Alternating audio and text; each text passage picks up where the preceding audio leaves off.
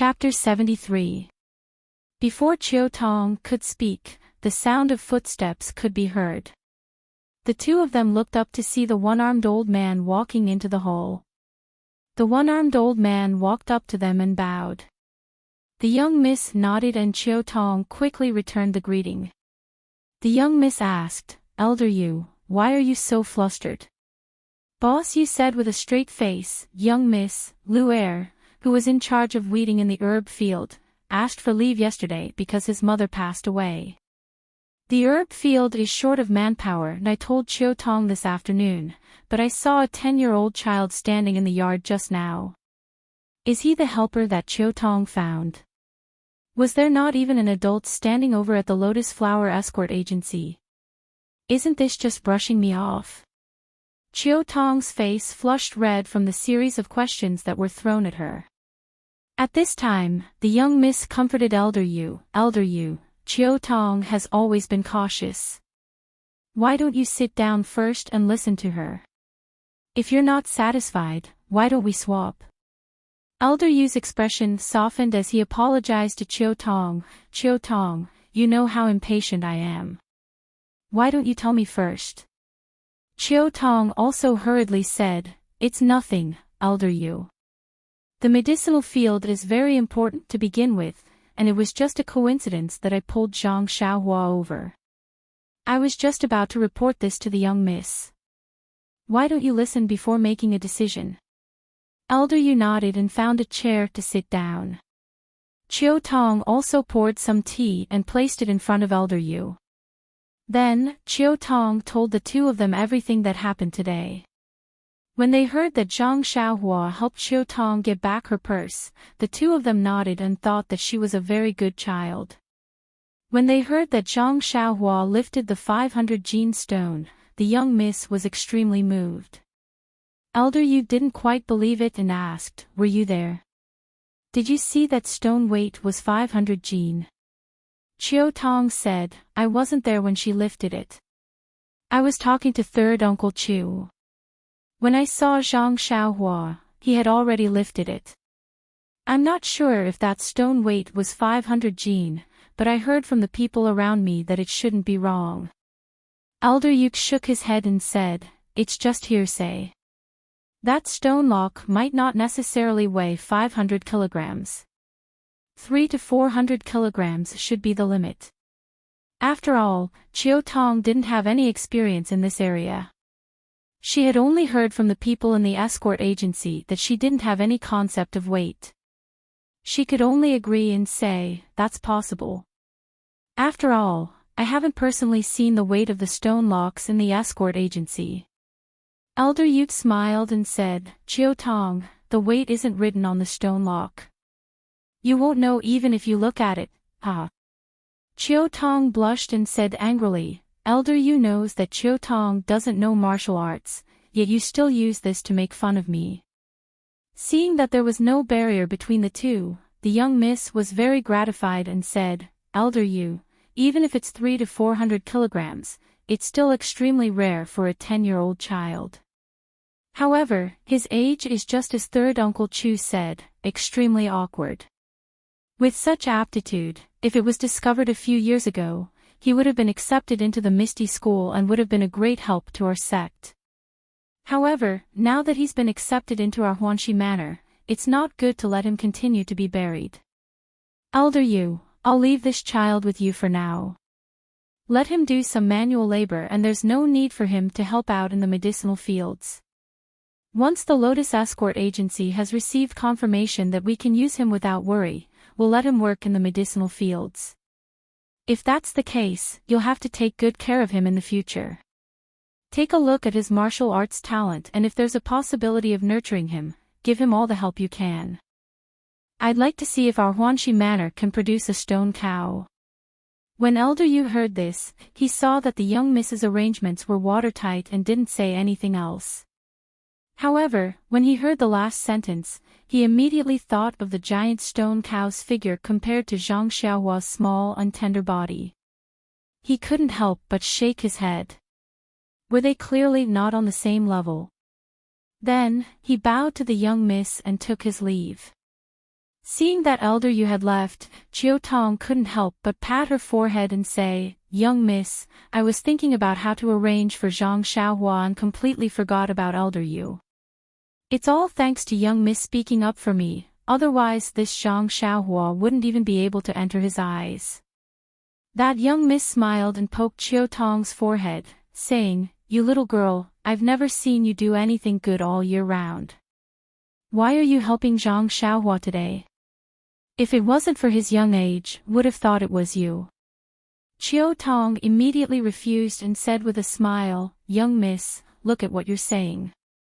I only thought of my younger brother when I saw Zhang Xiaohua and saw how pitiful Zhang Xiaohua's situation was. That's why I wanted to help him. Why are you thinking of other things? Moreover, I'm even younger than young miss. Young miss doesn't even have a place to settle down, so what am I thinking of?" Ha ha ha. Chiu Tong actually started to tease the young miss. It seemed that this young miss really didn't put on any airs and had a very good relationship with the servants. The young lady didn't argue and sighed. Looking at the dark sky outside the hall, she said, "That's right. Blood ties are always strong. Someone you don't know made you think of your younger brother, and thus you have the heart to help. It can be said that love the house, love the crow. Only, I don't know if my elder brother is progressing smoothly." Chiu Tong saw that the young miss was frowning and hurried forward to say, "Young miss, you don't have to worry. Chief O has achieved great success in his martial arts and there are only a few people in the Jianghu who can hurt him. Moreover, this time we're not attacking any large faction, just a small Luo Shui gang. Our large Misty School has planned for a long time and there's no reason we can't take them down. Moreover, our Misty School's strength has greatly improved and we definitely won't give the Luo Shui gang any chance." This young miss was actually the Misty School's head O Peng's younger sister, O Yen. Although Chiu Tong's words weren't without reason, O Yen still sighed and said, "If you stand by the river, how can your shoes not get wet?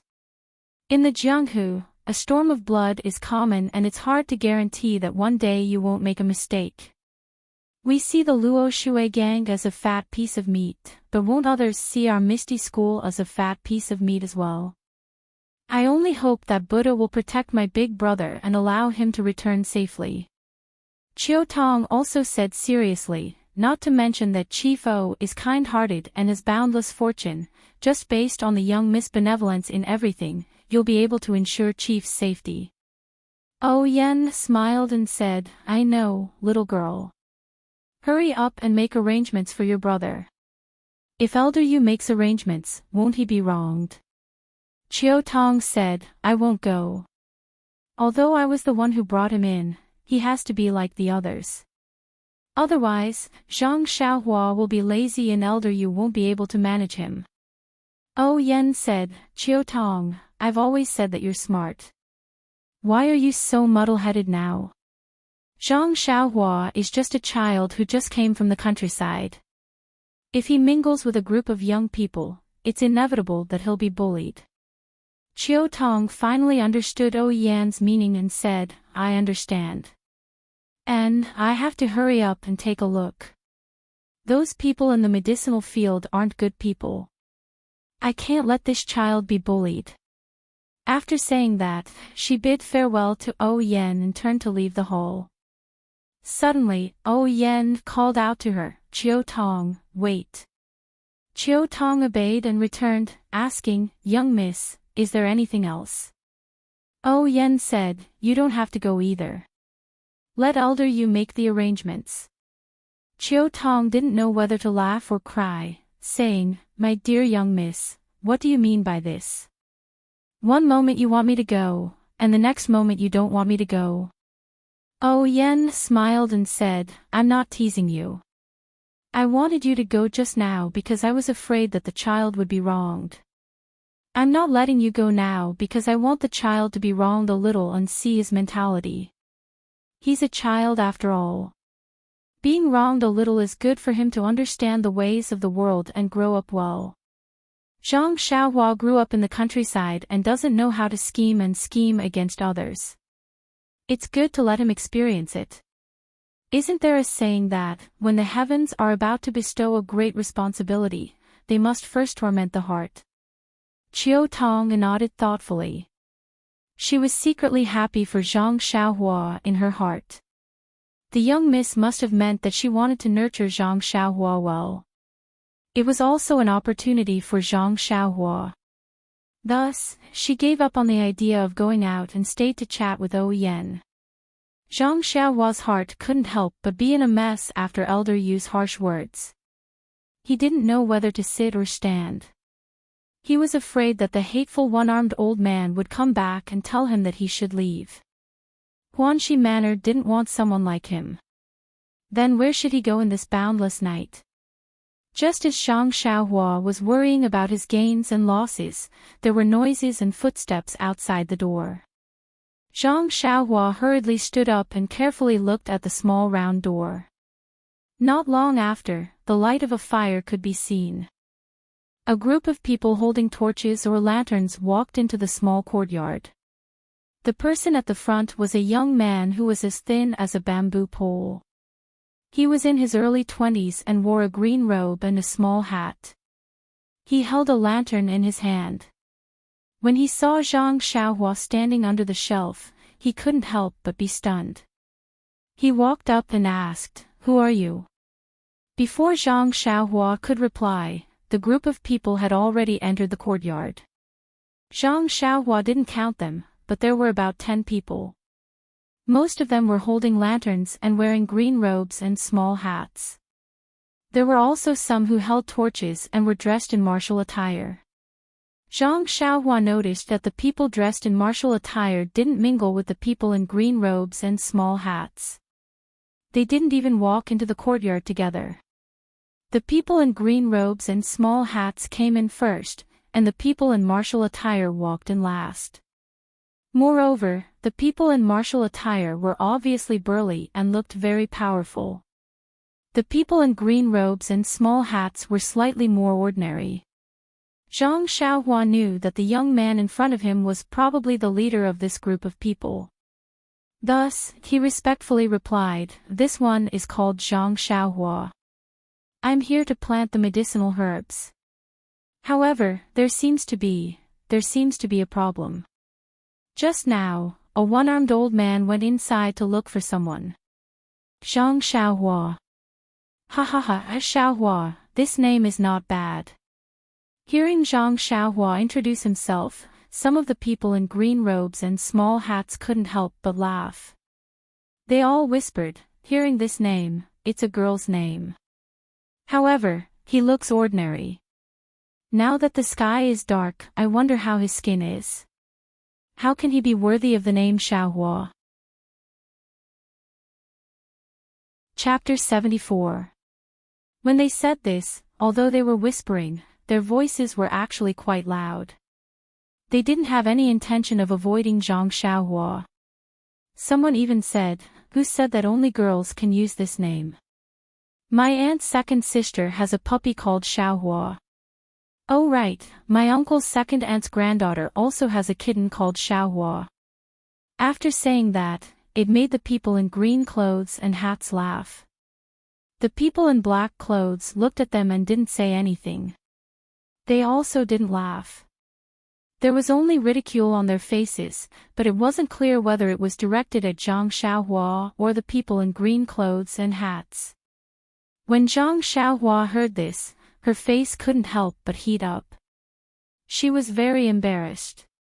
She had used this name for more than 10 years, so why hadn't she heard so much talk about it? When she was at home, there were many boy children who played with her, but she had never heard them laugh at her.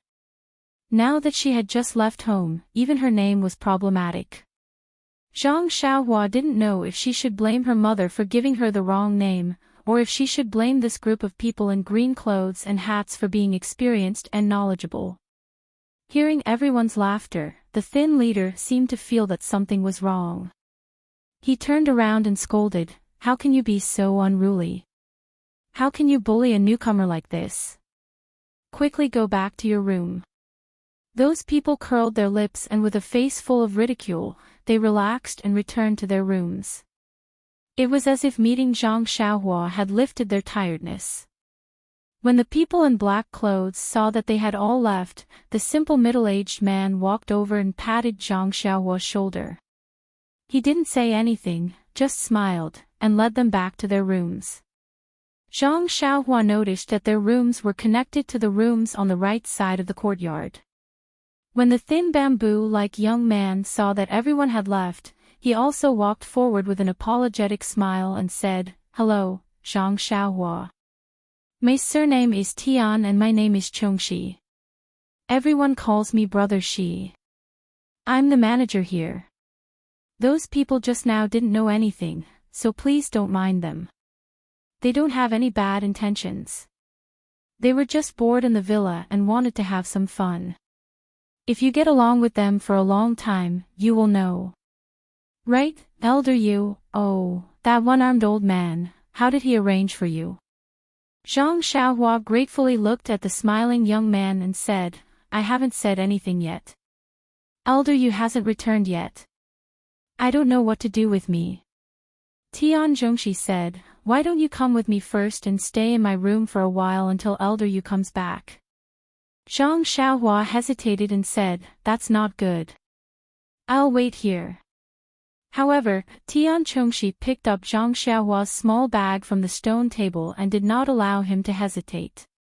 He said, "Let's go. It's okay.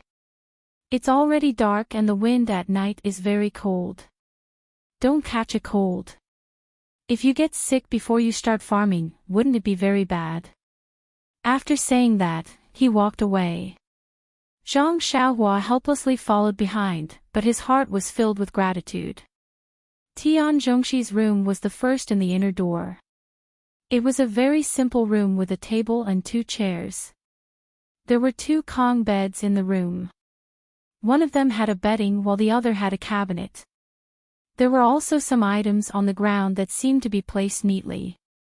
Tian Zhongxi placed Zhang Xiaohua's bag on the table and poured a cup of water for Zhang Xiaohua from the teapot on the table. He said with a pleasant expression, "Drink some water first and wait here. If it's not enough, pour it yourself. I'll go wash my face." Zhang Xiaohua thanked him and took the teacup. He hadn't had a sip of water since lunch. He was so thirsty that his throat was smoking. He didn't stand on ceremony after taking the teacup and drank it in one gulp. Then, he poured another cup and drank it in one gulp before putting down the teacup. Tian Zhongxi handed the teacup to Zhang Xiaohua and took out a copper basin from the door to wash his face. While Zhang Xiaohua was waiting for Tian Zhongxi to return, he heard a shout from outside. "Zhang Xiaohua, where are you?" Zhang Xiaohua knew that something was wrong and quickly ran out. As expected, the one-armed Elder Yu was shouting loudly in front of the stone table under the shelf. Zhang Xiaohua ran in front of Elder Yu and said, "Hello Elder Yu, I'll be sitting in Brother Shi's room for a while." Elder Yu's old face was still stiff as he said, "And, since you know that I'm called Elder Yu, then you should know that I'm in charge of the medicine field. I don't care who brought you in, but since you're here, you have to listen to me. The higher-ups haven't assigned you any work yet, so you should first familiarize yourself with the environment." At this moment, Tian Zhongxi also walked over with the copper basin. Elder Yu called out to him, "Zhongxi, come over. You guys already knew each other just now, right? This is Zhang Xiaohua from the Lotus Flower Escort Agency. Don't assign any tasks for now, familiarize yourself with the environment first. You can make the arrangements." When Tian Zhongxi heard the words Lotus Flower Escort Agency, his face couldn't help but twitch. However, he quickly put on a smile and said, "All right, Elder Yu, don't worry. I'll properly familiarize Zhang Xiaohua with the environment." That Lu'er left in a hurry and didn't even put away the bedding in his room. "Why don't we let Zhang Xiaohua stay on Lu'er's Kong bed?" Elder Yu nodded and said, you can make the arrangements as you see fit. When he finished speaking, Elder Yu didn't even look back as he walked into the inner door and quickly disappeared. Tian Zhongxi then brought Zhang Xiaohua with him to a room. The moment Zhang Xiaohua entered the room, she smelled a strong stench of stinky feet. She looked up and saw a skinny middle-aged man wearing green clothes and a small hat sitting at the head of the Kong bed with his eyes narrowed. He was humming a little tune while rubbing his stinky feet with both hands. From time to time, he would even bring his fingers to his nose to sniff, as if his hands were stained with Yilai Xiang. Not only did Zhang Xiaohua furrow her brows, that Tian Zhongxi even called out, "Ma Jing." Then, he quickly walked over and pushed open the window. When Ma Jing heard Tian Zhongxi's call, he quickly jumped down from the Kong bed and put on his shoes. He rubbed his hands on his clothes and said, "Brother Shi, why did you come to my room? What's the matter?" Tian Zhongxi didn't walk over, but stood by the window and furrowed his brows as he said, "Ma Jing, it's not that I want to criticize you, but you're already in your 30s and you're still like this. No wonder you can't even find a wife." Ma Jing wasn't happy and said in a strange tone, "Brother Shi, can you not always talk about this? No one wants to marry me because no one has discovered my golden inlaid jade. I'm an inner beauty, unlike those pretty boys who need careful and deep communication to discover it." Not only was Tian Zhongxi happy, Zhang Xiaohua looked at this shifty-eyed wretched man who was only half a head taller than her and laughed out loud. Ma Jing immediately asked, "Zhang Xiaohua, could it be that you have an opinion?" Zhang Xiaohua quickly gave him a thumbs up and praised, "Brother Ma is a character. I just saw you and felt that you have a dignified appearance. How could I have an opinion? I'm just thinking about how to learn from you in the future." After saying this, a layer of goosebumps appeared on her skin. She thought to herself, "These flattering words aren't something an ordinary person can say. I'm new here, so it's better to be careful. This place isn't like the Guozhuang house. If I want to survive, it's better to change. Maybe it's good to be simple," but Lu Kai was right. Survival of the fittest. If I can't survive, how can I be simple? Inadvertently, Zhang Xiaohua's mind had matured greatly. An embarrassed country boy was gradually growing up in the world of mortals. When Ma Jing heard Zhang Xiaohua's words, he happily said, "Brother, there's nothing to say. In the future, I'll take care of you. Come sit." As he said this, he reached out to pull Zhang Xiaohua. Zhang Xiaohua looked at the pair of hands and felt uncomfortable in her heart. She quickly said, "Oh, wait a moment. Let's listen to what Brother Shi has to say." When Ma Jing heard this, he stopped and nodded, "And, what you said makes sense. Brother Shi, should we let Zhang Xiaohua stay on Luer's Kong?" Tian Zhongxi nodded and said, "Yes, it's already late today. There's no time to prepare. For the time being, let's let Zhang Xiaohua stay here. We'll see how Luer is doing." Ma Jing said, "No problem. Since you've entered our Huanxi mountain village, you're our brother. Everything can be discussed. Come, brother, I'll put your bag down." As he said this, the pair of hands reached out to take Zhang Xiaohua's bag. In the blink of an eye, Zhang Xiaohua took 2 steps forward and walked to the empty Kong. She shook her hands and threw it on top of it, saying, "Brother Ma, you should rest more. I'll do this myself." Ma Jing stood there, chuckling and not saying anything. Tian Zhongxi glanced at Ma Jing and Zhang Xiaohua and said, "Zhang Xiaohua, you can stay here for the time being. If there's anything you can't solve, come find me. You can't wear this here. However, what clothes you wear is a problem. I'll have to ask Elder Yu later." Ma Jing said from the side, "Brother Shi, Zhang Xiaohua's height is a bit small. However, there are many manservants like him in the village. The steward has many clothes of his size. Just find him a set." Why do you have to ask, elder you? Tian Zhongxi didn't say much to him. He smiled and turned to leave the room, leaving behind a sentence. Zhang Xiaohua was found from the Lotus Flower Escort Agency. It's not good to use the style of the village. Ma Jing was stunned and muttered, Lotus Flower Escort Agency. He turned back to look at Zhang Xiaohua and laughed wildly, you, Lotus Flower Escort Agency. Ha ha ha. He laughed and sat back down on the Kong bed, then sat cross-legged. His hands naturally supported his legs as he said, a child from the Lotus Flower Escort Agency. Who would believe that? However, this is fun. Then, he curled his lips. He said to Zhang Xiaohua, that, Brother Xiaohua, you can do as you please. From today onwards, we're roommates. You don't have to be polite. If there's anything you need, just tell brother. Brother isn't afraid of trouble. Zhang Xiaohua smiled and said, okay, Brother Ma. I know. If there's anything I need, I'll definitely tell you. Although this roommate had a different quirk from ordinary people, Zhang Xiaohua was also very satisfied when she saw this spacious and bright room. This room was bigger than 2 of the rooms in her house. Staying here, she could sleep soundly at night. However, she didn't know how second brother was doing. There was also her mother and father at home. She had only left for a few days and she was already missing them. However, Zhang Xiaohua immediately warned herself that she couldn't slack off or be homesick. Whatever she did now was so that she wouldn't bleed or lose her life in the future. It was all for the sake of her family's safety in the future. With this thought, the homesickness gradually faded. Please add it to your collection. Thank you.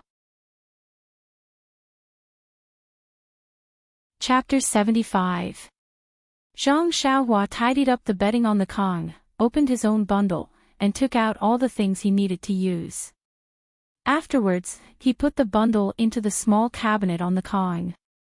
Although someone had lived on this Kong before, and Lu Er had just left, the things were tidied up neatly. Lu Er didn't leave anything behind, so Zhang Xiaohua didn't have to tidy it up for him. After tidying up everything, Zhang Xiaohua sat on the Kong, waiting to carefully look around the room. At this time, he heard his stomach rumble. Zhang Xiaohua blushed and stole a glance at Ma Jing. Sure enough, he was also looking in this direction. Ma Jing looked at Zhang Xiaohua and also looked at him. He laughed and said, Brother Xiaohua, you must be hungry. Don't worry, wait a moment and we'll go eat. Zhang Xiaohua nodded and said, okay. Ever since he ate a little at noon in front of the Misty Mountain Villa and lifted the stone lock at the Lotus Flower Escort Agency in the afternoon, he hadn't eaten anything until now. He didn't feel anything, but after drinking some water in Tian Zhongxi's room, he felt extremely hungry. Fortunately, not long after, Ma Jing came down from the Kong, picked up the copper basin and washed his hands. He called out to Zhang Xiaohua and said, let's go, brother. Let's eat. Zhang Xiaohua happily followed behind Ma Jing and walked out of the room. The dining hall was inside the inner door. They walked through several inner doors in a disorderly manner. Zhang Xiaohua felt a bit dizzy as he followed Ma Jing. Each courtyard seemed to be the same size as the one they lived in. Some were occupied, while others were dark. Zhang Xiaohua didn't dare to ask too much and just followed along. Just when he was about to get lost, he finally saw Ma Jing stop and walk into a brightly lit hall. The dining hall was very large, unexpectedly large. As for how big it was, Zhang Xiaohua couldn't tell. He could only see that there were 6 rows of tables in the rectangular hall. Each row had about a dozen tables. However, there didn't seem to be anyone eating at this time. The entire hall seemed empty. Ma Jing entered the hall and went straight to a corner. Zhang Xiaohua looked around the hall and followed behind Ma Jing. What a joke. There were so many tables. Who knew where to sit? However, when she sat in the corner, Zhang Xiaohua found that she was wrong. The other tables were empty. Only the table in the corner had bowls, chopsticks, and food. Where else could she sit? Ma Jing had already found a seat in front of the table and sat down. When Zhang Xiaohua approached, she found a problem. There were a total of 3 tables with food in front of her. One of the tables was empty, and the other 2 tables were full of people in green clothes and small hats. It seemed that there were no extra seats. Zhang Xiaohua couldn't help but wonder, where did Lu'er usually sit to eat? Ma Jing picked up the bowl and chopsticks and was about to eat. Seeing Zhang Xiaohua standing there, he was stunned. He looked up again and smiled, saying, "There are no seats. Xiaohua, you sit at the empty table." Zhang Xiaohua nodded and was about to go over. At this time, a strange voice sounded, "You just came and you're already picky about food? You don't even look at yourself. You want to eat first-class food." Zhang Xiaohua was stunned. She looked back and didn't see who said it. However, Zhang Xiaohua looked carefully at the food on the empty table and then looked back at the food Ma Jing and the others were eating. Her heart couldn't help but move. There was indeed a difference. Not to mention what the food on the 2 tables were, Zhang Xiaohua couldn't distinguish clearly. However, from the plates and bowls, she could see the difference. The plates that Ma Jing and the others were eating were obviously bigger and the number of plates were fewer. On the other table, there were obviously more plates, but the plates were smaller. Of course, the quality of the plates and bowls were different, but Zhang Xiaohua didn't know. At this time, even if Zhang Xiaohua was stupid, she knew that he couldn't eat on that table. What's more, Zhang Xiaohua wasn't stupid. She just didn't go out to the countryside and didn't see the world. Therefore, Zhang Xiaohua stopped. There was a trace of doubt in her heart. What did this Ma Jing mean? Just as he was thinking about it, someone else came in. Zhang Xiaohua looked up and saw that it was the 4 men in tight clothes. They walked straight to the empty table and started eating. They didn't even look at the people at the other 2 tables. Instead, it was the simple middle-aged man who had patted Zhang Xiaohua's shoulder. He glanced at Zhang Xiaohua but didn't say anything, nor did he invite him over to eat. Just as Zhang Xiaohua was abnormally embarrassed and didn't know what to do, a voice sounded behind her, "Zhang Xiaohua. Why don't you sit down and eat?" Zhang Xiaohua looked back. It turned out that Tian Zhongxi was walking over. Zhang Xiaohua said, "The tables are full. There's no place to sit." Tian Zhongxi was stunned. Looking at the people at the 2 tables who were eating, he couldn't help but frown. Immediately, he smiled and said, "Hehe, there is. Come with me." After that, he walked to Ma Jing's side and pulled out a stool from under the table. He said to Zhang Xiaohua, "You can sit here." Then, he patted Ma Jing and the person next to Ma Jing on the shoulder and said, "You two, make way. Make room." Ma Jing said with a cheeky smile, "Brother Shi, there's no place. How can we make room?" Tian Zhongxi glared at him and said, "Lu'er usually sits here. Zhang Xiaohua is even thinner than Lu'er. How can she not sit?" The other person didn't say anything and moved away. When Ma Jing saw this, he had no choice but to move. Although the space wasn't big, it was enough for Zhang Xiaohua. Tian Zhongxi walked to another table. The person who was eating quickly pulled out a stool from under the table, leaving a big space for the people beside him. Zhang Xiaohua sat on the stool and wolfed down the sumptuous dinner. Not to mention that his stomach was already growling from hunger, just the delicious food on the table made his mouth water. Our poor Xiaohua. When had she ever seen such a sumptuous meal? This plate of meat, who knew how it was made? It was even better than braised pork. What was that plate of meat? It was even better than streaky pork. And this fish, why was its head so big? Where did its body go? And this staple food was also unusually sweet. Alas, if only Grandma could eat it. As he thought about it, Zhang Xiaohua ate slowly. At this time, he noticed that almost the people next to him had stopped eating. Everyone's eyes were fixed on his bowl. There were sneers, mockery, disdain, smiles, and gratification. There were also people who whispered, "One look and I can tell that they are from the countryside. They have never seen food before." Unfortunately, at this time, Zhang Xiaohua seemed to have adapted to everyone's gazes. He had a cool breeze on the mountain feeling. He ate by himself and ignored the gazes of others. When everyone saw this, they felt very bored and didn't pay attention to him anymore. However, they still ate and chatted. Zhang Xiaohua even noticed that those people were looking at other first-class meals while eating. He even whispered in his ear, "We all do the same job. Why can't they eat first-class meals and we can't?" However, this had nothing to do with Zhang Xiaohua. It was good enough to eat these every day. Who cared about first-class meals? Although there were many varieties of food there, it was not as good as here. Eat more, eat well.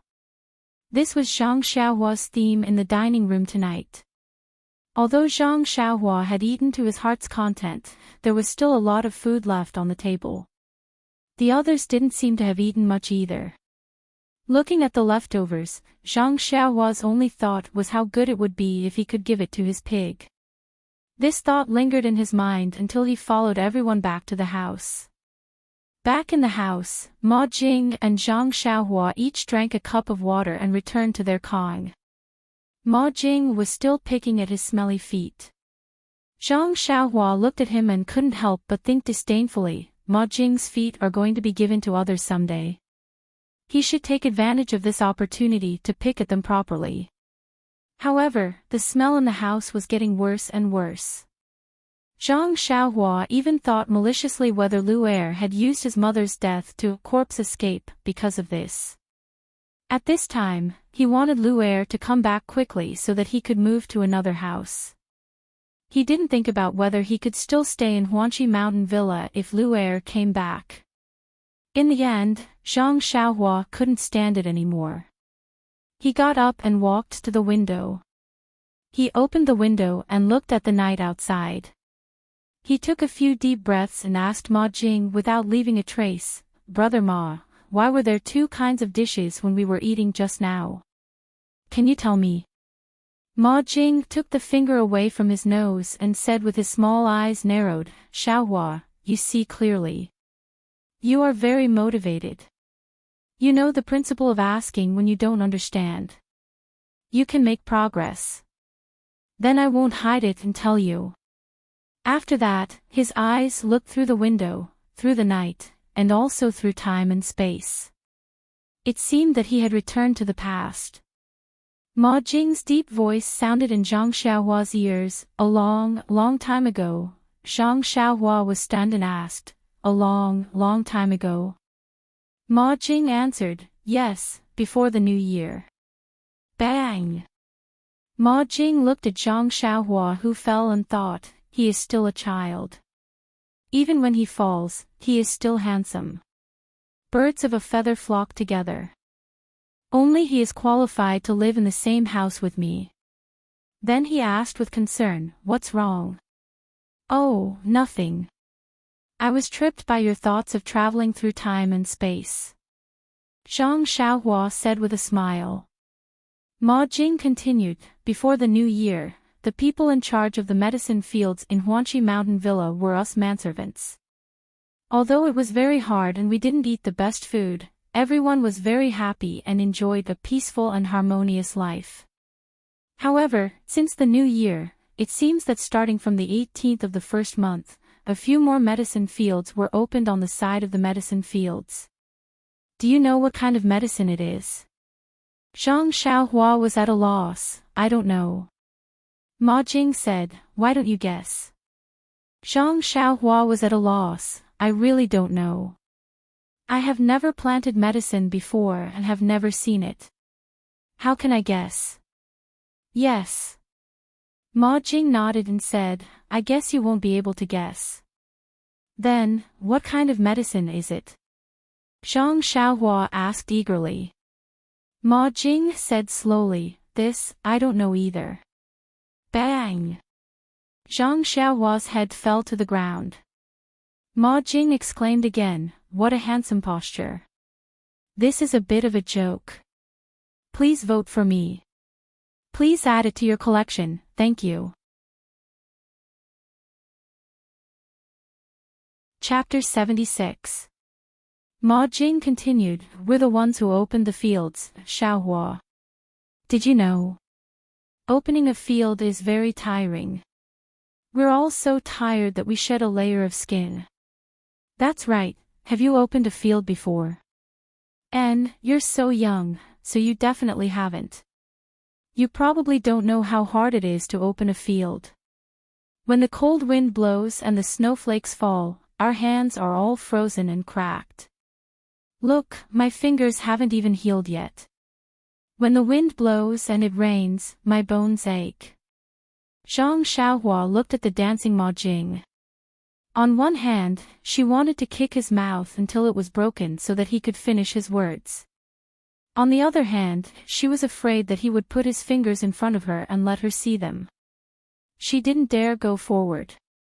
She secretly despised him in her heart. This hand is frozen and cracked, but the bones are still injured. Who knows what Ma Jing is made of? Seeing that Ma Jing still wanted to continue, Zhang Xiaohua quickly said, Brother Ma, I've also done this work of opening a field before. It's really tiring. And you should continue talking about the medicine field. Ahem, oh, you've opened a field before. And then you should know the hardships of opening a field. Ma Jing smiled and continued, after opening the field, we were chased away and not allowed to come close. The pharmacy hall's hall master by an elder he personally planted the seeds of the medicine. After planting them, we thought that they would leave it to us to take care of. Did you know? Zhang Xiaohua, this is definitely a rare medicine. If we take care of it well, the manager will definitely give us more money. They'll definitely give us a raise in salary. With a raise in salary, our lives will be better. Then I'll definitely earn a lot of money. When the time comes, I'll definitely be able to marry Little Peach. As he spoke, Ma Jing's deep eyes seemed to pierce through the night and return to the future. Zhang Xiaohua quickly said, who is this Little Peach? Little Peach is Drunken Fragrance Houses. Ahem, Ma Jing immediately stopped and said, oh, I've said too much. Even if we don't get a raise, the higher-ups will still see how precious we are. Giving me a bit more responsibility and making me a manager is also good. But then, Ma Jing said bitterly, they actually separated these few fields from the other fields and even set up rules to prevent us from getting close. They picked 4 sons of bitches from the Misty School's pharmacy to steal our jobs and put them in charge of those few fields. The most important thing is, their treatment is actually better than ours. Not only do they get 3 taels of silver a month, but their meals are also better than ours. They can actually eat first-class meals. Moreover, when they go on business trips, their carriages are all first class and the hotels they stay in are also 4 stars higher than ours. Tell me, isn't this infuriating? It's not just me, all of us brothers are holding back our anger. We want to teach them a lesson, but... Ma Jing, who was gnashing his teeth just now, stuttered a little. Zhang Xiaohua asked curiously, but what? Sigh, Ma Jing sighed, his head hung low. His fingers stopped drawing circles in the air and said, but we don't know any martial arts. How can we beat them? Ah! You guys don't know any martial arts? Zhang Xiaohua cried out in alarm. What's wrong? Is it strange that we don't know any martial arts? Who said that servants need to know martial arts? Ma Jing said unhappily when he saw Zhang Xiaohua cry out. But Zhang Xiaohua couldn't continue and thought, you guys don't know any martial arts. Who can teach me martial arts? But what? Don't tell me you know martial arts. That's right, you came from the Lotus Flower Escort Agency. You definitely know some martial arts. Brother, when will you teach your big brother a few moves? Ma Jing seemed to have woken up from his daze and wanted to get down from the ground to find Zhang Xiaohua. Zhang Xiaohua quickly waved her hand and said, Brother Ma, do I look like I know any martial arts? Ma Jing looked Zhang Xiaohua up and down and said doubtfully, I can't tell. I heard that the disciples of the Misty School all start practicing martial arts at the age of 4 or 5. At your age, you're already very strong. Zhang Xiaohua smiled wryly and said, if I started practicing martial arts at the age of 4 or 5, would I still be able to come to the villa to grow herbs? Ma Jing tilted his head and thought for a moment before saying, that's true. Then you would have been at the Misty Mountain Villa and not at the Huanxi Villa. As he said this, he sat down again and began to do his idle business. However, Ma Jing immediately asked curiously, then how did you end up at the Lotus Flower Escort Agency and how did you come here? Isn't the Lotus Flower Escort Agency a lot stronger than this place? Zhang Xiaohua smiled wryly and explained, it's not that I don't want to be at the Lotus Flower Escort Agency. It's just that I wanted to be a guard at the Lotus Flower Escort Agency, but they didn't want me. Coincidentally, just as I was talking to Fourth Master when Big Sister Chiu Tong from the villa went over to ask for someone and took a fancy to me. I didn't have anywhere to go anyways, so I came here. Ma Jing narrowed his eyes and said, that's right. Guards need to be escorted. With your small body, who would dare to take you? What? Chiu Tong, how did she take a fancy to you? Do you know her? Ma Jing's small eyes immediately widened and shot out a divine light. Zhang Xiaohua hurriedly explained, how could I know Big Sister Chiu Tong? She saw that I was pitiful and didn't have anywhere to go, so she came looking for me. Ma Jing nodded and said, that's right. Chiu Tong is a kind-hearted girl. Not only is she a good person, but her figure is also very good. That butt, that chest, sigh, Ma Jing's deep gaze seemed to pierce through the night and space to see Chiu Tong, who was busy taking care of Yen.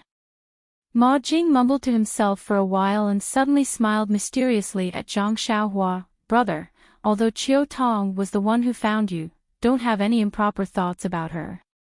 Chiu Tong is everyone's dream lover. Who knows how many people have a crush on her, did you know? The one next door. Zhang Xiaohua was speechless. This Ma Jing wasn't just an ordinary gossiper. He'd spied on most of the privacy of the dozen or so people in the courtyard. At the same time, this made Zhang Xiaohua secretly raise his guard. He had to avoid this gossipy man if he had any matters to discuss.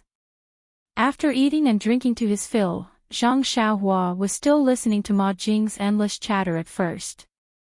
As he listened, he wondered how he was going to sleep with the smell of feet in the house.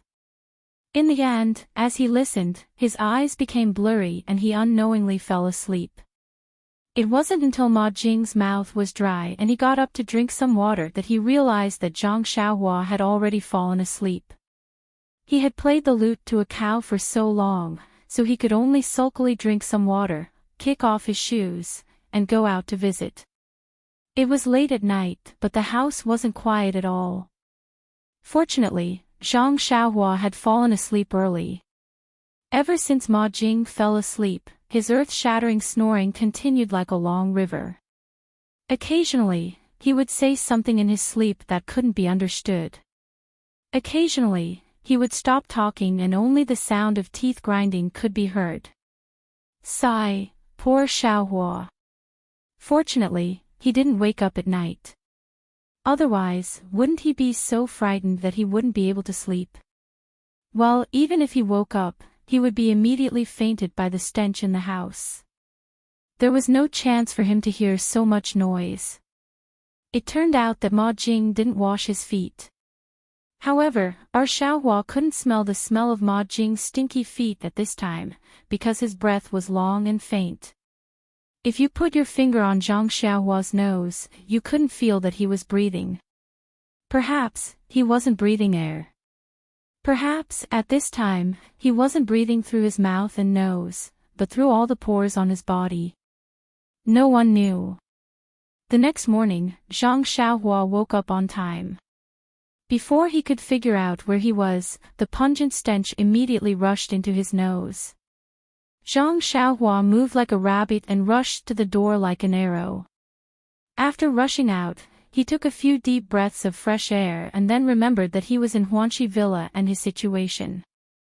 Looking back at the hut, which was no different from other rooms, he really didn't want to go in. Seeing that the yard was still quiet, he thought that everyone was still sleeping, so he walked out of the round door outside.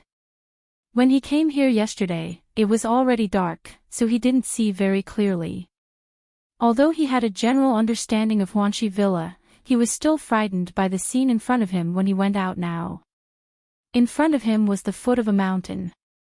At first glance, there were many farmlands and some woods, and there were countless continuous houses beside it. Is this Huanxi Villa? Why is it even bigger than the Guizhuang house? The mountain seemed to be in the villa. There were many trees and farmlands on the mountain, which were in the shape of stairs. Zhang Xiaohua was confused for a while. Can people farm on the mountain? After the shock, Zhang Xiaohua didn't want to think more. Since he had already entered Huanxi Villa, there would be plenty of opportunities to go there in the future. These days, he had been shocked by many things outside. Now thinking about it, even if he didn't learn martial arts, this trip was not in vain. Thinking of martial arts, Zhang Xiaohua's heart skipped a beat. He faced the rising sun and gulped down a mouthful of warm water. His whole body felt comfortable. This was already his daily homework. After that, he recalled the 6 harmonies fish that he had seen people practice at the Lotus Escort Agency yesterday. He began to practice it one by one. However, after a few moves, he forgot the rest. He racked his brain and tried to think for a while. He forced himself to practice a few more times, but no matter how hard he tried, he could not remember it. Zhang Xiaohua could not help but be annoyed with himself. Could it be that he was not cut out for martial arts? But since my second brother can learn so fast, and I am his brother, I can't be so different from him, right? Zhang Xiaohua painfully thought. When he turned around, he saw a pair of eyes looking at him. It turned out to be the middle-aged man in martial arts yesterday. Zhang Xiaohua hurriedly went over to salute. The man also smiled and saluted back. Then, he walked to the side, took up a posture and began to practice. Zhang Xiaohua didn't know what kind of boxing he was practicing. He only felt that his steps were like dragons and tigers, and his punches were very impressive. Zhang Xiaohua's eyes were full of stars and he was very envious. Not long after, the other 3 people also came out in martial arts clothes. They stood in different positions and began to practice martial arts. Zhang Xiaohua watched from afar. When they finished practicing and returned to the small courtyard, Zhang Xiaohua followed them back. Looking at the backs of the 4 people, Zhang Xiaohua couldn't help but think, if I can have their skills, I should be able to protect my family's safety. But I don't know if they are willing to teach me. Chapter 77. At this time, Zhang Xiaohua already knew that streaky pork wasn't the most delicious thing in the world. Being able to eat streaky pork wasn't his dream, and martial arts was his new streaky pork. However, how to eat this streaky pork still needed to be thought about. Looking at the backs of the 4 people, Zhang Xiaohua couldn't help but think to himself. The courtyard was still as quiet as ever. That bunch of lazy pigs in green robes and hats must still be sleeping. How could they compete with the disciples of the ethereal sect like this? Do they have the strength? Although he had just arrived yesterday, Zhang Xiaohua himself felt that there was no chance. Perhaps they knew that he couldn't do it, so they wanted to satisfy their appetite with their words. However, looking at the small room where he slept last night, Zhang Xiaohua felt a headache coming on. How could Lu Er have such a roommate? Couldn't he find someone of a higher level? Pinching his nose, Zhang Xiaohua opened the window.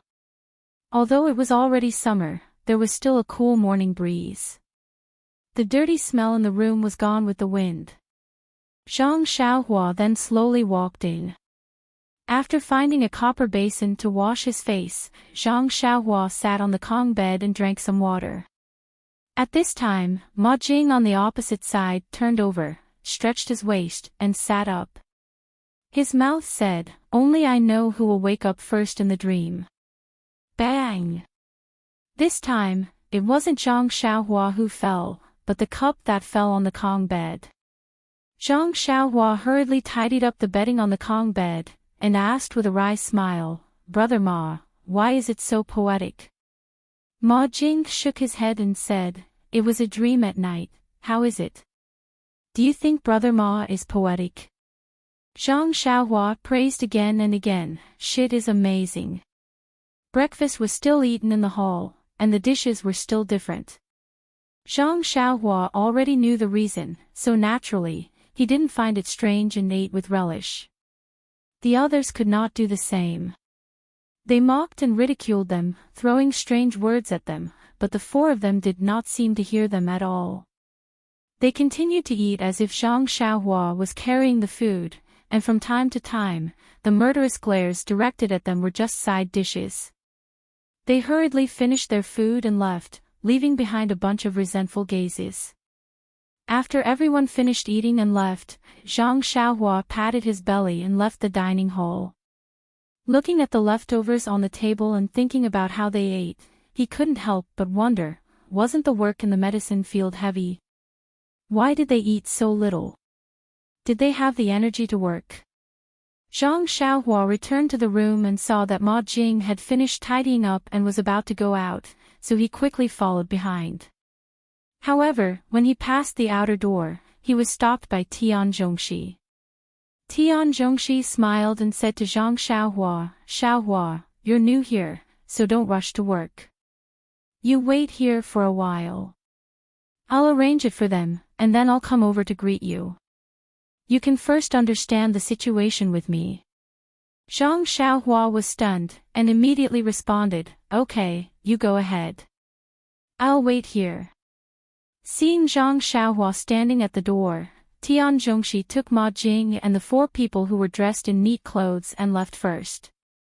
Zhang Xiaohua didn't find it strange, but Ma Jing secretly asked Tian Zhongxi, "Brother Shi, can't you just let me take care of Zhang Xiaohua? Why do you have to take care of him personally?"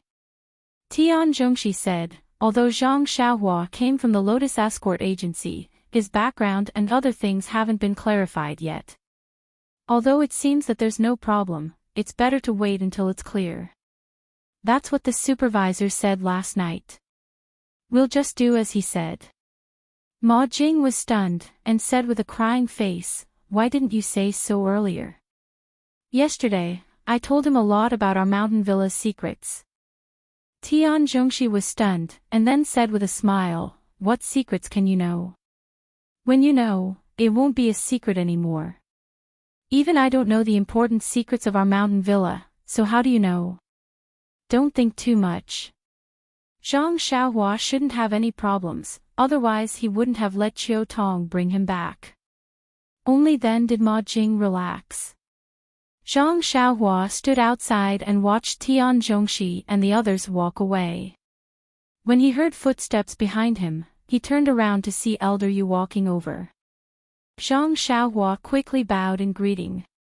Elder Yu walked over and patted him on the shoulder with a smile. "Zhang Xiaohua, I heard that you want to learn martial arts." Zhang Xiaohua's eyes lit up. "That's right, Elder Yu. Elder Yu asked again, yesterday I heard from Chiu Tong that you're very strong. You can actually lift 500 jin of stone weights. Zhang Xiaohua shook his head, Elder Yu, my strength is a bit strong. I also lifted 2 stone weights yesterday, but I don't know how heavy they are. Elder Yu said, it's a good thing that you want to learn martial arts, but you've already passed the best period to learn martial arts. Practicing martial arts for self-defense is not a problem. Do well, and I'll find someone to teach you. How about it? Zhang Xiaohua couldn't believe his ears. He said in surprise, really, Elder Yu, you're not lying to me, right? Elder Yu smiled, why would I lie to you? You'll naturally know in the future. Zhang Xiaohua smiled, haha, that's great. I'll definitely train better than second brother. Elder Yu asked, your second brother entered the Lotus Flower Escort Agency yesterday, right? Zhang Xiaohua said, yes, third master one of the Lotus Flower Escort Agency said that my aptitude is very good.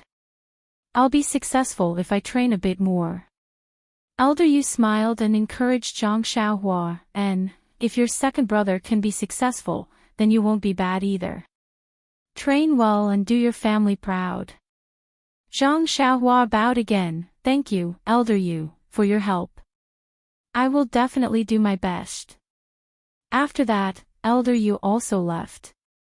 However, Elder Yu thought to himself as he walked, this Zhang Xiaohua looks like an ordinary child. It's fine if he's strong, but why does the young miss value him so much and want him to learn martial arts? Actually, Elder Yu didn't understand Ou Yan's intentions.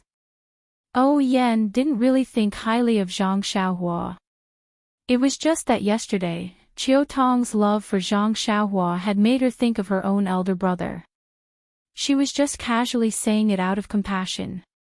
Besides, it was just a matter of saying a few words for a high and mighty person like her to let a small guard learn some martial arts, let alone a child who had long passed the age of learning martial arts. Zhang Xiaohua stood outside the door and waited for a meal before Tian Zhongxi returned.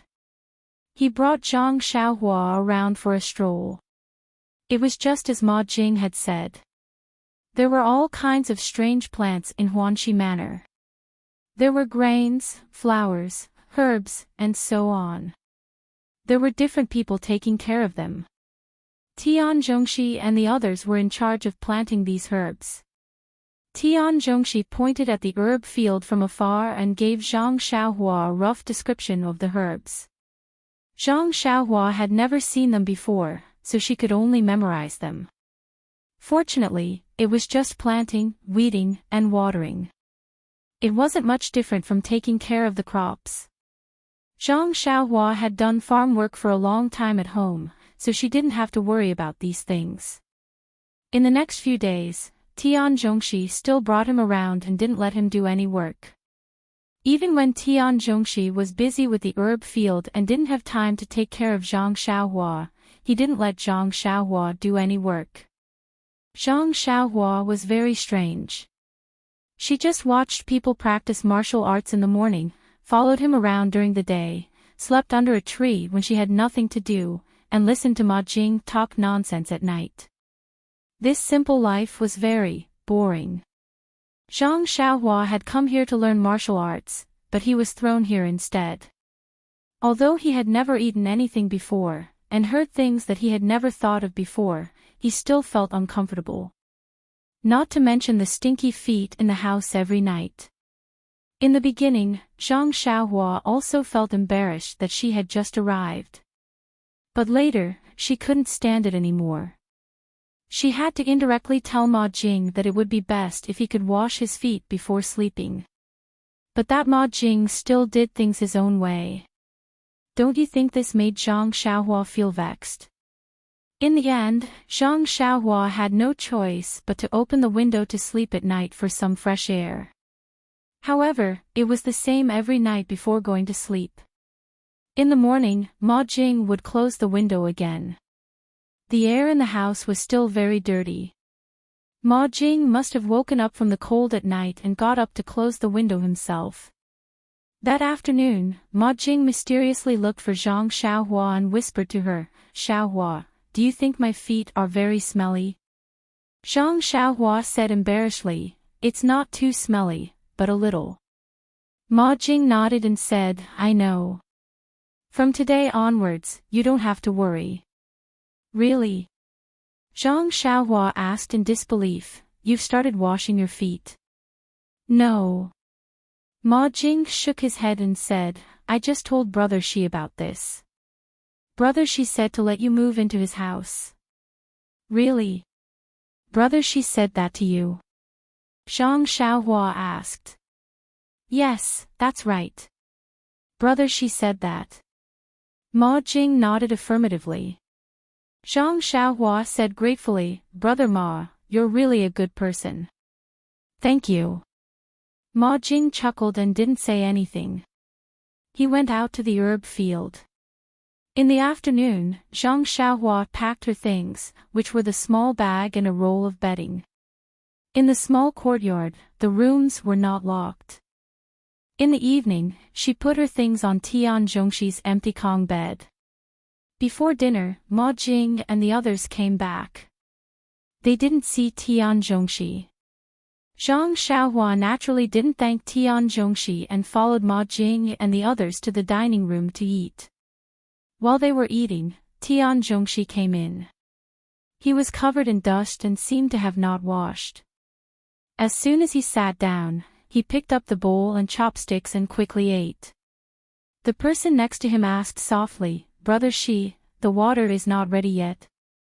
Tian Zhongshi was eating and answered vaguely, "Yes, not yet. I still have to do it later." Zhang Xiaohua saw that he was eating in a hurry and didn't dare to go forward immediately. When he was almost done eating and was about to get up to leave, she went forward and said, "Brother Shi, thank you. I put the bedding on the Kong bed first."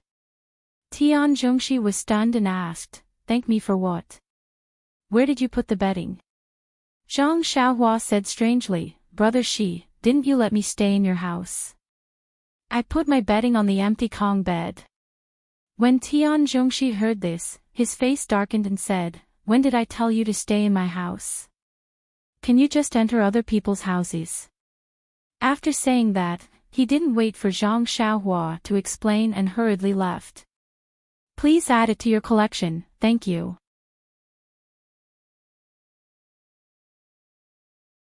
Chapter 78.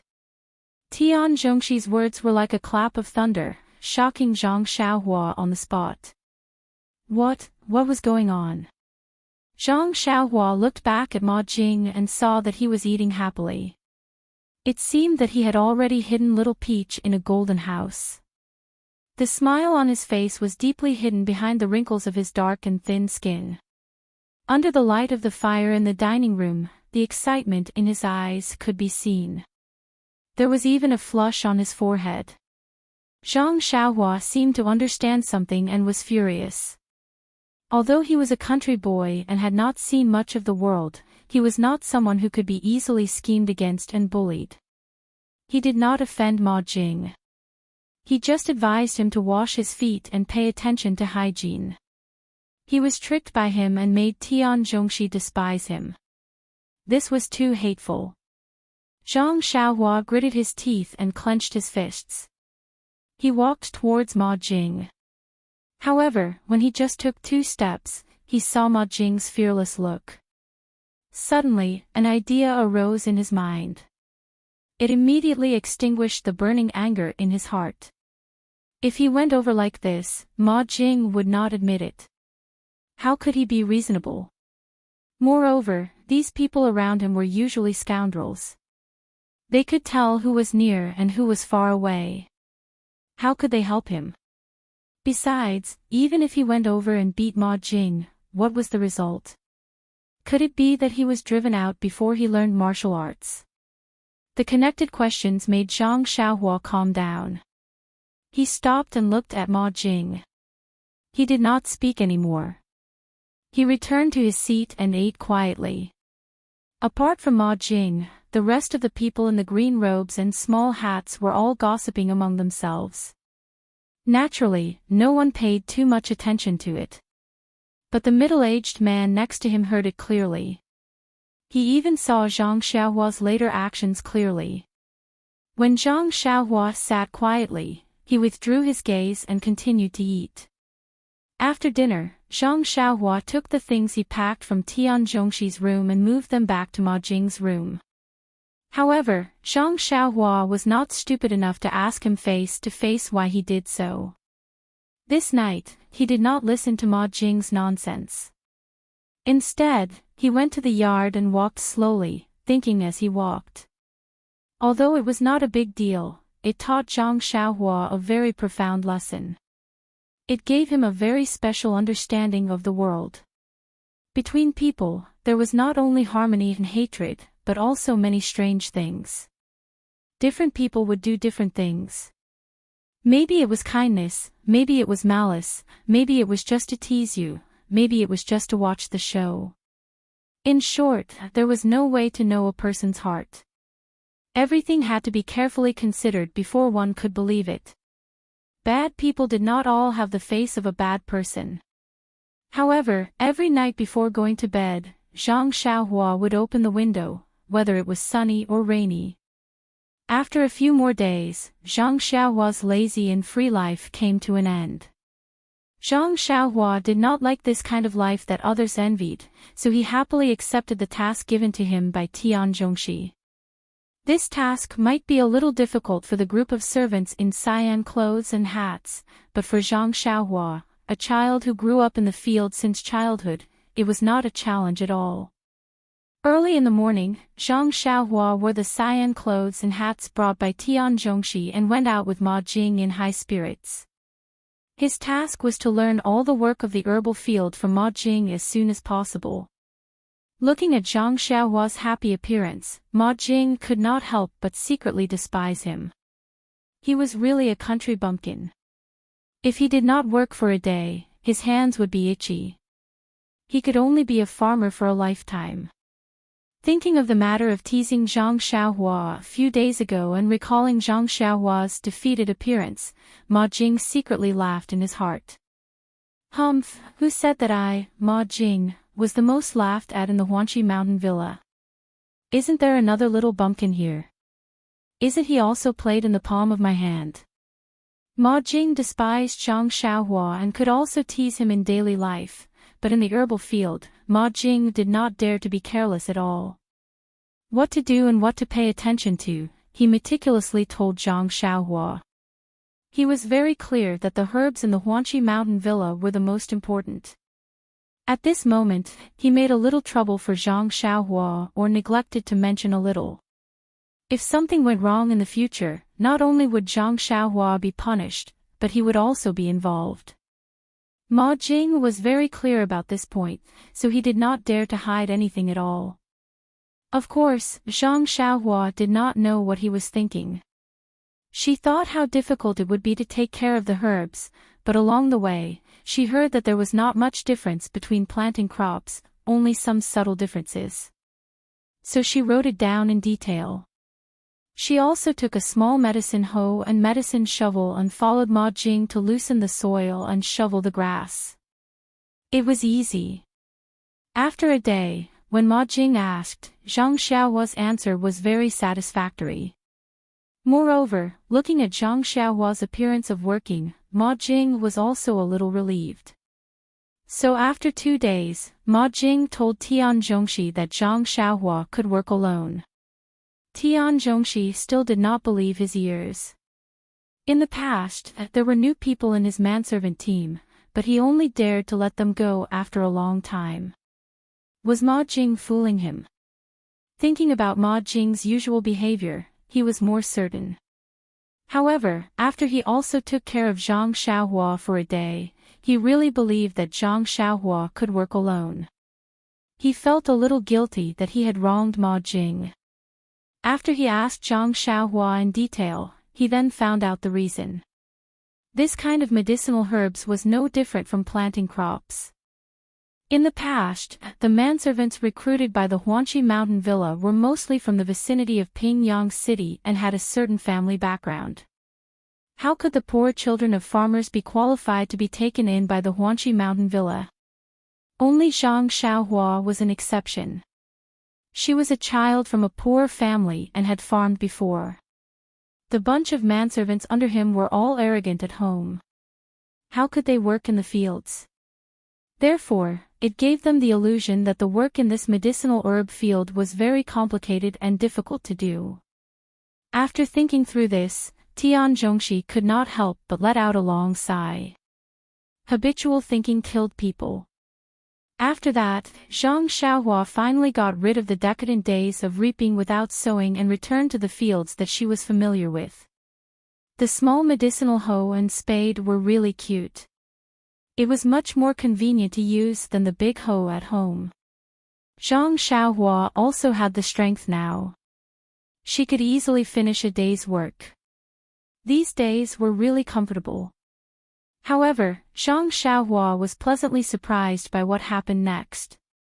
This morning, Zhang Xiaohua was still watching the middle-aged man in martial arts training. However, that person did not leave immediately after he was done.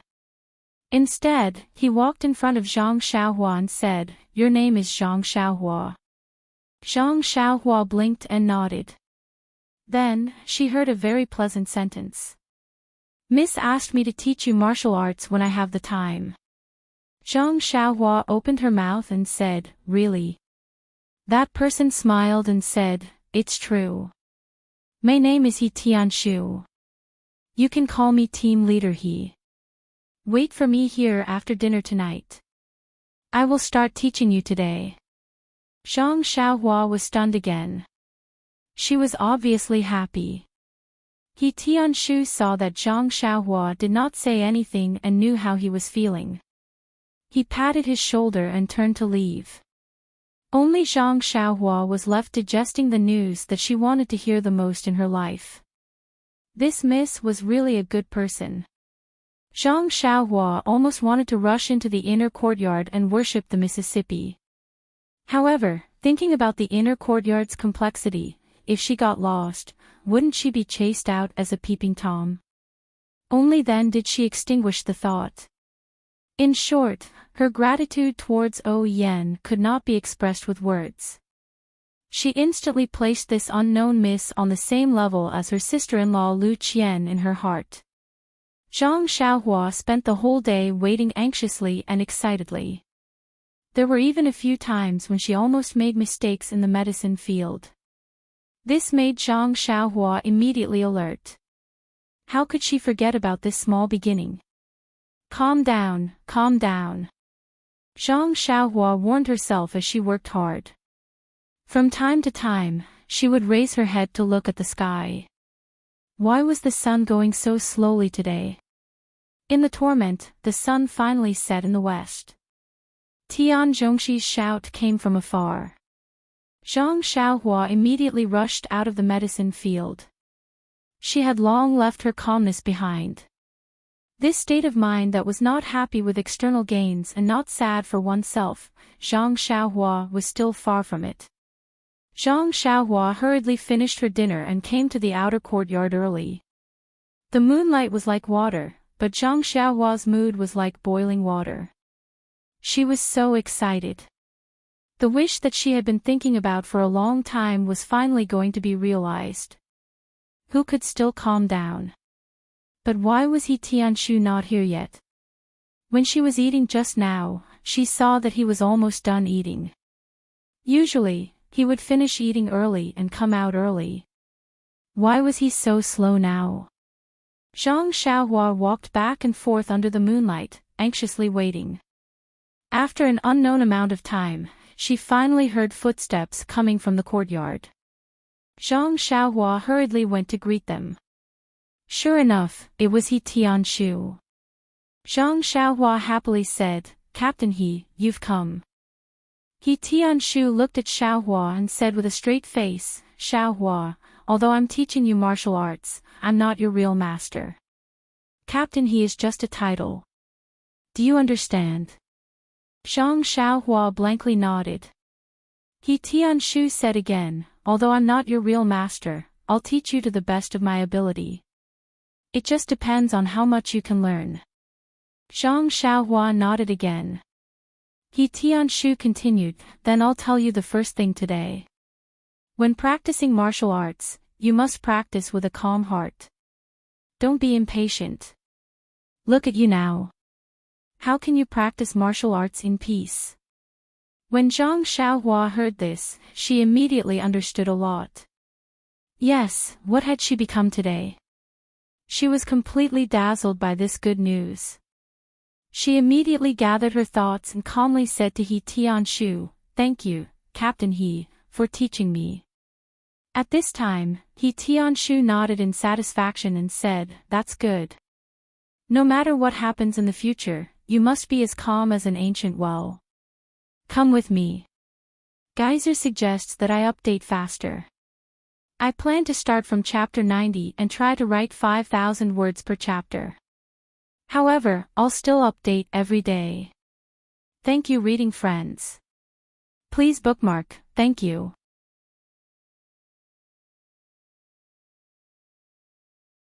Chapter 79. He Tianshu brought Zhang Xiaohua to a spacious area and asked, "Xiaohua, I heard that you've never learned martial arts before." Zhang Xiaohua nodded and said, "Yes, I've never learned before." He Tianshu asked again, "You're quite strong, right?" Zhang Xiaohua nodded again and said, "Yes, I didn't feel it before, but since the new year, I feel that my strength has been increasing. I heard that the stone weight I lifted at the Lotus Flower Escort Agency was 500 pounds. He Tianshu said, "That's good, give me a punch with all your strength and give it a try." Zhang Xiaohua thought for a bit and asked, "Use all my strength?" He Tianshu said, "Yes, it's okay, use all your strength, don't be afraid that I'll get hurt." Zhang Xiaohua said, "Okay then, be careful." After saying this, Zhang Xiaohua took a deep breath and used all her strength to raise her right fist and punch towards He Tianshu's body. He Tianshu looked at the incoming fist and also raised his right palm, but he only used 20% of his strength, thinking that it was more than enough. When the two people's fists collided, He Tianshu knew that he was wrong and immediately used another 30% of his strength to block Zhang Xiaohua's fist. His body swayed slightly and his right arm became numb from the shock. He thought to himself, "This Xiaohua really does have 500 pounds of strength, she's born with divine strength." Zhang Xiaohua was even more shocked and thought, "Oh my god, Captain He is too strong. When my fist hit him, his body only swayed a little. The difference between whether or not he knows martial arts is too big. This won't do, I must learn martial arts properly." He Tianshu's right arm was numb and he couldn't raise it. He wanted to use his left hand to rub it and move it, but when he saw Zhang Xiaohua's worshipful expression, he was a bit embarrassed to do so. He could only secretly frown and praise Zhang Xiaohua. "Not bad, Xiaohua, your strength is not small." Then he patted Zhang Xiaohua's shoulder and moved his shoulders without a trace, saying, "Now I'll officially start teaching you martial arts." Zhang Xiaohua nodded excitedly. "Thank you, Captain He." He Tianshu smiled, then got into a horse stance and said, "Watch my posture and learn from me. This is called the horse stance. Come, you too."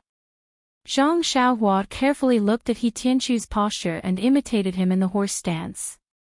He Tianshu stood up and pointed out a few of Zhang Xiaohua's mistakes. He then said, "Good, you did a good job. From now on, you will practice the horse stance for 2 hours every morning and night. Today, you can do it first. I will come over later to take a look." After saying that, he patted his butt and left. Zhang Xiaohua's head was filled with confusion. She kept shouting in her heart, "Practice martial arts, practice martial arts, I want to practice martial arts, I want to practice martial arts. How can you just let me do this posture and you run away?" As He Tianshu walked through the door, he turned around to look at Zhang Xiaohua in the horse stance. He took a big stride and jumped into the shadow of the wall. He swung his arms with all his strength and sucked in a breath of cold air. He thought to himself, this brat, where did he get so much strength from? Judging from his strength, it should be more than 500 pounds. Careless, I almost made a fool of myself. The ancient said, even a boat can capsize in a ditch. Next time, I have to be more careful. What careful? Next time, I definitely won't give him this chance. I have to think of a way to beat this brat up. I'll let him stand like this for now and reduce his prestige. I'll let him stand until his waist and legs are sore. He stuck out his head with lingering fear and looked at Zhang Xiaohua. Only then did he pull himself together and walk back to his hut. Under the light, looking at the bruise on the lower part of his palm, Tianshu could not help feeling a little stunned. He took some medicinal wine and slowly rubbed it. At the same time, he thought to himself, to be honest, when Miss O told me about this, I didn't care at all.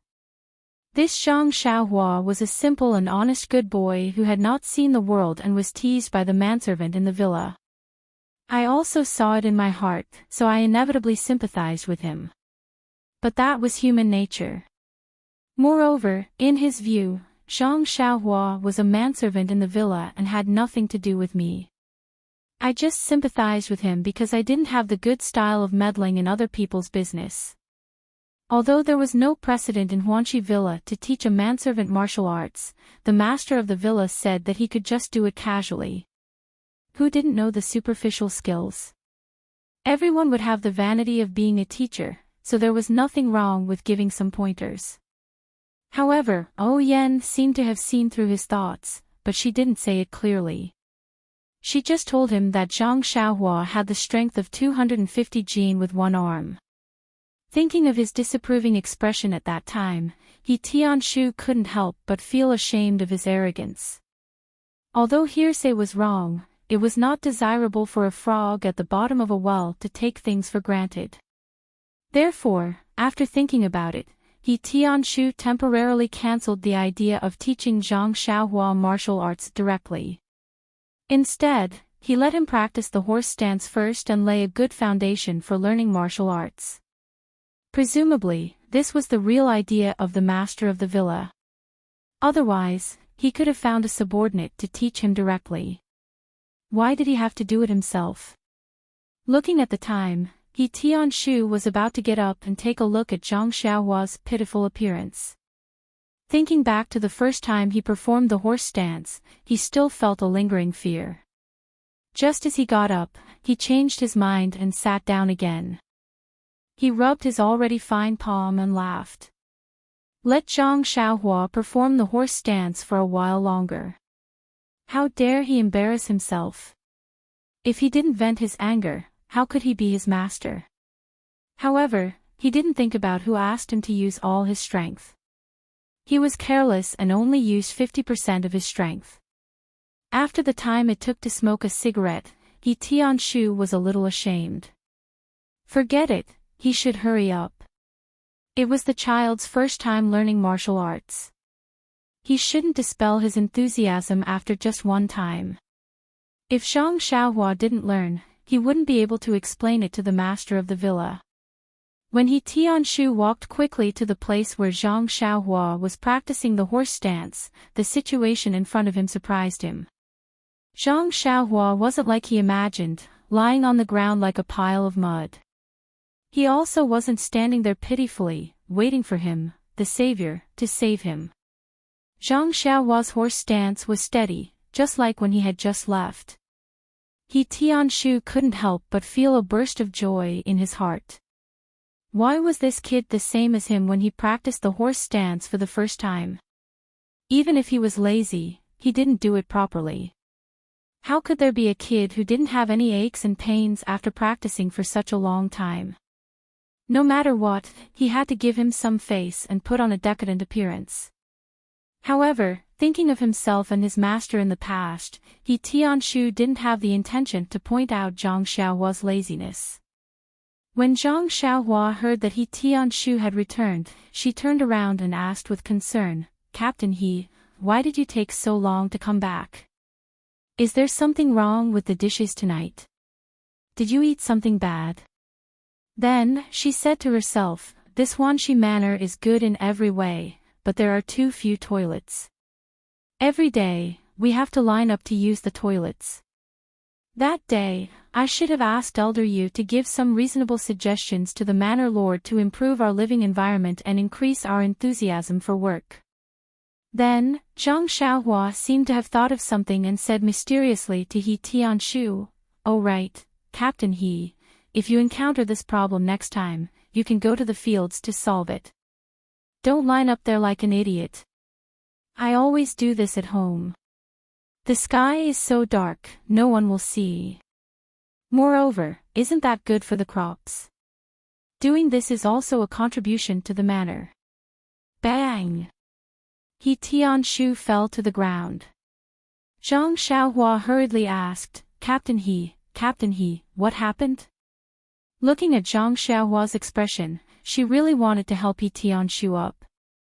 However, without He Tianshu's instructions, she still remained in the horse stance and didn't dare to get up. He Tianshu jumped up from the ground like a carp and said in a bad mood, "It's nothing, I just stepped on dog poop." Zhang Xiaohua suddenly understood and said, "Oh, I see. This dog is too much. Why doesn't it know how to poop in the fields? It would save people the trouble of picking it up."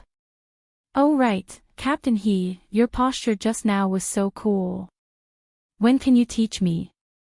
He Tianshu smiled and said, "No problem, this is called a carp jumping up. I'll teach you one day." Zhang Xiaohua was stunned. "I'm talking about the posture when you fell just now. That's called a carp jumping up? This name is really strange." He Tianshu was also stunned. He Tianshu walked in front of Zhang Xiaohua and carefully looked at her from top to bottom, left to right, front to back, and said to her with a smile, "Xiaohua, your memory is not bad. You were lazy for so long just now, but your posture is exactly the same as mine. Not bad, a genius has fallen from the sky. Alright, that's all for today. We'll continue tomorrow morning."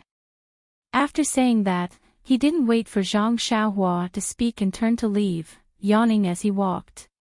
When Zhang Xiaohua heard this, she quickly got up and said with grievance, "Captain He, I wasn't lazy. I really wasn't." He Tianshu thought to himself, "This kid, even his answer is as cool as mine in the past. He's a promising talent." He didn't turn around and asked, "Are your legs sore? Can you still walk now?" After saying that, she quickened her pace and ran back to her room. As she walked, she thought, the feeling of being a teacher is really satisfying. Back then, did Master smile like this in his heart as he went back to his room? Leaving her blushing, she slowly slipped back to her room. When she thought about how she was exposed for being lazy, she was so shy that she didn't dare to raise her head, afraid that Master would see. When she got back to her room, she let out a sigh of relief. Now that I think about it, Master had already found out, but just didn't punish me. It's also because of this that I worked hard and stood out. And, looks like I did the right thing today. Tomorrow morning, Zhang Xiaohua will definitely be like me back then, working hard and no longer being lazy." However, He Tianshu didn't hear Zhang Xiaohua's different answer.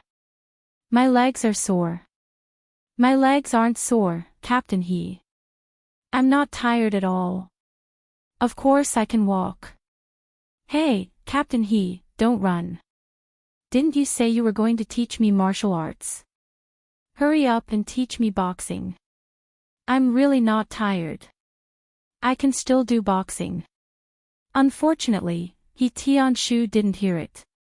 While Zhang Xiaohua was praising what a cool qigong, he slipped back to his room, leaving Zhang Xiaohua to walk back to his room in confusion. He continued his battle with smelly feet at night. Please add it to your collection, thank you.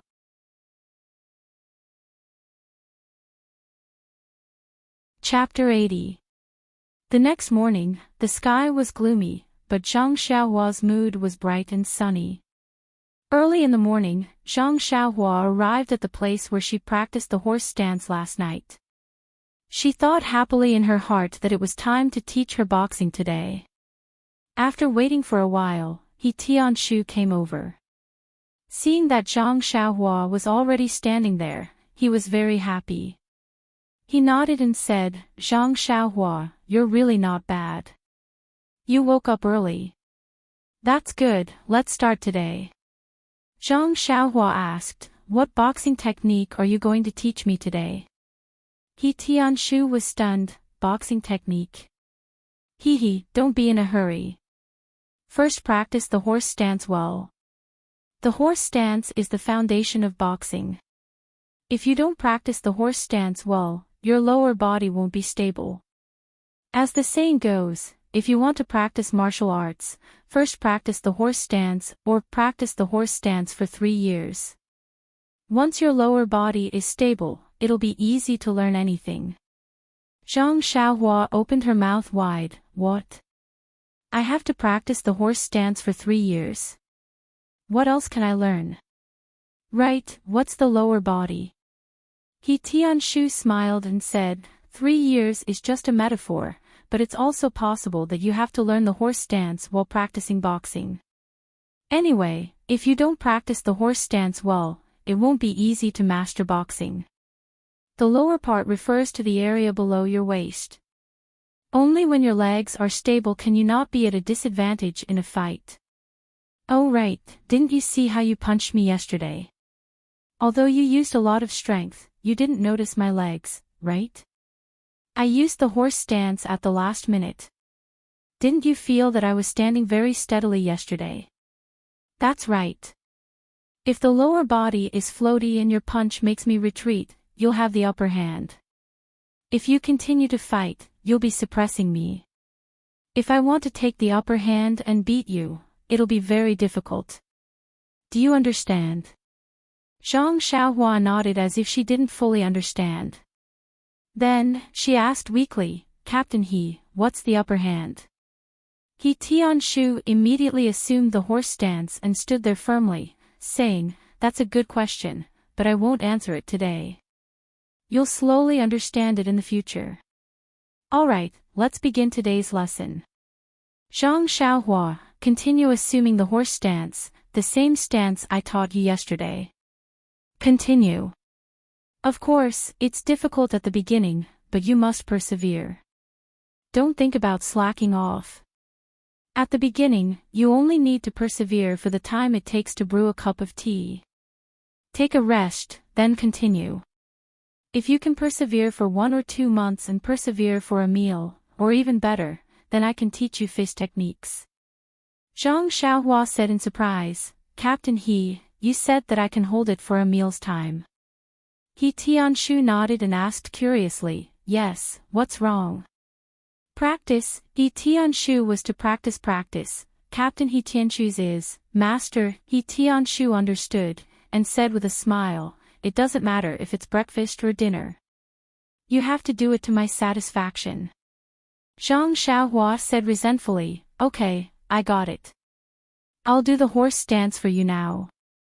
With that, she faced the east, raised her head, and put her hands on her waist. She took the horse stance steadily. He Tianshu smiled as he looked at Zhang Xiaohua's movements. He pointed out a few small mistakes, nodded, and praised, "Zhang Xiaohua, not bad. You still remember what I taught you yesterday? Let's see how long you can hold it. If you're tired, let me know and you can rest." Zhang Xiaohua didn't say anything after answering. Her eyes looked at the gloomy sky in the distance, as if she wanted to find the sun there. He Tianshu also walked to the side and began his daily practice. At this time, the other 3 also came out and found a place to practice. He Tianshu was practicing the 1,000 Leaves palm today. When he first started, he paid attention to Zhang Xiaohua and waited for him to say that he was tired so that he could let him rest first. But as he practiced, he started to focus on his own palm technique and put everything else to the back of his mind. The Thousand Leaves palm was very complicated, and it took a lot of effort to practice it from beginning to end. Tianshu didn't practice it often, so sometimes there would be some inconsistencies. But today, for some reason, from the first move to the last move, it was very smooth. When Tianshu exhaled and finished, he heard a burst of cheers from the side. He couldn't help but feel a little smug, and thought, this group of little brats, they can tell that my Thousand Leaves palm has improved. How rare. As he thought, he turned around and said, you guys. Halfway through, he swallowed the rest of his words. Why? There was no one around Tianshu to watch. The three people were cheering at the place where Zhang Xiaohua was in the horse stance. After Tianshu finished practicing the Thousand Leaves palm, he was already far away from where he was standing. Before he reached the place where Zhang Xiaohua was in the horse stance, he heard someone say from afar, do you dare to bet with me? This Zhang Xiaohua can still stand for 2 meals. If you win, you have to wash my socks for 3 days. Another person said, you're really shameless. How about this, I won't take advantage of you. I bet that Zhang Xiaohua can still stand for 3 meals.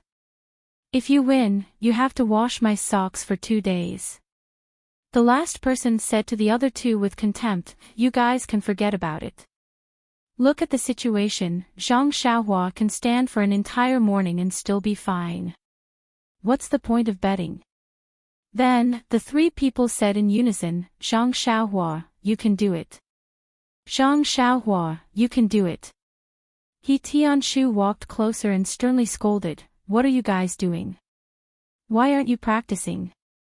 When the 3 people saw that Tianshu had come, they all rushed forward and talked at once about what had happened.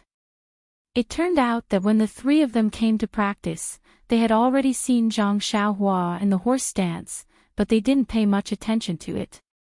After all, they had all practiced the horse stance before, so they didn't get too engrossed in the practice. The 3 of them secretly glanced at Zhang Xiaohua as they practiced, wanting to see how he would be unable to hold on and sit on the ground. But as they watched, they realized that something was wrong. Zhang Xiaohua wasn't like them when they first started practicing the horse stance, where the horse stance got lower and lower until he finally sat on the ground. Instead, he was in the same position and didn't move at all. It was as if he had been in the same position for 3 years. The 3 of them watched and stopped practicing. They looked at each other and gathered around Zhang Xiaohua to ask about Zhang Xiaohua's situation. Zhang Xiaohua continued to practice the horse stance while talking to them. His face wasn't red, his heart wasn't beating fast, and he wasn't even panting. He was actually as relaxed as sitting on a chair. When the 3 of them heard that Zhang Xiaohua was really practicing the horse stance for the 2nd time, they really didn't know what to say. Since they couldn't say it out loud, they could only shout. The 3 of them cheered together. Tianshu looked at Zhang Xiaohua suspiciously, then looked at the 3 of them and asked, are you sure that Zhang Xiaohua didn't slack off? The 3 of them nodded in unison. Tianshu said to Zhang Xiaohua, Xiaohua, you were also in the horse stance last night. You didn't slack off, right? Zhang Xiaohua nodded and said, yes, Captain He. I really didn't lie to you. I didn't slack off. Tianshu said solemnly, yes, I believe you, Xiaohua. By the way, are your legs sore now? Are there any other parts of your body that don't suit you? Zhang Xiaohua thought for a moment and said, it's fine, Captain He. My legs are a little sore, but there's nothing else on my body that's uncomfortable. Tianshu thought for a moment and said, Zhang Xiaohua, if you were to stay in the horse stance the entire time, how long do you think you could stay in it?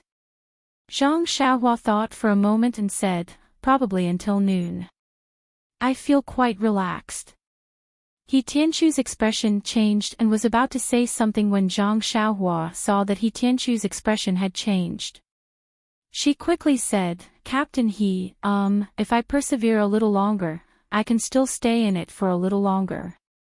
It's not impossible for me to persevere until night time. This way, you should be able to teach me martial arts. He Tianchu's expression became even more gloomy as he asked sternly, Zhang Xiaohua, tell me the truth. Have you really never practiced martial arts before? Have you never practiced the horse stance before? Zhang Xiaohua was still in the horse stance and didn't dare to move. She said anxiously, It's true, Captain He. Before I met you, I really didn't practice martial arts. This is the first time I've heard you talk about the horse stance. He Tianshu thought for a moment and realized that it was true. When he was teaching yesterday, Zhang Xiaohua's movements were very stiff. She really didn't know how to do the horse stance. Moreover, if she had practiced martial arts before, there was no need to lie to him. Having a foundation was better than having no foundation at all.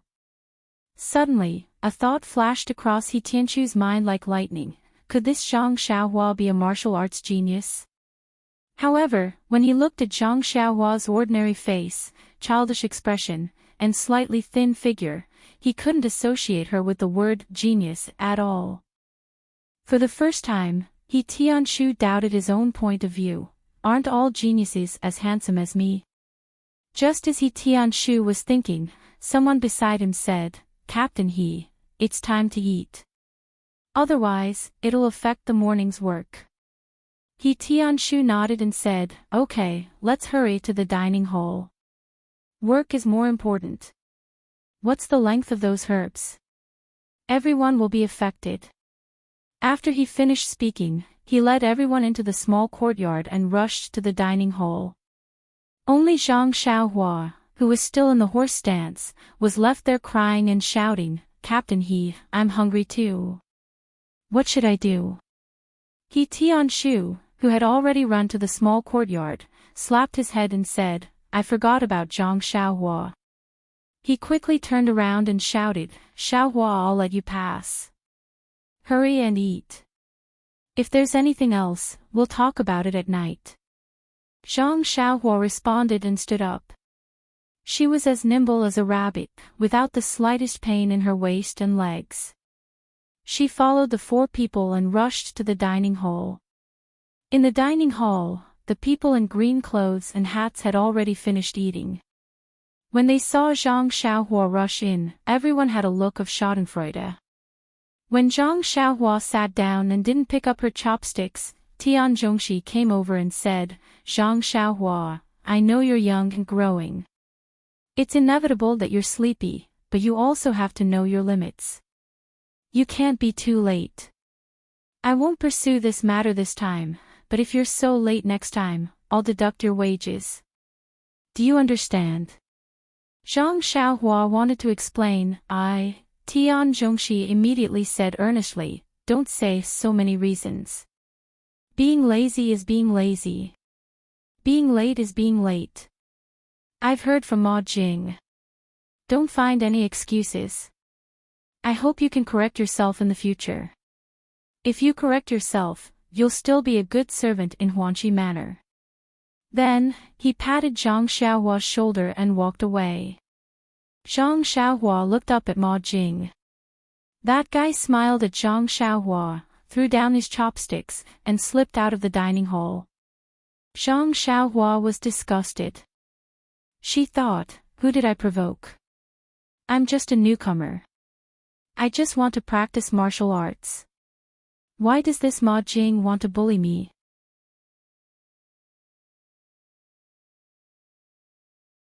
Chapter 81. Zhang Xiaohua naturally understood the thoughts of these people after hanging out with them for a long time. Some of them were born servants at Huanqi Mountain Villa, while some were children from families near Pingyang City. They were sent to the mountain villa to earn money for their families. Life in the mountain villa was leisurely but boring at the same time. After a long time, their hearts would inevitably feel empty. However, the rules in the mountain villa were also strict. These people definitely did not dare to commit big mistakes, but they had secretly done many things like scheming and flirting. Ma Jing probably belonged to the kind of people who felt empty in their hearts. He was usually bullied in front of others. Now that he saw Zhang Xiaohua, who was even more interesting than him, how could he let her go? Naturally, he would think of ways to bully her for fun. However, Zhang Xiaohua's mind was on practicing martial arts. She would not take their petty tricks to heart. She laughed in her heart and muttered to herself, "How can a sparrow or swallow know the ambition of a swan?"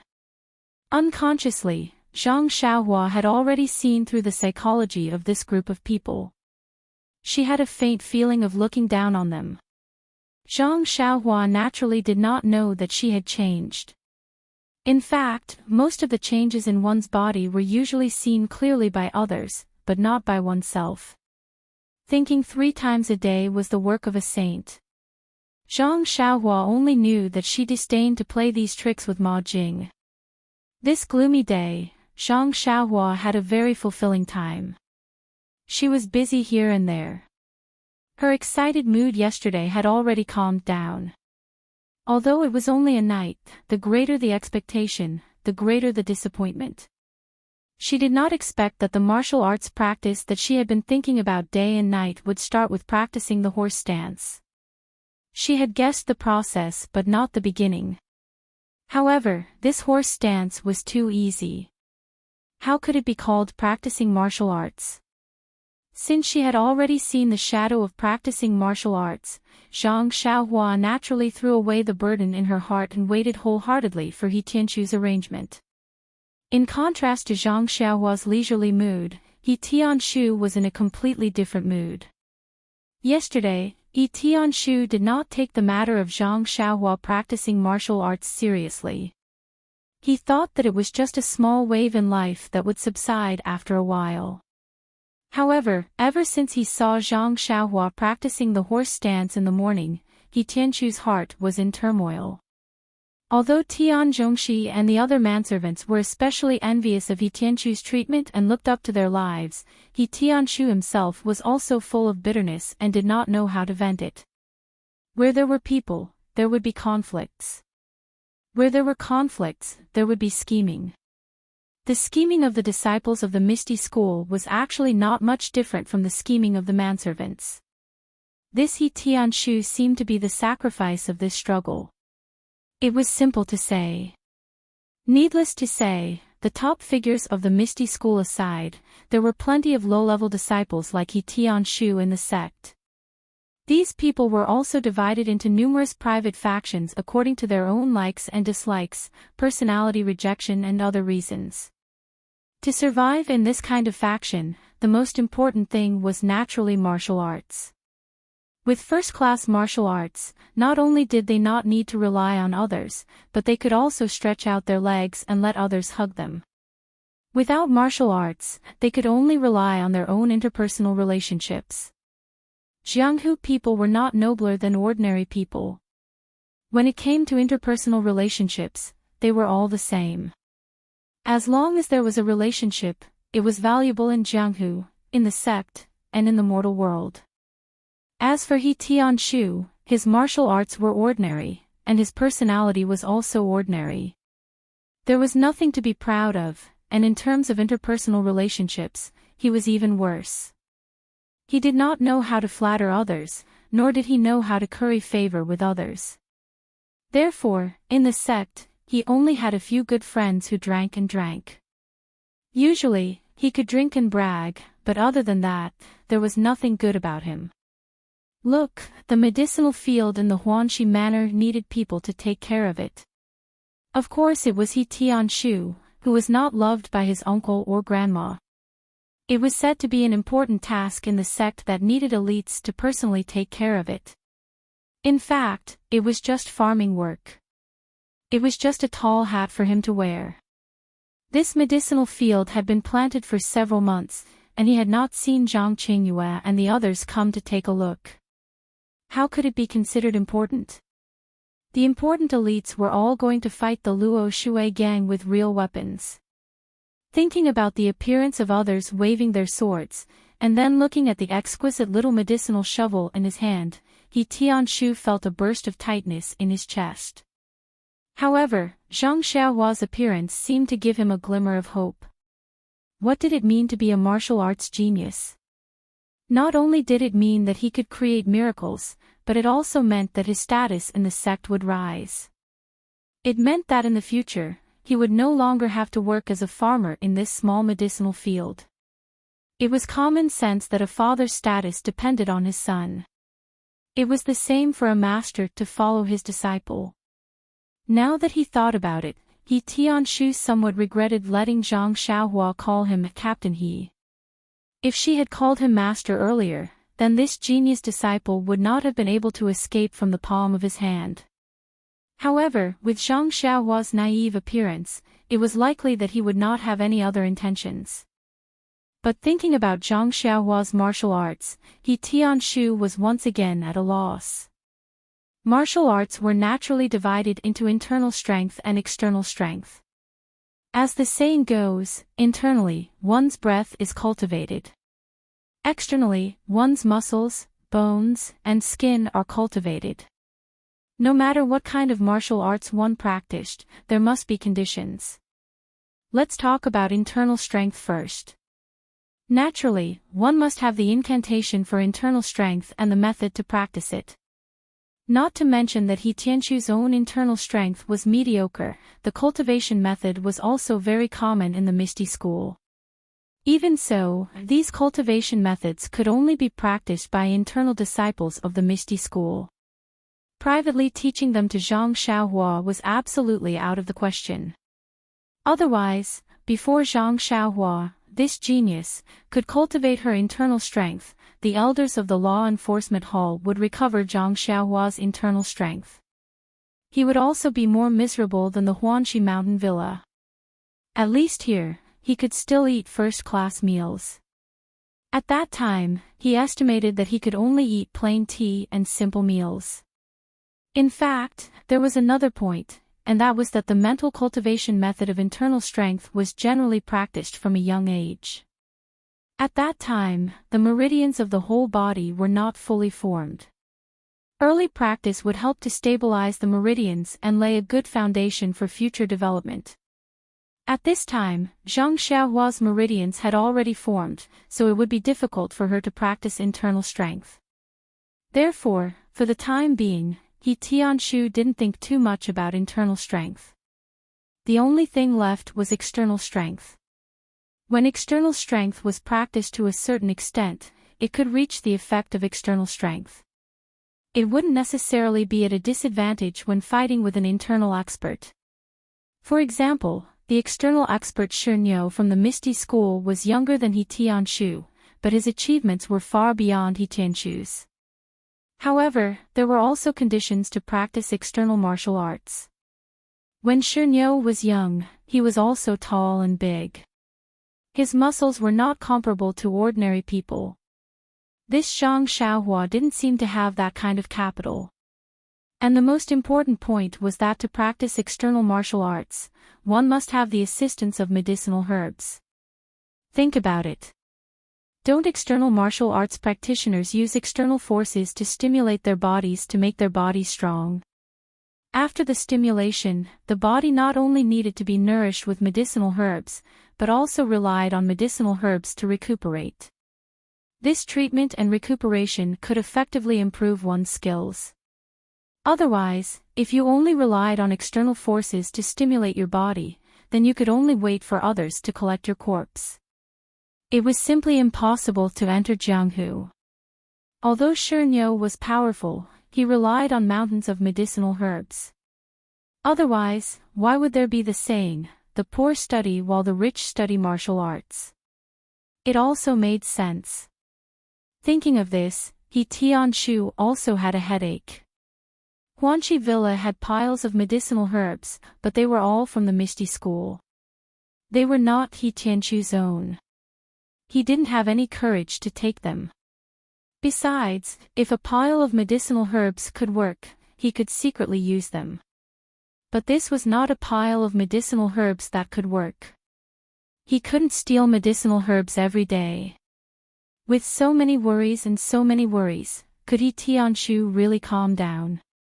Until after dinner, when he Tianshu came to the same place, he still hadn't thought about what to do in the future. However, at this time, he still had time to think about it.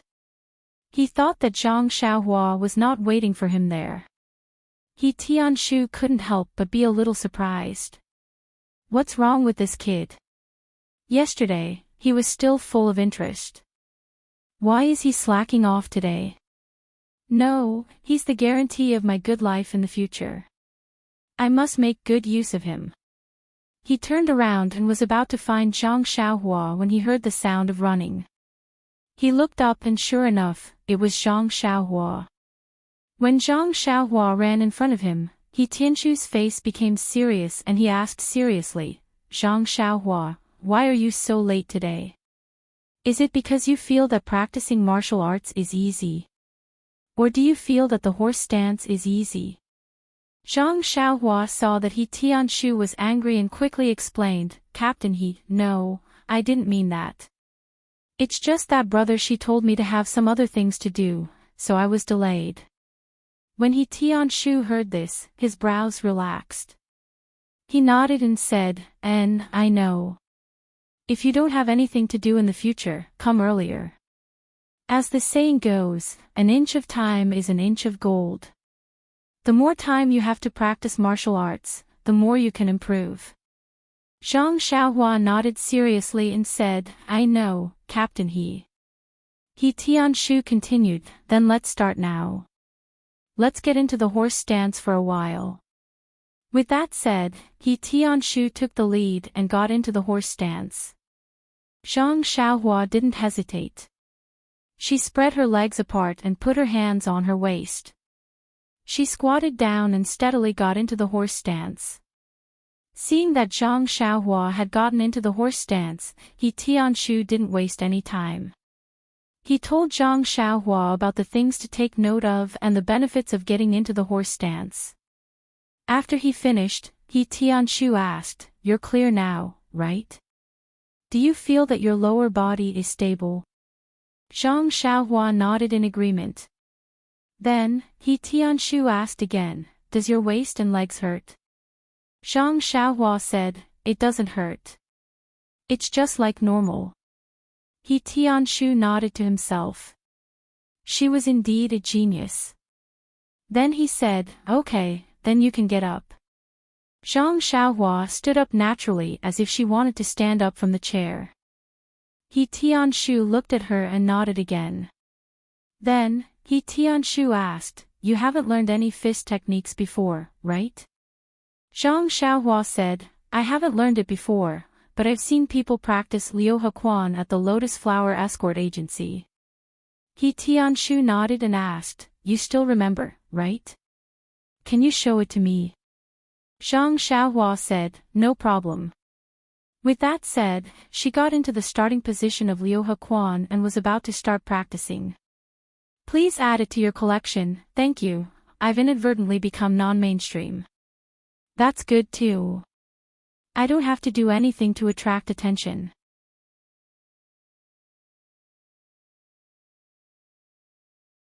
Chapter 82. But He Tianshu waited for a long time and did not see Zhang Xiaohua's next stance. He could not help but ask curiously, What's wrong, Zhang Xiaohua? Do you want to continue? Zhang Xiaohua turned her head and said embarrassedly, Captain I'm sorry. I forgot. He Tianshu smiled and said, It's okay. This Liuhe fist is a very complicated fist technique. It's normal that you can't remember it.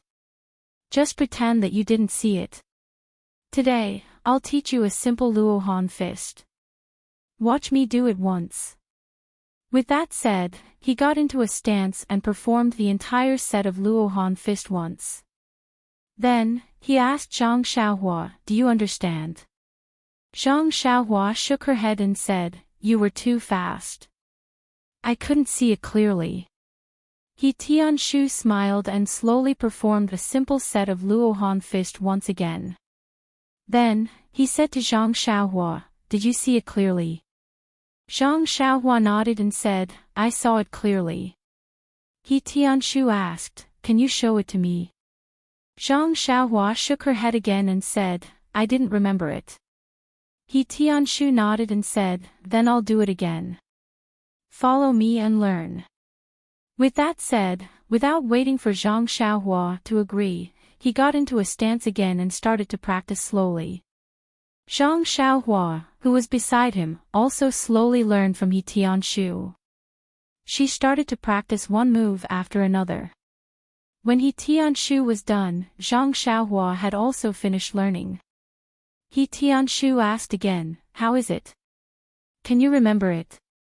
Zhang Xiaohua closed her eyes and thought for a while, then said, "Captain He, can you let me practice it with you again?" He Tianshu said, "Okay." Then, he slowly practiced it again. It was even slower than before. Zhang Xiaohua followed him and practiced it again. He Tianshu saw that Zhang Xiaohua had finished learning and said, "Zhang Xiaohua, practice it again." "Let me see." Zhang Xiaohua closed her eyes and recalled for a while. Then, she got into a stance and practiced the Luohan fist that she had just learned. But halfway through, she could not continue. Zhang Xiaohua said embarrassedly, "Captain He, I can't remember it. Please practice it again." He Tianshu frowned a little, but he still controlled himself and practiced it even more slowly. Zhang Xiaohua carefully learned it again, but when she practiced it herself, she only practiced a few more moves than before and forgot it again. She could not help but say to He Tianshu, "Captain He, I can't remember it. Can you practice it again?" This time, He Tianshu's frown deepened. He did not practice it from the beginning, but continued to teach Zhang Xiaohua the parts that she had forgotten. He guided Zhang Xiaohua to practice from the beginning to the end, making He Tianshu sweat profusely. It was more tiring than sparring with others. Thinking that Zhang Xiaohua had already learned it, He Tianshu let Zhang Xiaohua practice it again from the beginning to the end. But Zhang Xiaohua stopped halfway and scratched her head in embarrassment. Just as she was about to say something, He Tianshu spoke first, "Did you forget it again? Let me practice it again." Zhang Xiaohua blushed and said, "Yes." He Tianshu sighed and said, "This is the last time." Then, starting from the moves that Zhang Xiaohua had forgotten, he taught her the moves one by one. Only then did he let out a sigh of relief and said, "You've learned it, right?" Zhang Xiaohua nodded vigorously. He Tianshu said, "Then let's begin." Thus, Zhang Xiaohua picked up the starting stance of the Arhat fist again and practiced it seriously. Luckily, when she reached the parts that she had forgotten last time, she did not stop, but went through them smoothly. But good things did not last long. After another 2 or 3 moves, Zhang Xiaohua stopped again.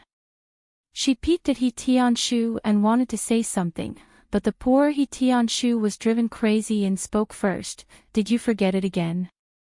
Let me practice it again." Zhang Xiaohua cheerfully nodded. He Tianshu was so angry that he did not know what to say.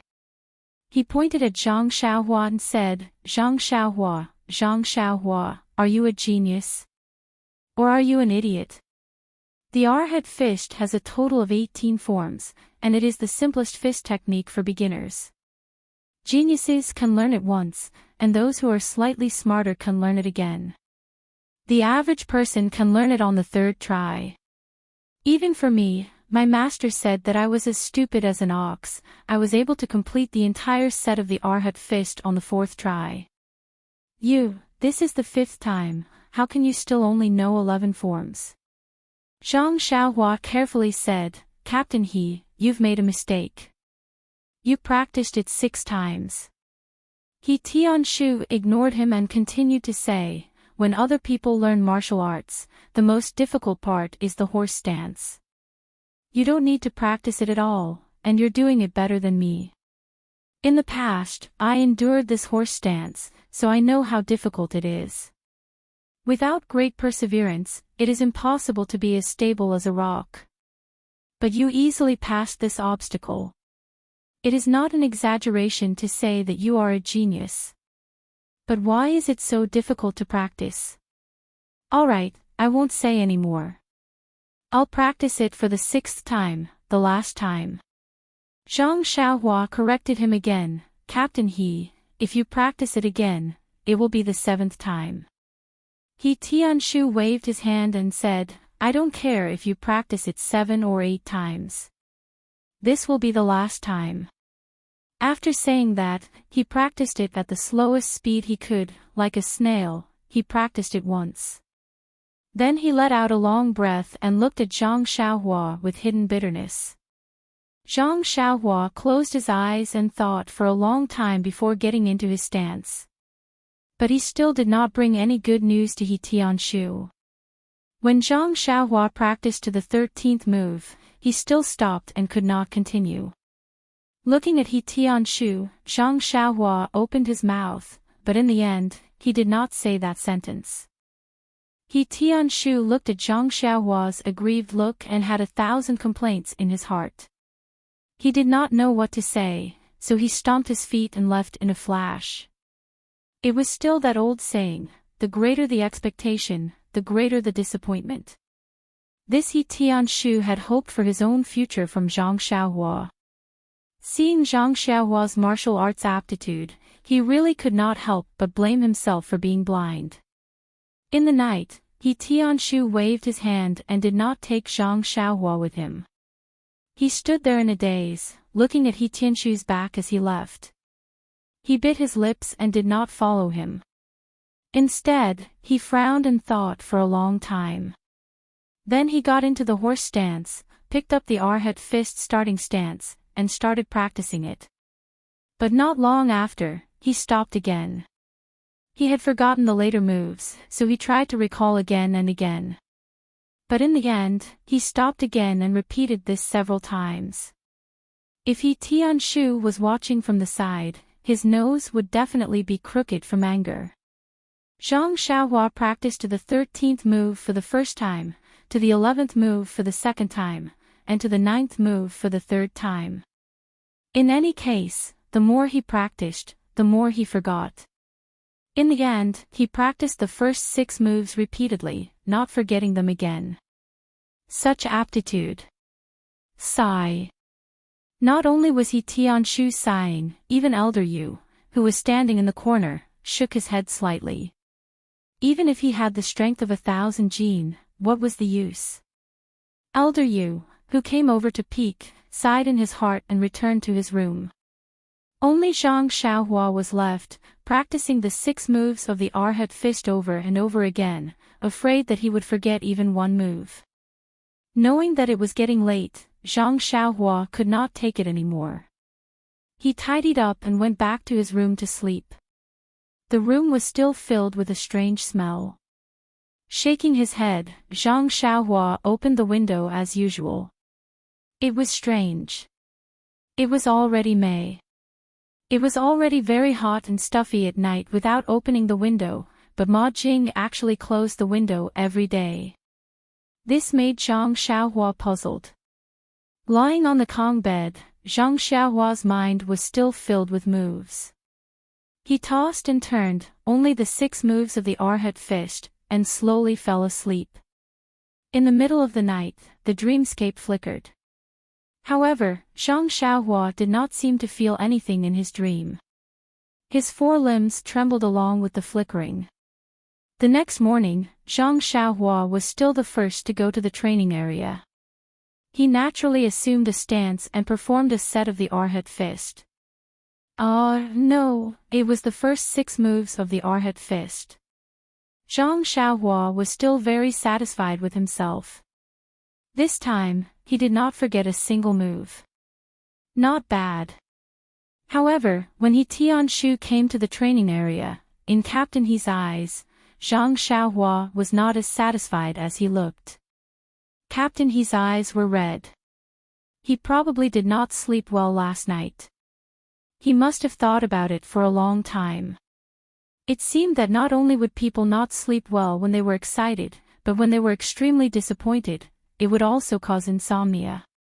Looking at Zhang Xiaohua repeating the 6 moves, no, there was a mistake.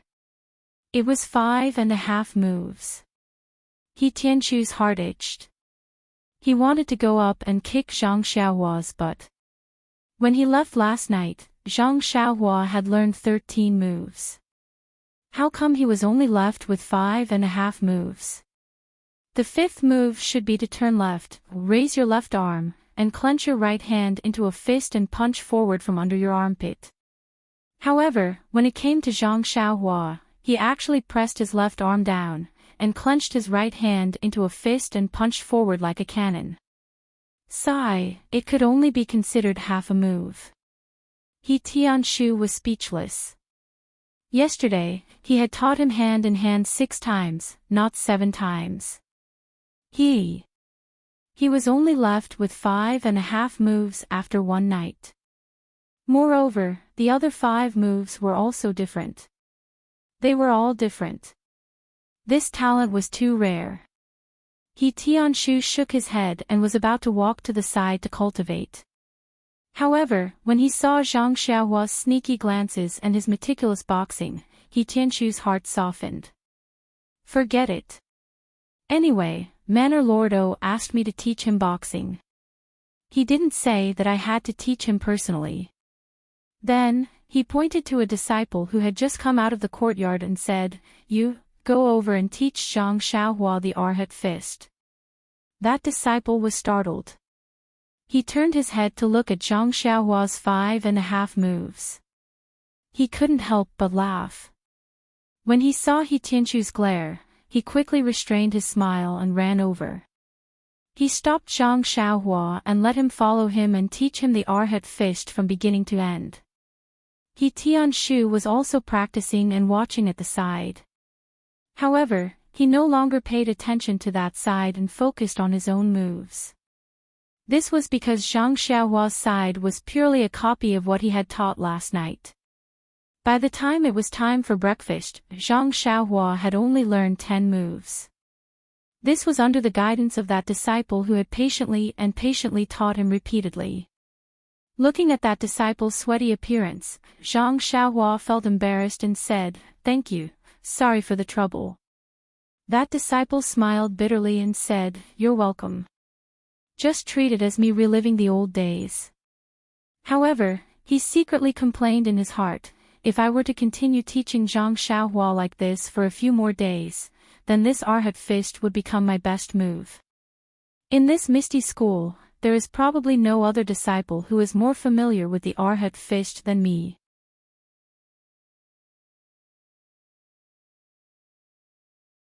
Chapter 83. After a day of hard work, Zhang Xiaohua was already used to it, so he didn't feel tired at all. However, from morning till night, he kept recalling the moves of the Arhat fist in his mind. It was a very taxing task. Unfortunately, when he practiced again at night, the disciple who taught him in the morning was also speechless. Zhang Xiaohua actually forgot that there were only 6 moves left.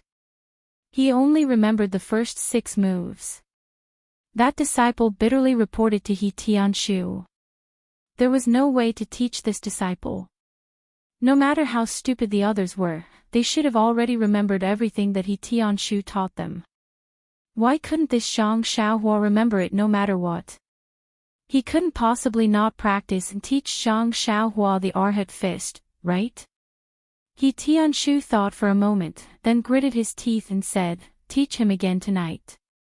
Tomorrow, we'll change to someone else. I don't believe that with the 4 of us, we won't be able to teach him the Arhat fist." That night, the results were plentiful. After the disciple taught him 7 to 8 times, Zhang Xiaohua actually completed all 16 moves of the Arhat fist in front of He Tianshu.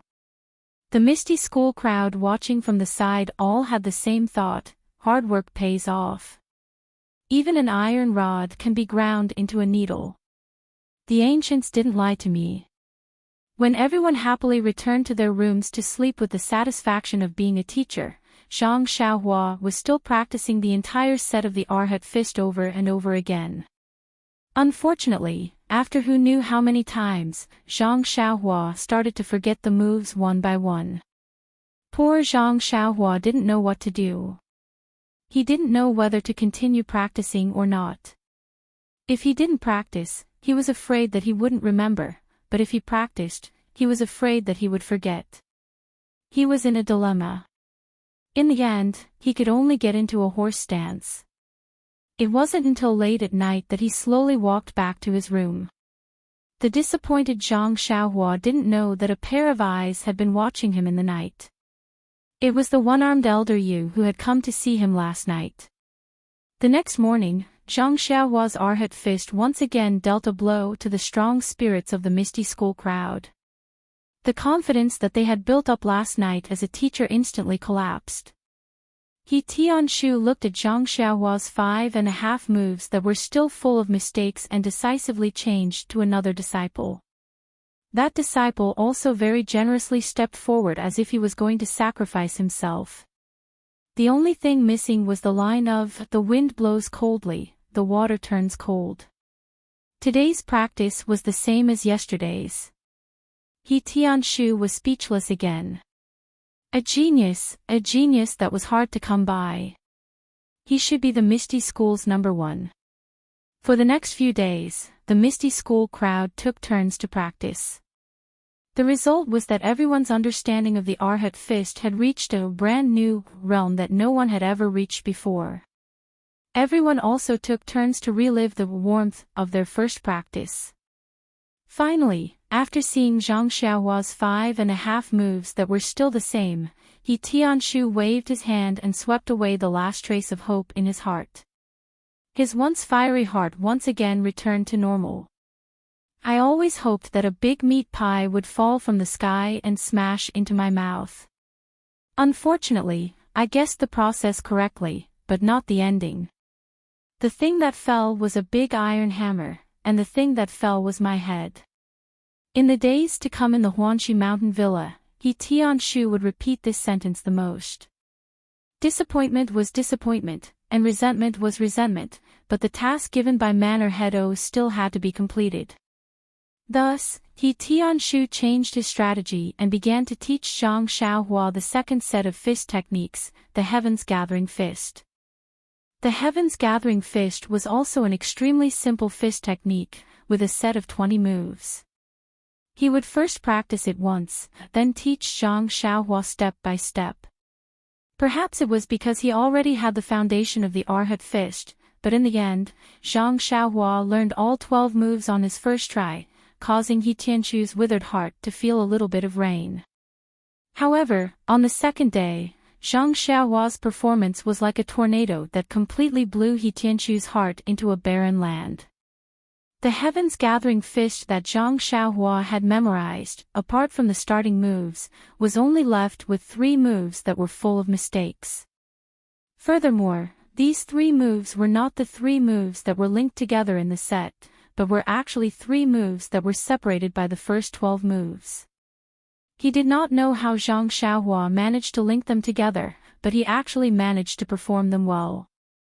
Then, naturally, the other 3 disciples took turns to teach him. A few days later, the result was still the same 3 moves, and the mistakes were not corrected. It was still the same as when he was taught. He Tianshu, no, even the other 3 disciples, completely did not hold on to any trace of hope for Zhang Xiaohua. He Tianshu's strategy changed again.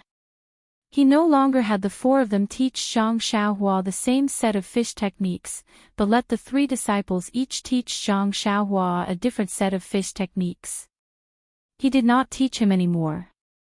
Anyway, it was the same no matter who taught. When it came to Zhang Xiaohua, they would all be wrong and would all be forgotten. He did not need to waste his energy on teaching Zhang Xiaohua a set of fist techniques. When the other 3 disciples first started teaching, they also taught the same set of fist techniques a few times. However, they realized that no matter how many times they taught, whether it was once or 20 times, Zhang Xiaohua would always remember the same few moves the next day. No matter how much they taught, it was useless. Therefore, they changed their teaching strategy. They only taught each fish technique once, and no more. Every day, they would only teach one fish technique, and no more. Thus, everyone's life in the Misty School returned to its original point. However, every night, one of the 3 disciples would teach Zhang Xiaohua a new set of fish techniques. No matter if it was simple or complicated, there was only one set. Then, the next morning, Zhang Xiaohua would perform the fish techniques that he still remembered. In this strange practice, Zhang Xiaohua learned the incomplete Erlang fist, Wei Tuo fist, Great Sage fist, 8 Immortals fist, Tian Luo fist, Earth Fiend fist, 6 Stars fist, Neza fist, Vajra fist, Guanyin fist, Buddhist fist, Arhat fist, and Vajra hammer. 28 Mansions fist, for Immortals fist, 7 Stars visiting a friend fist, Arhat Mantis fist, Yiksha Sea patrolling fist, Vajra Samadhi palm, Yiksha iron sand palm, and so on. 1 fist a day was quite fast. Those who were good at learning these fist techniques could remember close to 10 moves, while the worst could only remember 2 or 3 moves. And among these few moves, very few of them could be linked together. Most of them were linked together by Zhang Xiaohua himself. However, it was strange that Zhang Xiaohua linked them together very well. Some of them were as seamless as the antelope's horn. Even He Tianshu was secretly amazed when he saw it. The strangest thing was that Zhang Xiaohua did not remember many of the moves that were completely correct. Most of them were changed by Zhang Xiaohua, and the parts that were changed were firmly remembered by Zhang Xiaohua. No matter how hard he tried to correct them, he would not change them back. Of course, he would not forget them either. After teaching the fist techniques at night, Yi Tianshu watched as Zhang Xiaohua practiced the incomplete fist techniques that he had learned. Yi Tianshu shook his head and thought, to be able to learn the fist techniques to this extent, he can be considered a genius. For a long time after that, Zhang Xiaohua would wake up early and work late at night. Every day, he would be the first to arrive at the open space. He would never return to his room until the last moment of the night. His diligence in cultivating made Elder Yu, who had been secretly observing him, nod his head incessantly. He thought to himself, this Zhang Xiaohua's aptitude is really bad. That head of his is like a piece of wood that cannot be carved. However, his perseverance and his ability to endure hardships are not for show. He really is a master that needs to sharpen an iron rod. He really has the potential to be molded. Little did he know that every day when Zhang Xiaohua stepped into the house, he would hold his breath and curse in his heart. When will this Ma Jing start washing his feet? Every morning, when he rushed out of the house, he would shout, "Long live Ma Jing." He could finally breathe fresh air.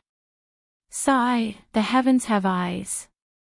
Could it be that behind every successful man, there would be someone silently supporting him?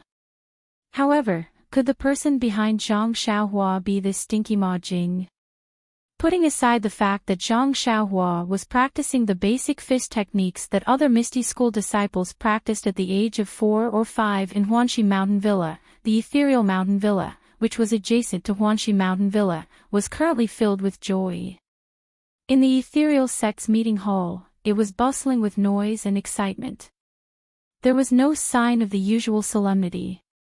Oh Peng was still sitting at the front, smiling as he looked at the bustling crowd below. Although Oh Peng looked calm, the smile on his face let everyone know that sect leader Oh was very excited and excited.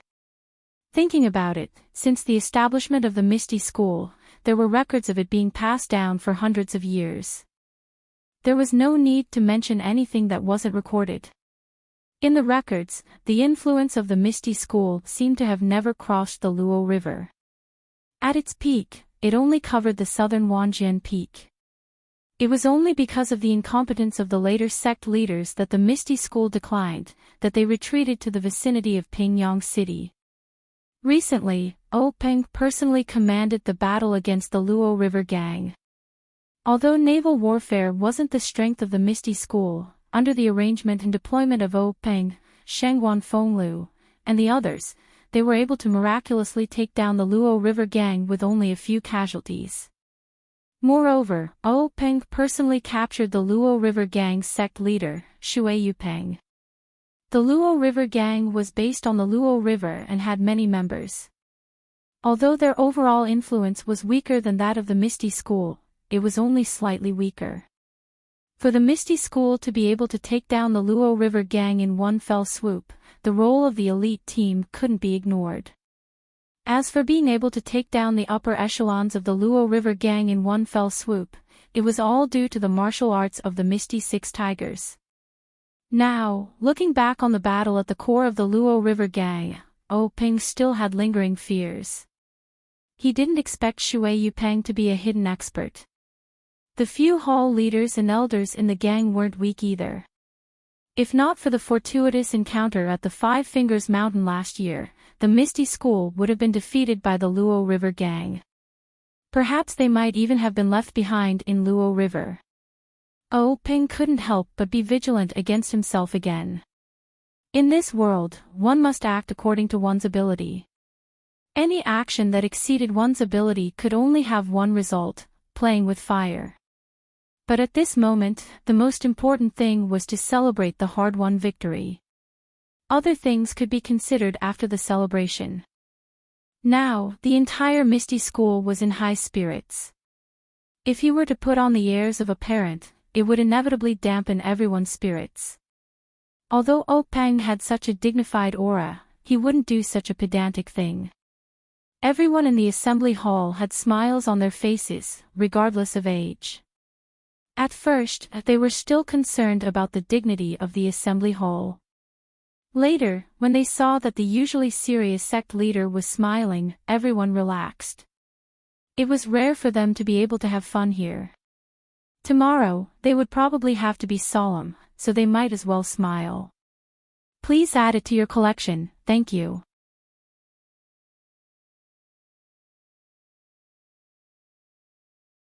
Chapter 84. Looking at the liveliness in the meeting hall, Peng felt extremely satisfied. Wasn't this man's life to hold up a stable world? He seemed to have done it. Just when Peng was intoxicated with himself, he saw a beautiful figure enter the meeting hall. Peng's eyes lit up and the smile on his face became wider. It was his only sister, Yen. Peng's life experience was miserable since he was a child.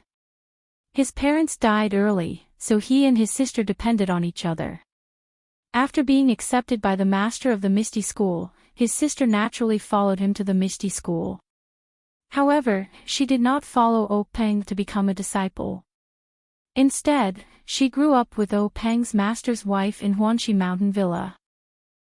Peng's master had no children. When Peng's master abdicated, the headmaster of the Misty School was determined after careful consideration. Huanxi Mountain Villa was directly handed over to Yen by Peng's master's wife. That was to say, even if Peng was not the headmaster of the Misty School, Huanxi Mountain Villa was still Yen's. Yen could not control Huanxi Mountain Villa because she was Peng's sister. In fact, according to the relationship between Huanxi Mountain Villa and the Misty School, many people thought that it should be managed by Peng's wife. Unfortunately, many things did not seem reasonable. However, in the eyes of the 6 Misty Tigers, this was not the case. Most of them still remembered the little girl who came with Peng a long time ago. They all regarded Yen as their child or sister. They did not care about other people's views and opinions. Huanxi Mountain Villa was their back garden. Of course, they would only be at ease if they handed it over to their own people. Although the headmaster's wife was Peng's wife, she was different from the previous headmaster's wife. She was the founder of Huanxi Mountain Villa. No matter how virtuous and sensible she was still an outsider. How could she be at ease as compared to Oh Yen? Therefore, Oh Yan's status in the Misty School was somewhat aloof.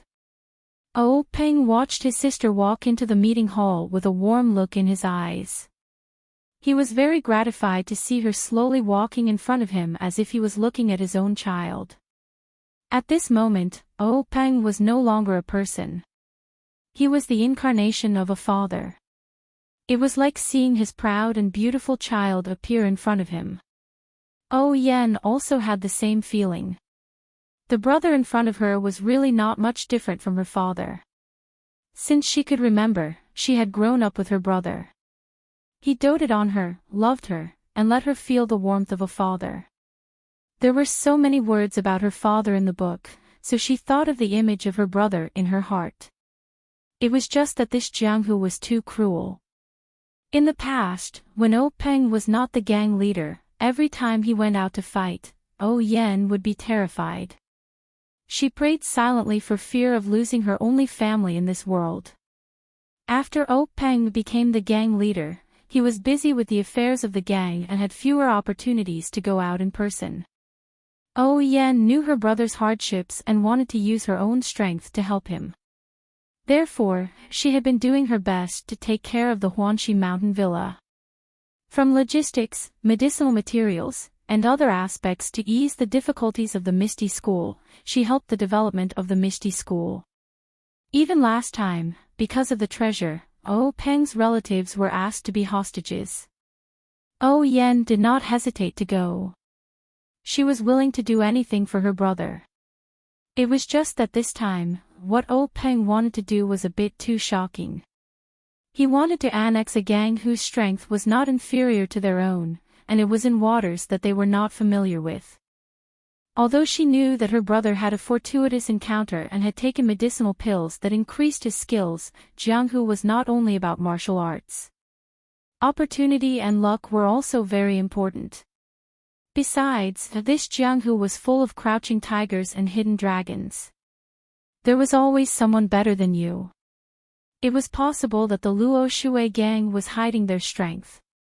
During the time that Oh Peng was out, Oh Yen really could not sleep at night for fear of hearing bad news. Yesterday, when she received the news that her brother had returned victorious, Oh Yen wanted to greet Oh Peng as soon as possible.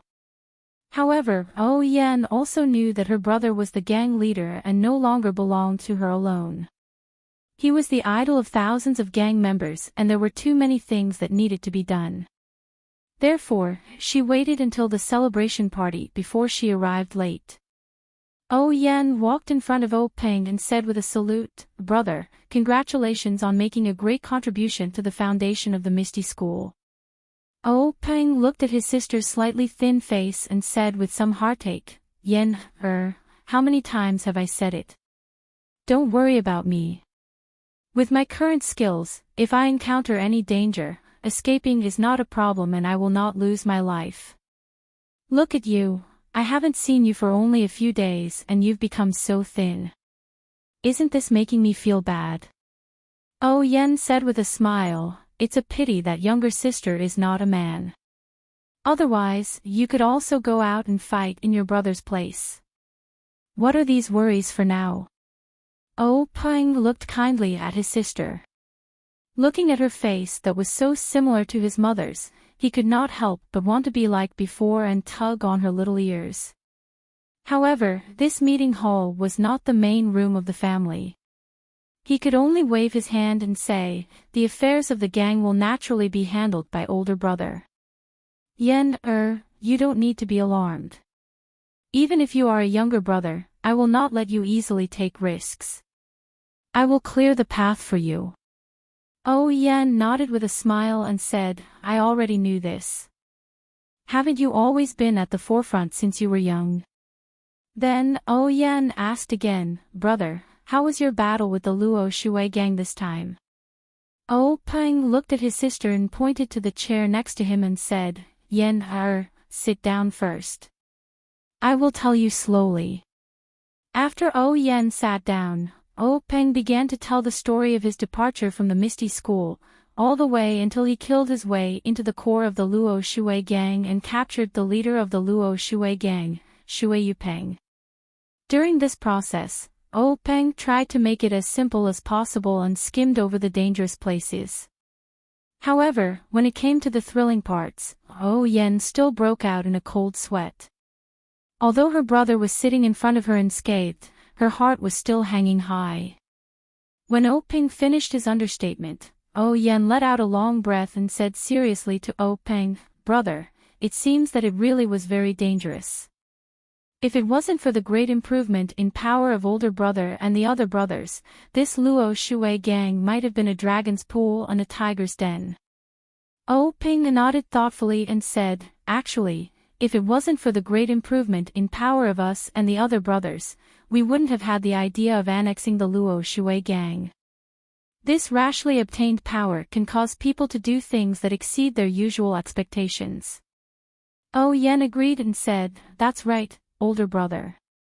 The consequences or expectations of this action can often not be controlled by people because they haven't gotten used to this great power and haven't let themselves get used to it. Therefore, they can't have a good understanding of the consequences and can easily bring disaster to themselves." Peng smiled and said, "Yen is right. It's like a farmer who suddenly became rich overnight and has other things on his mind. He wants to do things that he didn't have the courage to do before, such as gambling. Perhaps he hasn't been to a gambling house before, or perhaps he has, but he knows that his wallet is dry and he doesn't dare to place big bets. Now that he feels that he has money and can afford to squander it, he comes to the gambling house and boldly places big bets. Of course, if he can win, the farmer is lucky. But if the gamble is out of the farmer's control, then he may lose his family fortune or even his life. Thinking about it this way, it's because he didn't become rich overnight that he can live a stable life and live an ordinary life until he's old."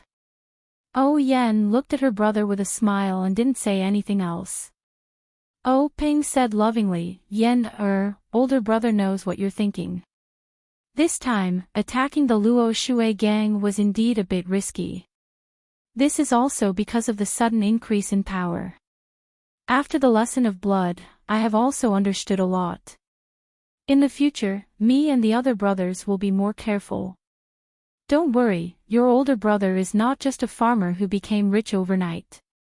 Yen smiled like a flower and said softly, "I know, older brother." Peng asked again, "Yen, how is the situation in the mountain villa's medicine field?" Yen frowned and said, "The situation is still the same. There hasn't been any progress. After the seeds were planted, there still hasn't been any signs of germination. But I don't know why." Peng was a bit anxious and said, "Could it be that the disciples sent don't know how to plant it? Or is it that the method used is wrong? Why don't we have Hall Master Bai or Elder he send a disciple that they're proud of to take a look?" Yen nodded and said, "Perhaps. The method of planting the seeds is based on the usual method of planting medicinal herbs. The disciples in charge of the medicine field were all sent by the medicine hall and have a wealth of experience in planting medicinal herbs. It's just that I don't know why they haven't germinated. Previously, I saw that you were busy with the Luo Shui gang and presumably the medicine hall didn't have any spare time.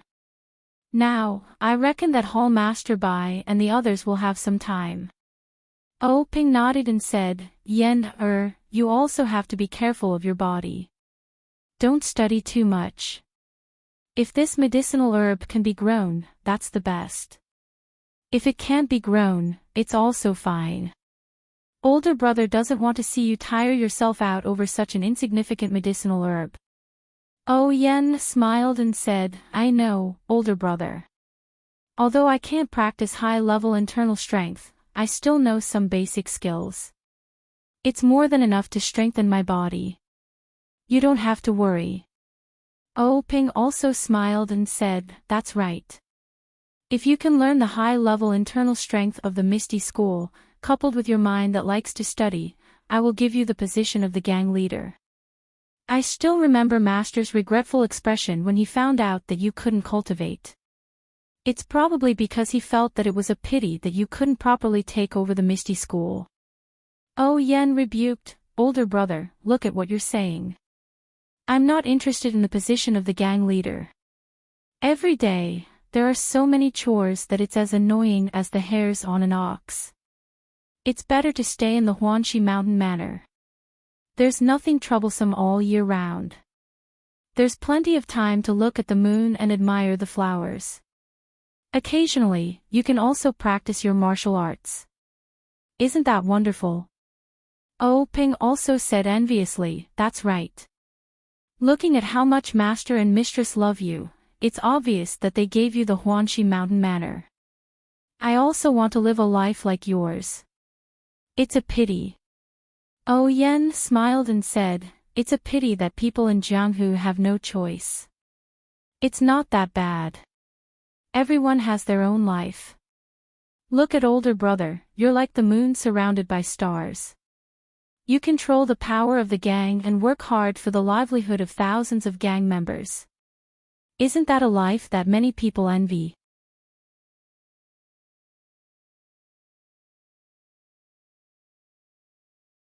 Chapter 85. Oh, Ping smiled proudly and said, Yen is right. A real man has an indomitable spirit. Naturally, we have to do something vigorous.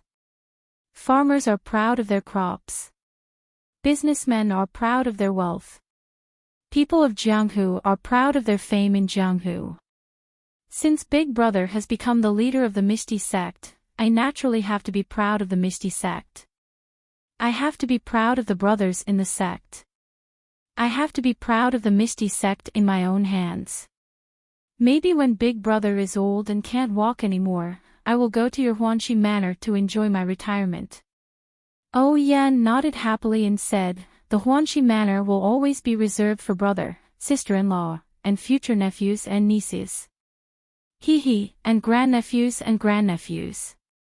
At this point, Oh Ping suddenly asked, Yen, you don't seem to be young anymore. Do you want brother to give you advice on your marriage? Oh Yen blushed and said, brother, you should worry about the affairs of the sect first. If there is a suitable one, I will definitely tell brother. I won't talk to you anymore. I'm going to talk to Sister Qin. Then, she stood up and walked to a row of hall masters to talk to a middle-aged woman. Oh Ping watched his sister run away and couldn't help but laugh in his heart, thinking, it seems that Yen has reached the age. I have to take care of things for her. However, there are many young men in Jianghu who meet the requirements. I have to slowly choose one. Sister Qin, who was talking to Oh Yen, was the hall master of the Misty School's Mingchui Hall. As the saying goes, men and women of Jianghu are affectionate. If there are men in Jianghu, there must be women. The Misty School was no exception. In addition to most of the male disciples, they also recruited some talented girls to be trained as female disciples.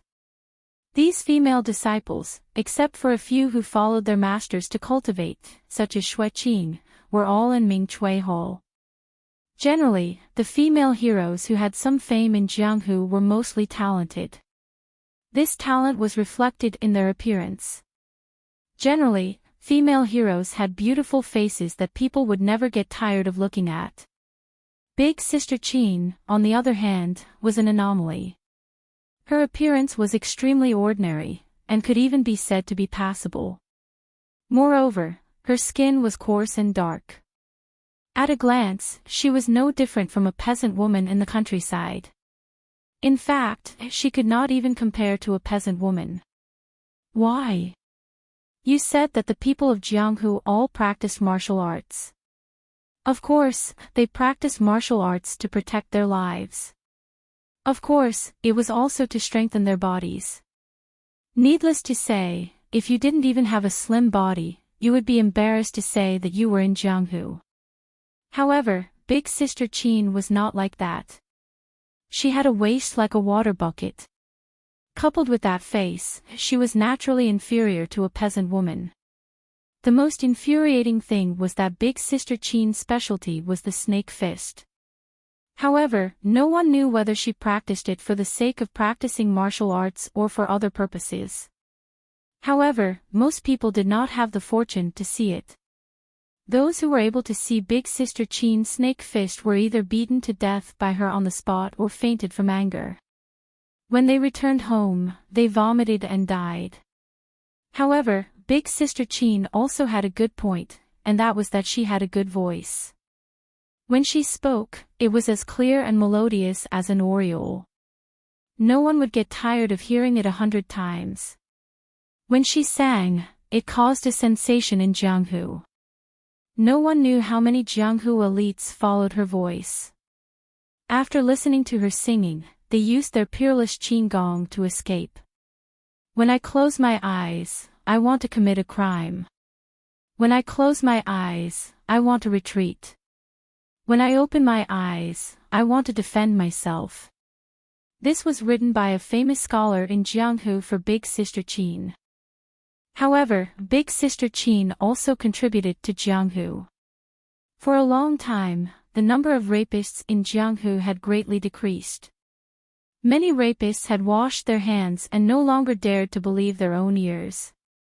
Moreover, the first choice of martial arts for the generation of Jianghu elites was qin gong. Big Sister Chin's contribution to the promotion of qin gong in Jianghu could not go unnoticed. As a result, there were a few sects in Jianghu that specialized in qin gong that wanted to find Big Sister Chin and give her a banner. However, before these sects could make a move, an accident happened. Big Sister Chin's destined son appeared. That day, just as Big Sister Chin was singing in the bath, our big brother Chin followed the sound and came over. He was intoxicated by the sounds of nature. When the singing stopped, he realized the awkwardness of the situation. If Big Brother Chin listened, then he listened. If he saw, then he saw. If he saw, then he should quickly run away. However, Big Brother Chin had despised qin gong ever since he was young. He thought that it was an inferior martial art. Usually, he would not show any disadvantage in qin gong. However, at this critical moment, he could see the difference. The other people who had been hiding and eavesdropping also walked away. In the blink of an eye, they had disappeared. Poor Big Brother Chin was easily caught up by Big Sister Chin after she put on her clothes. From then on, he fell into Big Sister Chin's evil clutches and was forced to get married. For a long time after he got married, Big Brother Chin would pull people's hands whenever he saw them and say, "I'm really stupid, really." Then, he lifted his waist that he almost could not straighten up and said, "I only know that practicing qin gong is for escaping. It's not what a real man should do. I also know that rapists have good qin gong because they have ulterior motives. That's why I disdain to practice qin gong. However, I did not know that qin gong is also used to save lives. If you can't practice qin gong well, how can you survive in Jianghu? I really regret it. If God gives me another chance, I will definitely tell Master that I was wrong. If God can add a few more words to this mistake, I will definitely say that I will never dare to eavesdrop on other people singing again." He then picked up the deer blood and tiger bone soup that he always carried with him and drank it all in one gulp. Then, he cried bitterly. After Big Sister Chin got married, she no longer stepped into Jianghu. She and Big Brother Chin were inseparable. This caused those sects who wanted to give her a banner to fail. It was also an accident that Big Sister Chin joined the Misty School. Big Sister Chin and her husband met an enemy in the wilderness. Both of them were seriously injured. At the moment of life and death, they were saved by the 6 Misty Tigers who were passing by. They were brought to the Misty Mountain Villa for rescue. Unfortunately, Big Brother Chin's injuries were too serious. He passed away after a few days in the Misty Mountain Villa. Big Sister Chin was lucky enough to escape death. So, she joined the Misty School and took charge of the Mingsue Hall.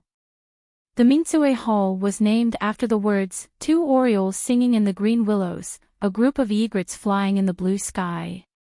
When Big Sister Chin went to the Misty School, there were naturally many followers of her singing in the sect. These people also sympathized with Big Brother Chin's experience. There were also many people who had been held by Big Brother Chin. However, Big Brother Chin and Big Sister Chin's final battle of life and death shocked them. Even now, it was still remembered by many people. They only remembered that day when Big Brother Chin was dying. Big Sister Chin held his hand and said, "Big brother, that day you were forced to marry me. I know that I have wronged you. You have suffered by being with me. I have let you down." Big Brother Chin shook his head weakly. He used the last of his strength to hold Big Sister Chin's hand and said, "No, you are wrong. Meeting you is my greatest happiness." The ancient said that after the lights go out, all women are the same. Actually, they are all wrong. After the lights go out, you are the best in the world. With a wife like this, what more can a husband ask for? Can you sing one last song for me? Big Sister Chin dragged her extremely weak body and opened her cracked and bloody lips to sing, "A plum blossom stands proudly in the snow." Under Big Sister Chin's lingering singing, Big Brother Chin closed his eyes. Big Sister Chin's face was covered in tears. However, to everyone's surprise, after the song ended, Big Brother Chin forced his eyes open and said, "Also, the deer blood tiger penis soup you made is also very good." Big Sister Chin understood and forced a smile and said, "Nice to meet you." "Nice to meet you too." Then, Big Brother Chin let go of her hand and went straight to the west. Big Sister Chin also fainted in pain. She only woke up one day and one night later. Then, she dragged her injured body and held Big Brother Chin's funeral. She also cut off her will to never marry again and never sing again. When this matter spread to the martial arts world, everyone sighed and said, "Endless love, a plum blossom is the best." Because of this, Big Sister Chin won the respect of everyone in the Misty School. Oh Yen was naturally no exception. She liked this female hall master Mintsue very much and would chat with her whenever she had nothing to do. Moreover, Big Sister Chin's voice was so pleasant to the ears. However, Oh Yen didn't talk much with Big Sister Chin today before she saw Zhang Qingyue walk to Oh Peng and whisper a few words. Oh Peng nodded and stood up. He called Big Brother Hu and Big Brother Li of the 6 Misty Tigers and the 3 of them left the meeting hall. After the 3 of them came out, they walked along the corridor to the back of the meeting hall. They passed through a row of spacious rooms and entered a door. The door was also a spacious courtyard. Opposite the courtyard was a lobby. There was a plaque in front of the lobby that said Law Enforcement Hall. It was the Misty School's Law Enforcement Hall. At this time, a powerful and solemn-looking old man was standing in front of the lobby. It was the Law Enforcement Hall Master Lu Yuzhou. Lu Yuzhou saw Oh Peng and the others coming and went forward to salute. "Greetings, gang leader." Oh Peng quickly returned the salute and said, "Old Hall Master Lu, there's no need to be so polite. Has Shui Yupeng been escorted to the hall?" Hall Master Lu cautiously said, "Yes, gang leader." This time the escort was very careful, so it was a bit slow. Some of Shui Yupeng's family also accompanied her. They followed gang leader's instructions and took good care of her. There were no casualties. Oh Peng nodded in satisfaction and said, "Thank you for your hard work, Old Hall Master Lu. I can only rest assured if I leave this matter to you." Hall Master Lu smiled and said, "Gang leader's words are too serious. This is what this old man should do." Oh Peng smiled and said, "Old Hall Master Lu, there's no need to be so polite. You've been the law enforcement hall master for longer than I have been the gang leader. This cautiousness is all thanks to the Misty School. Alright, let's go in and see what this gang leader of the Luo Shui gang can do. After saying this, he entered the law enforcement hall's door. The others followed behind Openg. The law enforcement hall's hall was very large. There weren't many chairs and there weren't many windows in the hall. They were all closed and no sunlight came in. It was very cold and gloomy. At this time, most of the disciples in the hall had gone to the assembly hall on the square. The ones left were the elite disciples. These people were all holding swords and sabers in their hands. They were ready for battle and didn't dare to slack off. This was because at this time, the gang leader of the Luo Shui gang, Shui Yupeng, was sitting in the hall.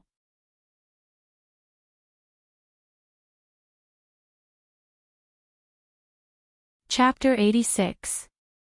In the law enforcement hall, a white-robed man stood beside a pillar with his hands behind his back. He was staring at the decorative patterns on the pillar. His white robes were slightly wrinkled and stained with blood.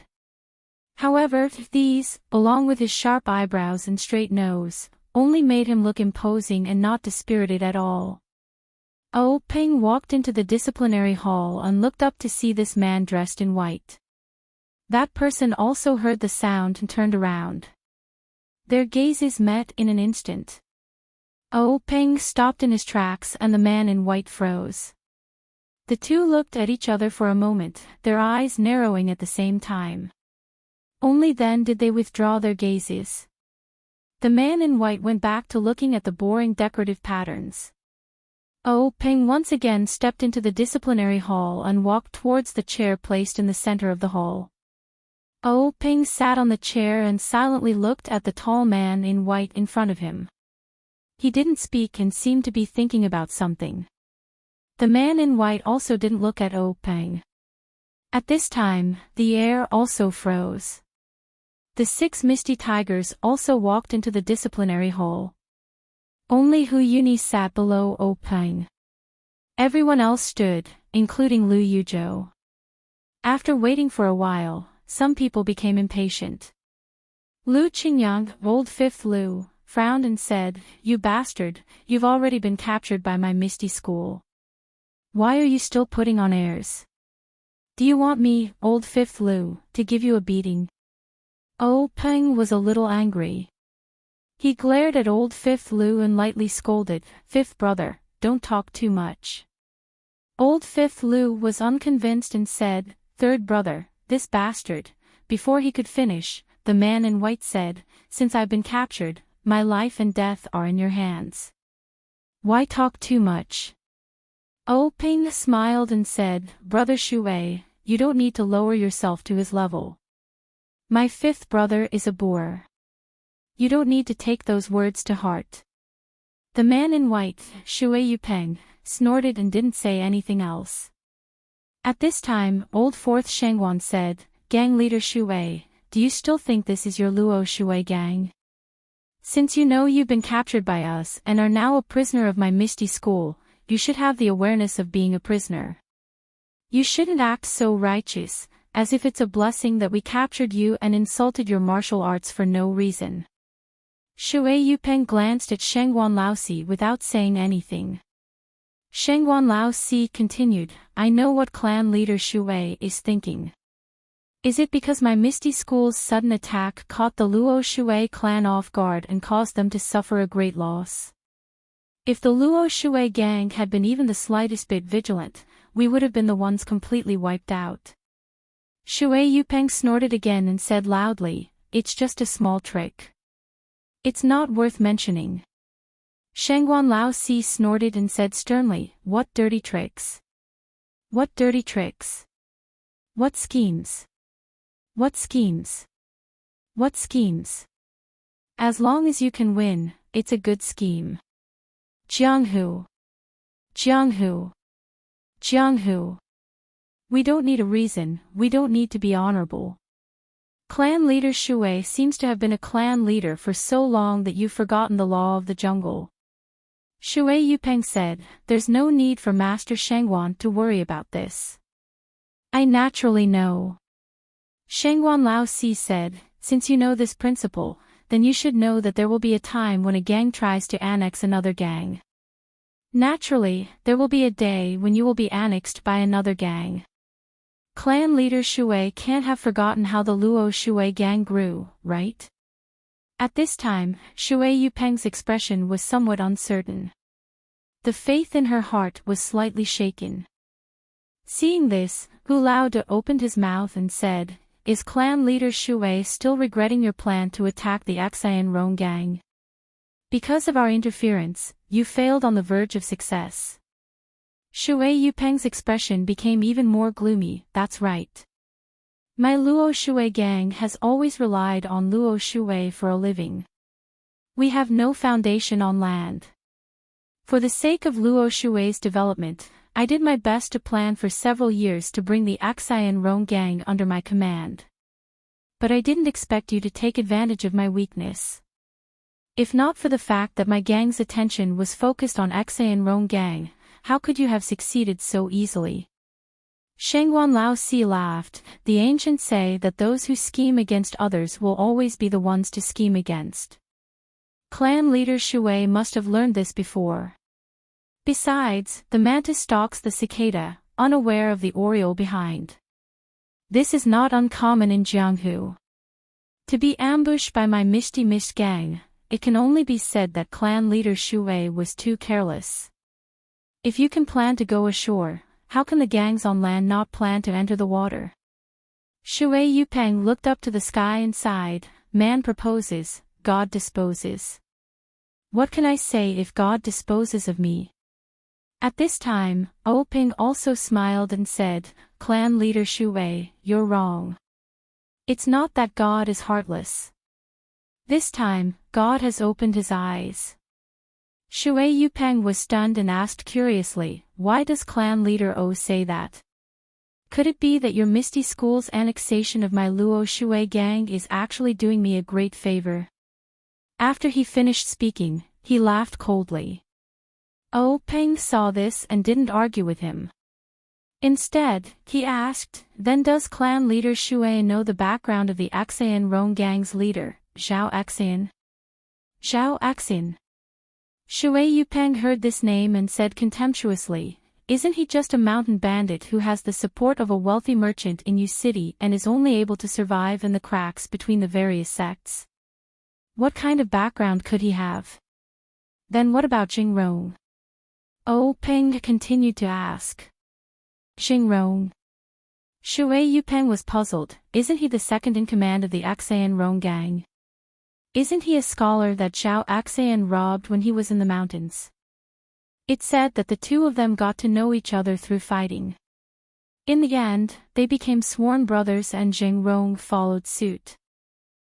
Ping smiled and said, clan leader Shui is right. Later on, Jingrong felt that robbing in the mountains was not the way to survive. So, he acted as a middleman and led Zhao Axian to become acquainted with a wealthy merchant in Yu City. Then, he came down from the mountains and established the Axian Rong gang between Yu City and Pingyang City.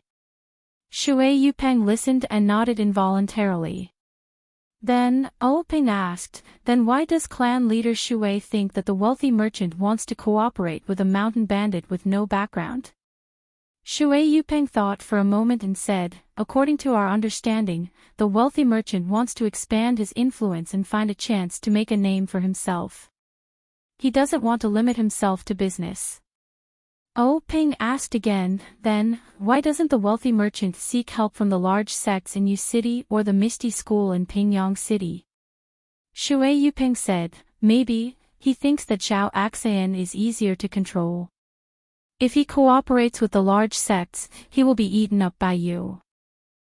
Ping smiled and said, that makes sense. Clan leader Shui, why do you think we haven't taken over the Axian Rong gang since it's so close to the Misty School? Why do you think we're taking over the Luo Shui clan instead? Shui Yupeng smiled and said, how would I know? Maybe he thinks that the Axian Rong gang is just a fly with too little meat. However, Ping said, clan leader Shui is wrong. The Axian Rong Gang is located between Pingyang City and Yu City. If the Misty School can take over the Axian Rong Gang, its influence will immediately expand to the vicinity of Yu City. The benefits to the Misty School will not be small. Shui Yupeng was also curious and asked, then why hasn't clan leader O acted yet? O Ping smiled mysteriously and said, that's because of Xingrong. Xingrong. Shui Yupeng was stunned. O Ping continued, Xingrong is an abandoned disciple of the Dalan Temple's law enforcement elder, Chang Geng. Hearing this, Shui Yupeng sucked in a breath of cold air. He was also a guild leader, so he didn't lack strategic insight. What he lacked was information, and this lack of information directly led to his and O Peng's different judgments of the Axian Rong faction. No one was a fool. Shui Yupeng immediately understood what O Peng meant. He was about to touch the tiger's butt. The word abandoned made many connections. First of all, as the saying goes, you have to look at the owner before beating the dog. Although Xingrong was an abandoned disciple, he was still a member of the Dalan Temple. Although he was abandoned, it did not mean that the Dalan Temple would not care. If you taught him a lesson, wouldn't you be disrespecting the Dalan Temple? Moreover, even if the Dalan Temple did not care, they could not stop the law enforcement elder from expressing his warmth from a personal perspective. How could the Luo Shui gang provoke the Dalan Temple's law enforcement elder? Not to mention the connections in Jianghu, just Chang Geng's disciple alone was enough to destroy the Luo Shui gang. Secondly, if there was an abandoned, there would definitely be a return. Who knew when the Dalan Temple's abbot would impulsively accept this abandoned disciple back into the sect? No one could ignore this possibility. Moreover, this abandoned disciple of the Dalan Temple had not been announced to Jianghu. Even O Peng only knew about this through extremely secretive channels. If one day the Dalan Temple announced that this abandoned disciple was just a slip of the pen and ink and could not be counted, then wouldn't anyone who acted against the Axian Rong gang become an enemy of the Dalan Temple? Alas, the Dalan Temple used the word abandoned very cleverly. When Shui Yupeng thought of this, he was somewhat disheartened and his expression could not help but become bleak. However, he still sneered and said, even if my Luo Shui gang could not take down the Axian Rong gang and was eaten up by them, or fell into the hands of the Dalan Temple, it would only be the end of the gang. What's the difference between this and today's situation? Grand Faction Leader O, this is just the pot calling the kettle black. Since you are the victor, you naturally have the right to laugh. O Peng smiled and did not refute him. Instead, he looked at Li Jian. Li Jian nodded and walked out. He came to Shui Yupeng and without saying anything, he pulled out the sword at his waist and waved it. Shui Yupeng thought that his time was up and closed his eyes like a hero, ready to sacrifice himself. However, after waiting for a long time, he did not feel any pain. Then, he opened his eyes and looked at O Peng.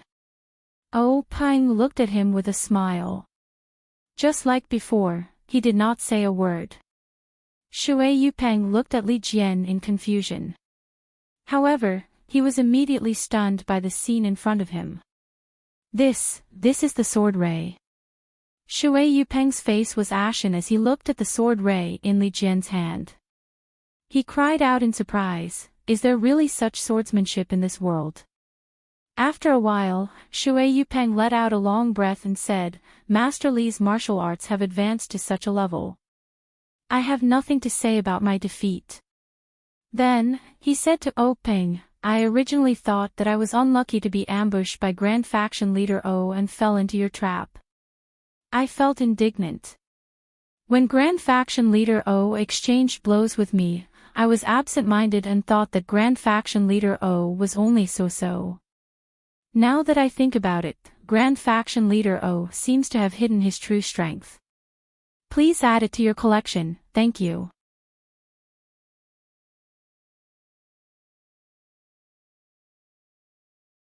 Chapter 87.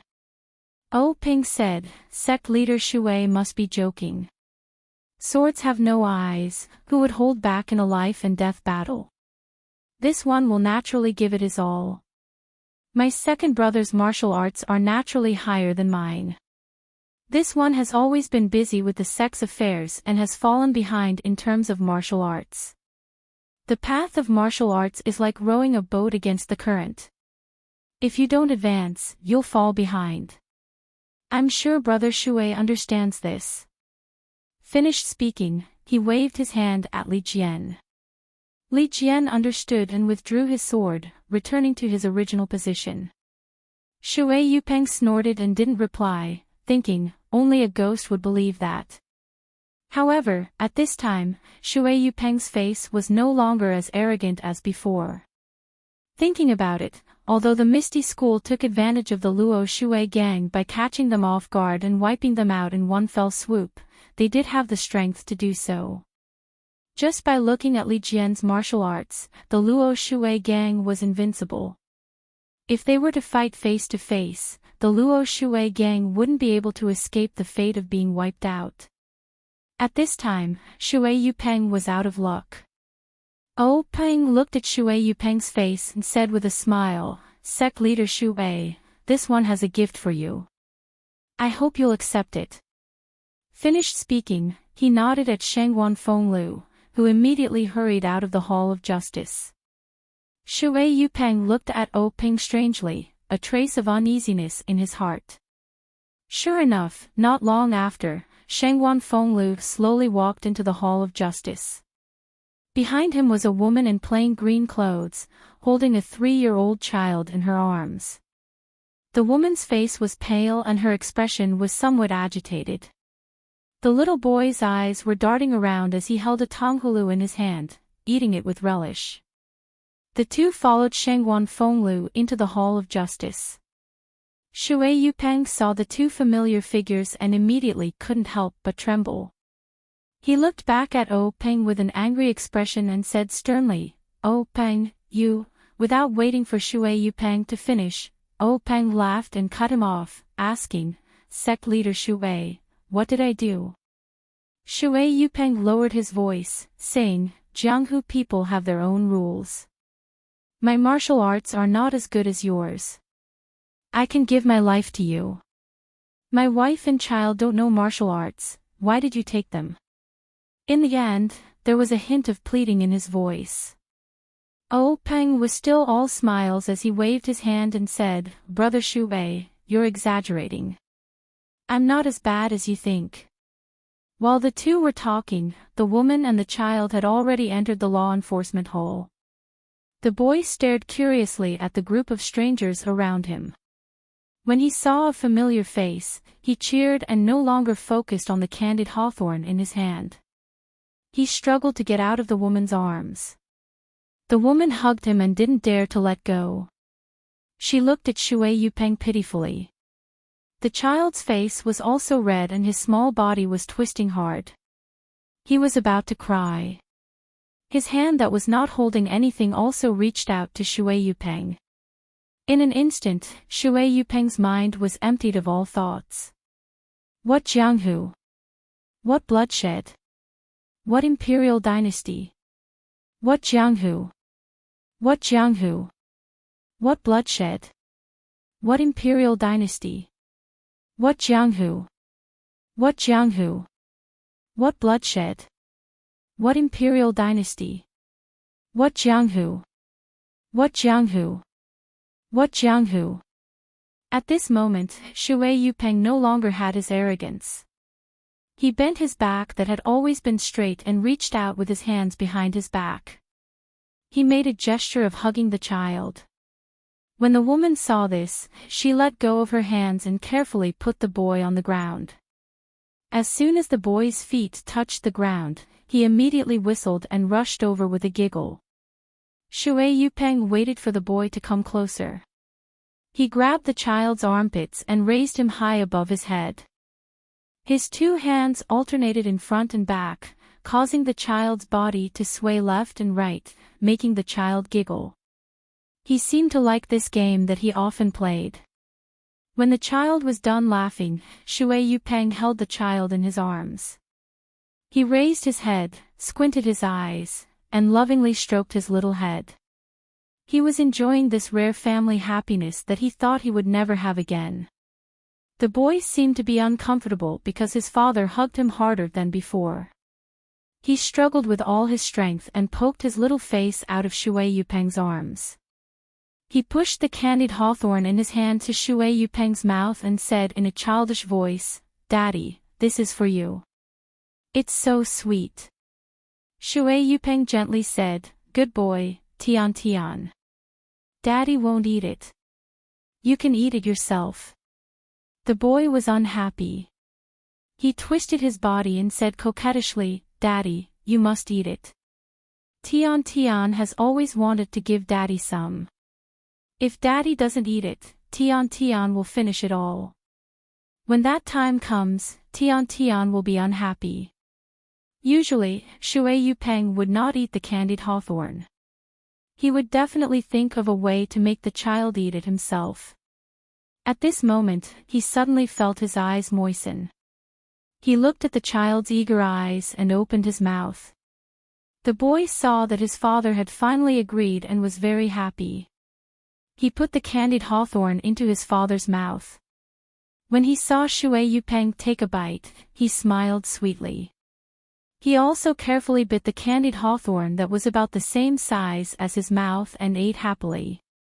As he ate, he muttered, "Big Sister Shui was right. She didn't lie to Tian Tian. I can really see Daddy here." Shui Yupeng was startled and asked, "Who is Big Sister Shui?" As Tian Tian ate, he looked up and said, "It's that pretty big sister with that thing on her face." Big Sister Shui picked up Tian Tian and Mother and said that she was looking for Daddy. She even gave Tian Tian this delicious thing. "I haven't seen Daddy for a few days." Tian Tian thought that Big Sister was lying. Shui Yupeng immediately understood the reason. Then, he carried Tian Tian over to the woman and said, "Good boy, Tian Tian. Come and play with Mother. Daddy still has things to do. I'll play with you later." Hearing this, Tian Tian stretched out his arms and hugged Shui Yupeng's neck.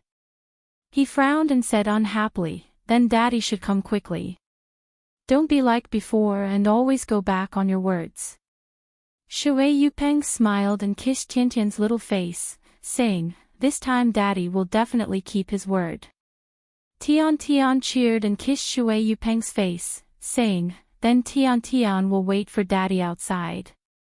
Then, he obediently let go of his arms and twisted his body to hug his mother. The woman hurriedly and carefully took Tian Tian into her arms. At this time, the woman's expression had returned to normal. Shui Yupeng looked at her and nodded deeply. Her eyes revealed a look of pleasant surprise. She did not say anything to Shui Yupeng and turned to leave the law enforcement hall. Tian Tian, who was in her arms, looked at Shui Yupeng with reluctance. When the two figures disappeared, Shui Yupeng turned around and said to O Peng, "Clan leader O." O Peng understood and said, "Clan leader Shui, don't worry. Your family of 14 is unharmed." Then, O Peng said to the people below, "Bring a chair for clan leader Shui." The people below placed the chair beside Shui Yupeng. O Peng said, "Clan leader Shui, please sit down and talk." Shui Yupeng looked at the chair and thought for a moment. Then, she took a deep breath and slowly exhaled. She then calmly sat down. Seeing this, O Peng smiled in satisfaction. He then said, "Since Brother Shui has sat down, then please listen to what this one has to say." From Brother Shui's point of view, the Luo Shui gang being taken down by my Misty School is the same as being taken down by the Dalan Temple. They are both the result of the gang being destroyed. Actually, Brother Shui, if you think about it carefully, you will find that there is a fundamental difference between the two. If the Luo Shui gang is taken down by the Dalan Temple or the Aksayan Rong sect, then it must be because Brother Shui's attack on the Axayan Rong sect has failed, or the Dalan Temple has come to take revenge on Brother Shui for destroying the Axayan Rong sect. However, looking at the strength of the Axayan Rong sect and the Luo Shui gang, it should be the latter. At that time, the Dalan Temple will take revenge and will not hold back. Not to mention Brother Shui's family, the brothers in the gang will also suffer heavy casualties. Moreover, the Dalan Temple has the power to control the waterways and will not leave the Luo Shui gang behind. Brother Shui's Luo Shui gang will definitely be destroyed. There is no other choice. Shui Yupeng smiled bitterly and said, I have overestimated myself. If it was really an egg striking a rock, this would probably be the result. Ping continued, but now the situation has changed.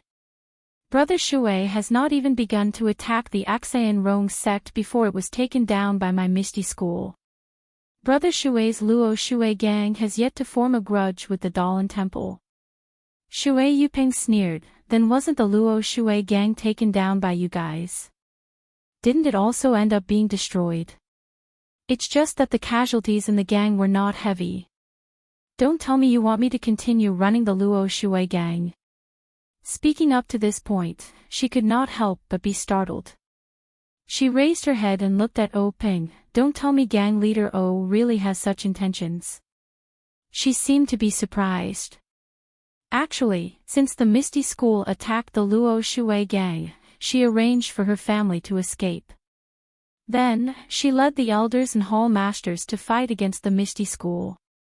As a result, the entire gang was wiped out and captured. Shui Yupeng was already disheartened. She thought that there was no way she could escape the destruction of the Luo Shui gang.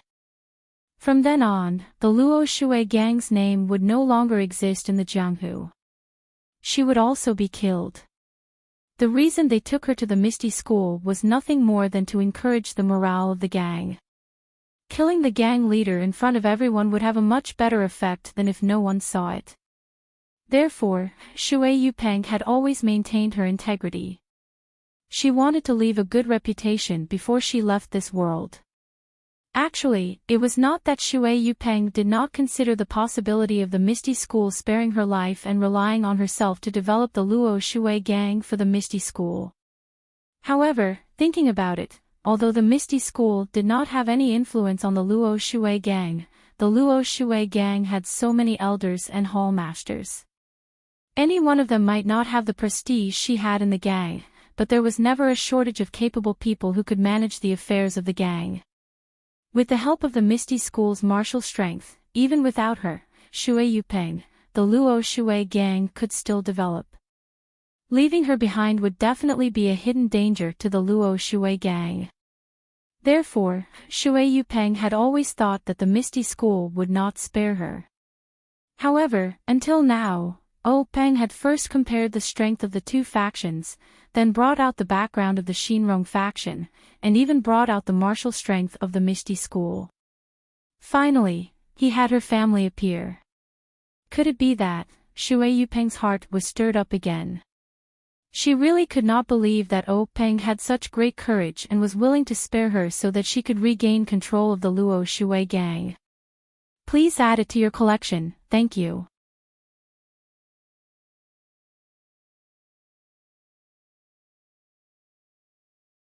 Chapter 88. When Peng heard Shui Yupeng's words, he smiled proudly and said, why not? With such a big step in front of him, how could Shui Yupeng not take it? He immediately knelt down and said, Shui Yupeng greets Chief O. Peng waited for him to kneel down before he stood up and helped Shui Yupeng up. He said loudly, Brother Shui is too polite. Since you've entered the Misty School, you're my brother. Please rise. When the rest of the people saw this, they all laughed and went up to congratulate him. Thus, Shui Yupeng once again greeted everyone one by one. After everyone returned the greeting, Peng asked the gang members to bring a few chairs over for everyone to sit down. Peng smiled and said to Shui Yupeng, Brother Shui, Are you curious as to why I let you take over Luo Shui and not let someone else replace you? Shui Yupeng cupped his hands and said, since Chief has made such an arrangement, there must be a reason for it. This subordinate will definitely listen to Chief's arrangements. However, this subordinate is indeed curious. From the elders to the hall masters, there are many people who can replace this subordinate. For Chief to use this subordinate is out of this subordinate's expectations. This subordinate is all ears, please help me clear up my doubts. When Openg heard Shui Yupeng call him subordinate, he smiled and said, Brother Shui, you don't have to call me subordinate. My Misty School doesn't have that many rules and I don't see Brother Shui as a subordinate. If you're willing, Brother Shui can call me brother. Shui Yupeng readily accepted and said with a smile, since Chief has said so, how can this brother not obey? Ping continued, although the battle between the Luo Shui gang and Misty School was intense, the disciples of Misty School were all elites and knew how to hold back. Although the Luo Shui gang was taken down, they didn't suffer heavy casualties. It could even be said that they didn't hurt their bones, but their morale was broken. What the Misty School needs to do now is to regain the morale of Luo Shui so that they can deal with the prying eyes of the other gangs. If it was someone else, not only would they have to reshuffle the cards, they would also have to face the doubts of the other gangs.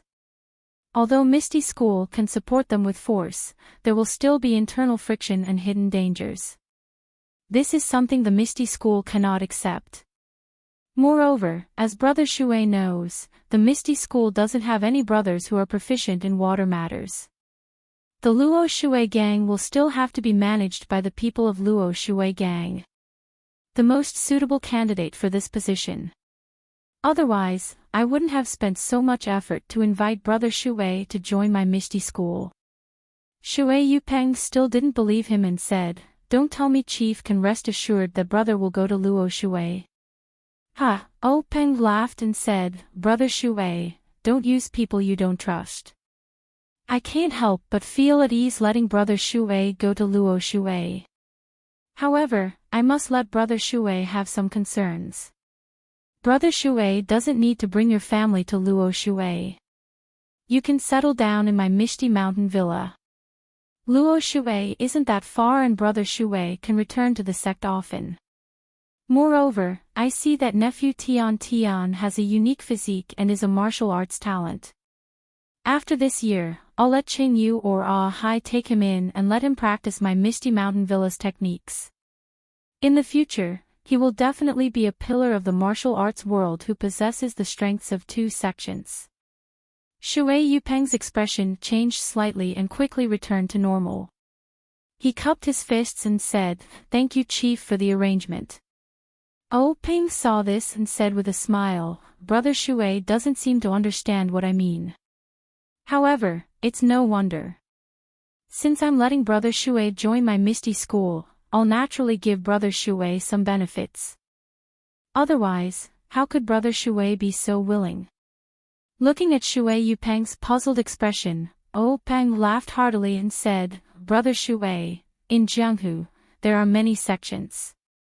Gangs also spring up like bamboo shoots after a spring rain. New gangs are formed and old gangs are destroyed. A new generation replaces the old in Jianghu.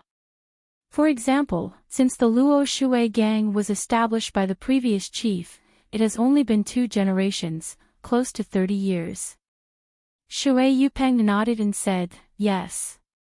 However, in the past 30 years, gangs like the Luo Shui gang are as numerous as carps crossing the river. There are countless of them. Ping continued, in Jianghu, sects rise one after another, each leading the way for hundreds of years. However, there are still some sects that remain standing. They are like the rocks in the river. No matter how the situation in Jianghu changes, they are the eternal protagonists. I'm sure Brother Shui knows about these sections. Shui Yupeng smiled and said, of course. Think about the Dalan Temple and the cult of incense. These super sects have been in Jianghu for hundreds of years. How can I not know? Ping nodded and continued, these super-large sects have their own fixed mountain ranges, occupying a radius of dozens of miles for their disciples to live and practice martial arts. The most important thing is that these super-large sects have their own martial arts heritage, and their disciples practice the martial arts of their own sections. These martial arts are mostly of the highest quality in Jianghu, so they can practice twice as fast with half the effort compared to ordinary martial arts. Moreover, these sects have their own methods of selecting disciples, so they can ensure that they can pick out suitable disciples from the masses of ordinary people, ensuring the prosperity of their sections. Shui Yupeng smiled bitterly and said, faction leader is right. For example, I've only heard of the Dalan Temple's Buddha's Palm and Grasping Flower Heart Sutra. I've never seen them before. The Luohan fist and Erlang fist that are popular in Jianghu are probably low-level martial arts that the Dalan Temple disdains to practice. The Dalan Temple's Nigong Heart Sutra is rarely taught to outsiders. The Luo Shui faction doesn't even have their own Nigong Heart Sutra. I've only managed to obtain a Nigong Heart Sutra that was left behind by others. Otherwise, I don't know where in Jianghu I'd be holding swords and using blood to exchange for life. Ping said, yes, Brother Shui's Sai is the voice of many people in Jianghu. It's easy to enter Jianghu, but difficult to practice martial arts. Without good luck and the heritage of a sect, it's extremely difficult to practice profound martial arts. Shui Yupeng was still puzzled.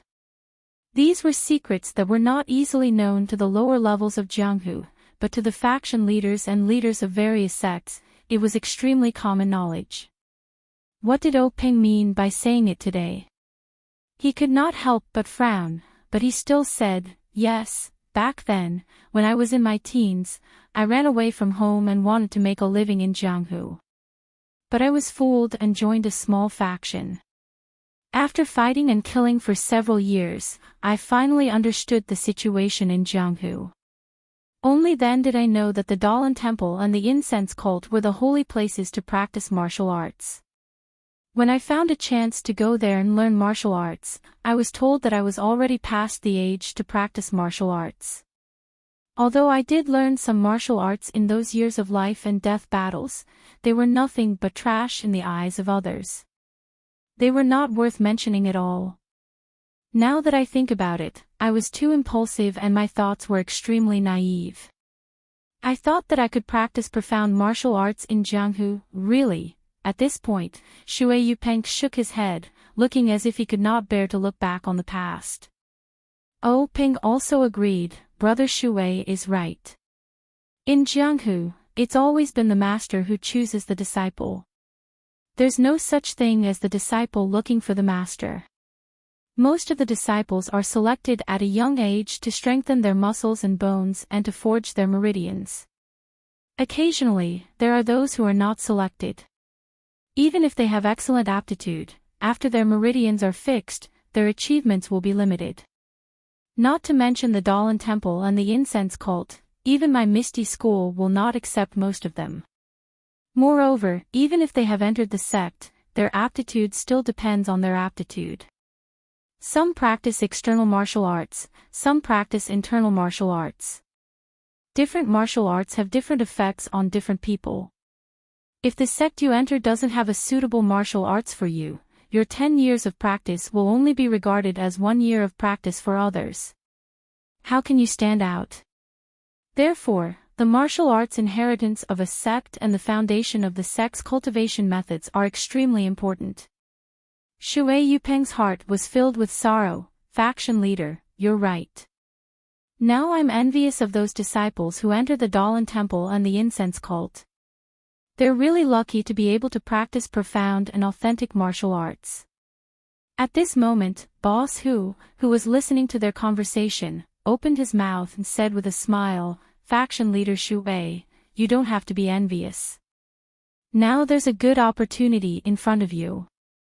Shui Yupeng was stunned and asked Boss Hu, Brother Hu, what do you mean? Ping said with a smile, Brother Shui, don't be anxious. When we talked about martial arts heritage, Brother Shui naturally thought of the famous sects that have been standing for hundreds of years. In fact, there are some sects that have martial arts heritage. Although they aren't super sects, they have survived the changes in Jianghu. Those that have been passed down for hundreds of years were just unlucky and couldn't become super sections. To be able to practice in such a sect is not much worse than the Dalan Temple. When Shui Yupeng heard this, his face froze and immediately became ecstatic. He stood up from his chair and said, "Faction leader, could it be that this misty school has been passed down for hundreds of years?" After he finished speaking, he looked at Peng's face in disbelief. Peng smiled and nodded proudly. Shui Yupeng let out a long sigh and said, "Compared to the Misty School, Luo Shui faction is just a newborn baby.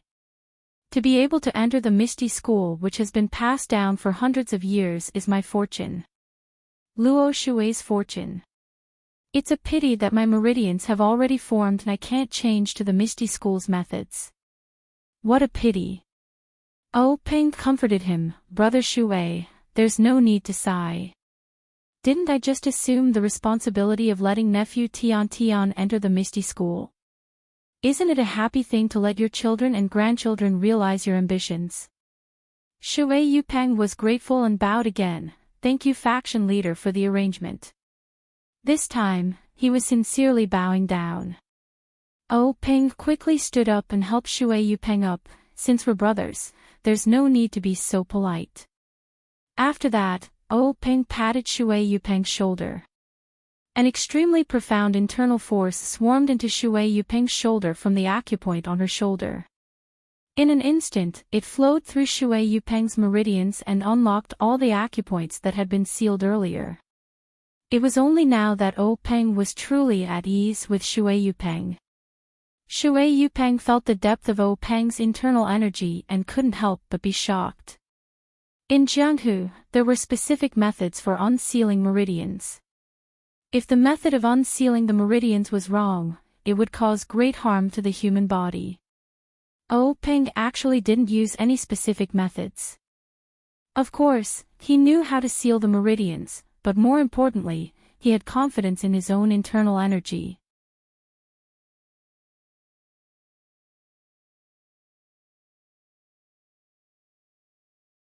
Chapter 89. When Peng used his profound internal energy to unseal all of Shui Yupeng's acupoints, Shui Yupeng realized that he was just a frog at the bottom of a well. The Luo Shui gang that he managed was not worth mentioning in front of these large sects with hundreds of years of history. At this time, Peng said, "Brother Shui, you don't have to regret it. My Misty School has countless ancient books for you to read. When you have time, you can go to the library and take a look. Although you can't practice internal energy cultivation methods, there are many martial arts you can refer to.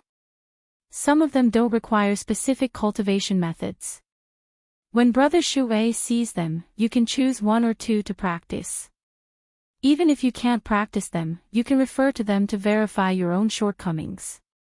Shui Yupeng bowed and thanked him, "Thank you for your help." Peng patted Shui Yupeng's shoulder and said with a smile, "We're already brothers. Brother Shui is too polite. Hurry up and take a bath. There are other brothers waiting for us in the assembly hall. They're all waiting for Brother Shui to join us." At this time, Lu Qingyang, Lu Laowu, who was sitting below, had been impatient for a long time. If it weren't for Peng's repeated warnings, he wouldn't have been able to sit still. When he heard this, he immediately jumped up and shouted, "Motherfucker, gang leader Shui, hurry up and take a bath. Now, my mouth is so thin that a bird is coming out." Shui Yupeng smiled apologetically and said, "I'll go right away. Brothers, you can go first." Then, Shui Yupeng followed old Fourth Shangwan to take a bath and change clothes. The others chatted and laughed as they returned to the assembly hall. The assembly hall was still filled with laughter, but everyone felt strange. Gang leader had been out for a long time, so why hadn't he come back yet? When would the celebration begin? Oh Yen and big sister Qin were also whispering to each other. From time to time, they would look at the entrance of the assembly hall. When Oh Peng and the others came back, Oh Yen was relieved. Looking at her brother's obviously more high-spirited expression, Oh Yen knew that her brother must have done something big. But, what was it? Oh Peng walked into the assembly hall and came to his seat. He didn't sit down, but turned around and said to everyone, "Brothers and sisters, I'm sure you've been waiting for a long time. I announce that the celebration feast will begin now. Let's all get drunk later." When everyone saw that the celebration banquet was held in the meeting room, they couldn't help but be pleasantly surprised. It seemed like the gang leader was really happy. They couldn't help but shout, "All right, thank you gang leader. We'll definitely get drunk in a while." Soon after, the gang members and servants brought up a sumptuous amount of wine and water. The celebration banquet began in a lively manner. Not long after, the dishes were placed on the table. At this time, everyone was quiet, waiting for their leader to propose the first toast. However, when they saw that Oh Peng was sitting there steadily and didn't immediately get up, everyone was very surprised. Some people even began to whisper. Suddenly, two people came in from outside the door of the meeting room. The one in front was very familiar to everyone. It was Shengguan Fenglu of the Six Ethereal Tigers. Following closely behind was a man in white. His face was tense, he looked a bit tired, but his eyes were filled with joy. He raised his head slightly, showing a completely different temperament. Although he didn't look the same as Oh Peng, the two looked surprisingly similar. Everyone couldn't help but compare this person with Oh Peng in their hearts. They felt that Oh Peng and this person were very similar, and it was difficult to tell who was better. But who was this person? When the man in white followed Shengguan Fenglu to stand in front of Oh Peng personally stood up and offered the seat next to him. Everyone's doubts grew. Who was this person? He actually had such an identity. Just as everyone was whispering, Oh Peng stood up and raised his wine cup, saying, "Brothers and sisters of the gang, the first toast of today's celebration banquet is a toast to everyone present. With everyone's hard work, the Misty School has become more prosperous with each passing day. With today's atmosphere, I hope that everyone will continue to work together in the future and make our family even better. Every day, there will be flourishing progress. Misty School is my home. Our development depends on everyone. Come, let me toast everyone." After he finished speaking, he was the first to drink the wine in his hand. When everyone heard this, they were all happy and said in unison, "Thank you, Misty School is my home. Our development depends on everyone. Cheers." After everyone finished drinking the wine in their cups, they sat down. Oh Peng raised his second cup, saying, "Before I propose the second toast, let me introduce everyone to a person. Perhaps no one has seen this person before, but I guarantee that once I say this, everyone will know."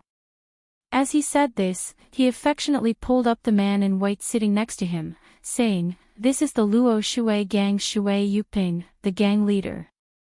The originally noisy meeting room instantly became silent.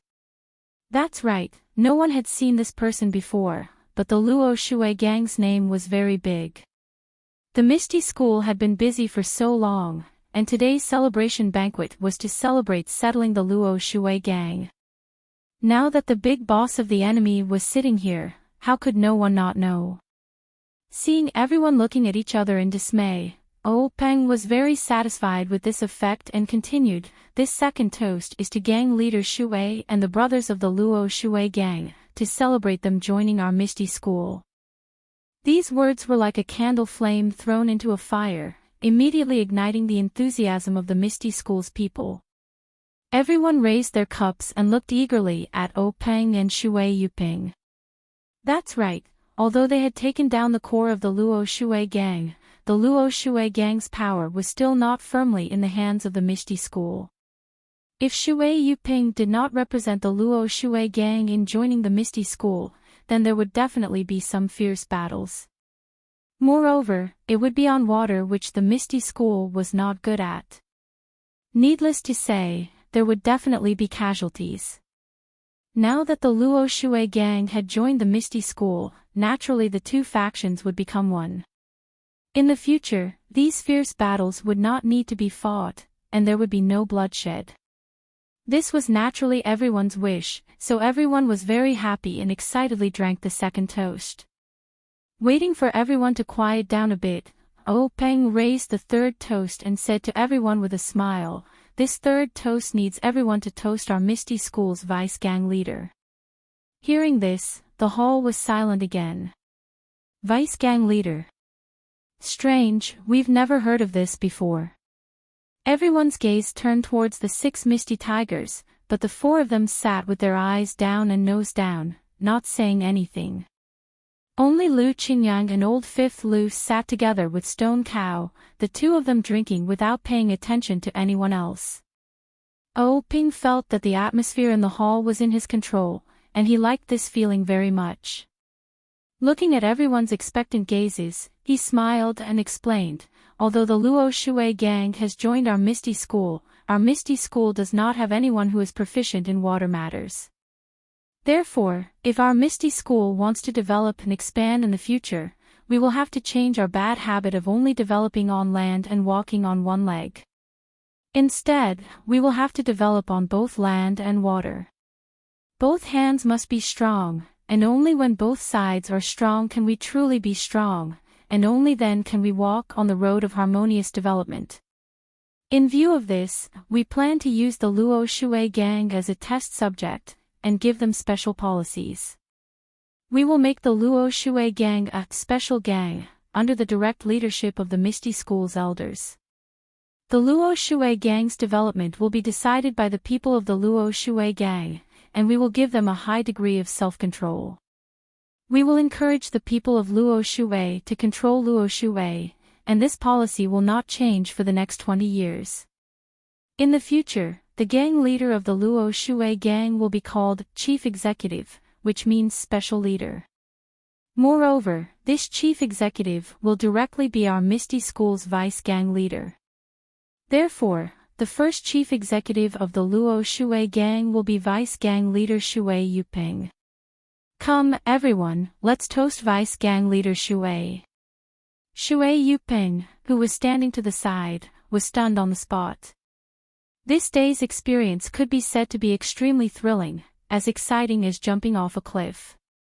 Just a moment ago, he was still in the upper echelons of the Luo Shui gang, but in an instant, he fell to the bottom of the valley, and became a captive of the Misty School.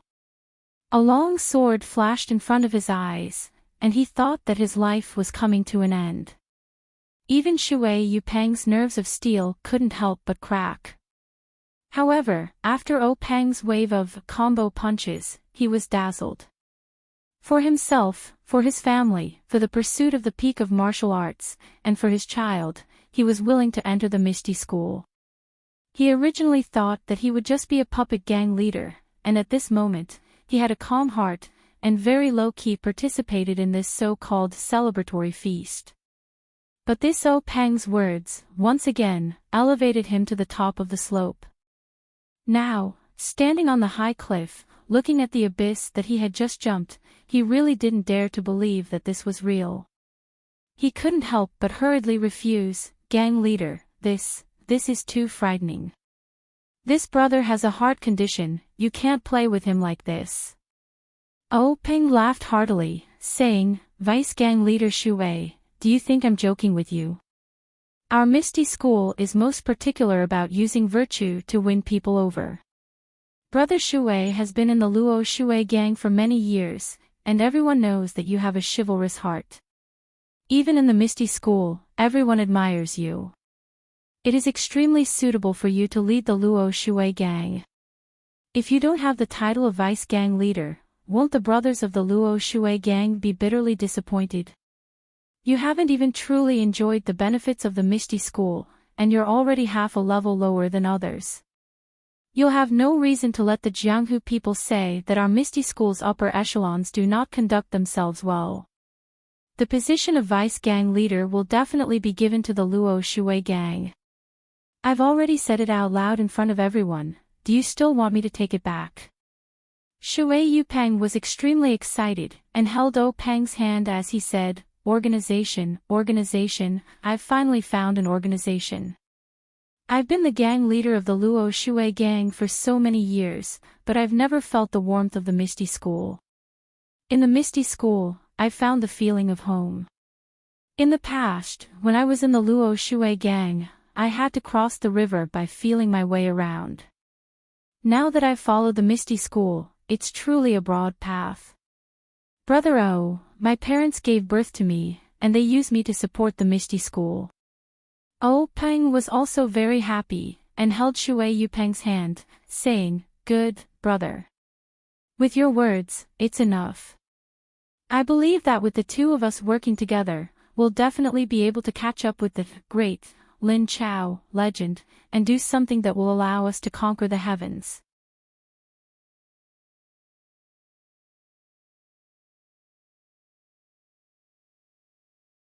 Chapter 90.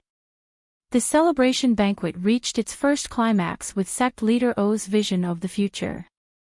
Everyone in the meeting hall was excited as if they had been injected with chicken blood. They raised their cups to each other, as if the entire Jianghu had become ethereal. Naturally, there were still sober people in the hall. For example, O Peng, who was surrounded by everyone, the 6 ethereal tigers who were competing with the other elders in drinking, and O Yen, who was laughing with the female disciples. There was no lack of intelligent people in Jianghu, but there was a lack of great people who could direct the thoughts and actions of fools. Perhaps they knew that some words could not be trusted, but looking at the bloody Jianghu, why couldn't they sing today and drink today? Outside the meeting hall, the twilight was like a song. A few days after the celebration banquet, Shui Yupeng rushed to Luo Shui to regain control of the Luo Shui gang. Under Shui Yupeng's repeated requests, O Peng reluctantly sent Shengwan Fenglu and a group of elites to accompany her and assist her in handling the affairs of the Luo Shui gang. The merger between the Misty School and the Luo Shui gang was indeed an inconspicuous small wave in the Jianghu where sects were fighting each other. It did not attract much attention, but in some places, there were different reactions. Wanjian Peak, Meeting Hall. Wan Qingjiu listened to the report with a gloomy face. He slapped the armrest of his chair and said, If the Misty School continues to develop, how will my Wanjian Peak deal with it? Everyone, do you have any good suggestions? If not, go to the grassroots and find a few representatives to come up with a proposal for us to discuss.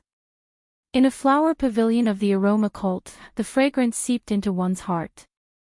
A pair of jade-like hands were holding a piece of fragmented paper. A pleasant voice rang out, Leader O, you are truly extraordinary. This servant's vision is not bad, but I don't know how far you can develop. I'm looking forward to it. In a secluded hut in the Dalan temple, under the candlelight, a withered hand was holding a small piece of paper. After reading it, 2 fingers pinched it, and the paper was set ablaze. The ashes of the burnt paper floated to the ground. A hoarse voice sounded, What a fool. Such a delicious bait was placed in front of me, and I didn't even get to eat it. Instead, it was taken away by someone else. You made me waste my energy. It seems that I still have to think of a way out. In this Misty School, a starving camel is still bigger than a horse. A mysterious place, a mysterious person, and a mysterious voice. This Jianghu sure is lively. Why hasn't the Misty School died out yet? However, O Peng didn't know about this. He and his Misty School were developing steadily. Zhang Xiaohua didn't know anything about the Jianghu. Even what happened in the Misty School wasn't something Zhang Xiaohua could know. He and his learning of fish techniques had reached a bottleneck. Saying it was a bottleneck was exaggerating Zhang Xiaohua's cultivation. However, after the 4 people from the Misty School roughly taught Zhang Xiaohua some basic fist techniques, a strange phenomenon occurred when they taught Zhang Xiaohua the Lu family fist, the Kai family fist, the Li family fist, the Mo family fist, the Wu family fist, and the Shui family fist based on their own knowledge. Zhang Xiaohua gradually forgot the fist techniques they taught her in the past, but after a night, she would always remember some of them, whether it was the 3rd or 4th style. It would always show that she had learned them. However, for the fist techniques that came after, no matter how much Zhang Xiaohua learned the day before, after a night, she would completely forget them the next day. Even if she continued to learn, after a day, it was still the same. He Tianshu was completely scratching his head. In He Tianshu's mind, Zhang Xiaohua could be considered a genius for being able to lift a 250-kilogram object with one arm without any training. Although this weight wasn't too shocking to the people of the Jianghu, just thinking about the effects of Zhang Xiaohua's training in martial arts was enough to move him. Although she was past her age and couldn't achieve great success in martial arts, she wouldn't be able to be as famous as the Stone Cow in the future. However, it was more than enough to change He Tianshu's current situation. But this Zhang Xiaohua's brain. There was really nothing much to say. This child didn't look stupid, so why couldn't she learn it? She couldn't even learn the most basic fist techniques, let alone the internal strength cultivation method that Zhang Xiaohua didn't even know existed. A few days ago, although Zhang Xiaohua couldn't remember all the fist techniques that he taught her, she could at least learn a little. He Tianshu thought that if he let Zhang Xiaohua learn, she might be enlightened. But now, He Tianshu was completely disheartened. Zhang Xiaohua, this rotten wood, was completely rotten and couldn't be carved. Therefore, He Tianshu said, Zhang Xiaohua, your cultivation has now reached a bottleneck. Breaking through this bottleneck depends on luck. For the time being, I won't teach you other fist techniques. You should practice the previous fist techniques first. When you break through the bottleneck, I'll teach you. He sent Zhang Xiaohua away and left Zhang Xiaohua to practice the horse stance while thinking about those incomplete fist techniques. However, this Zhang Xiaohua was also very diligent and hardworking. Every day, he would wake up when the sun rose and never return to the house until late at night. He would always practice martial arts at that place. No matter if it was wind or rain, he wouldn't move even if lightning struck him. This kind of tenacity made He Tianshu very moved, but when he thought about his brain, He Tianshu gave up on other ideas. He Tianshu wasn't the only one who was moved. One-armed elder Yu also came to watch Zhang Xiaohua practice almost every day. He knew his situation like the back of his hand and nodded his head every time. However, this nod was to affirm Zhang Xiaohua's hard work. It had nothing to do with talent at all. On this day, at night, the wind was clear and the stars were sparse. He Tianshu was in a very good mood.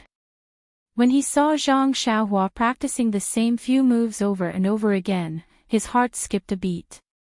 He called for a pause and said, Zhang Xiaohua, you've been practicing for so long and at least know some fist techniques.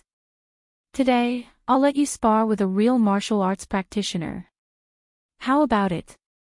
Zhang Xiaohua looked at He Tianshu and said, Captain He, do you think I can do it? He Tianshu smiled and said, why not? Martial arts experts also start from the basics. You don't have to be afraid. I'll ask little Air to go easy on you and let him spar with you.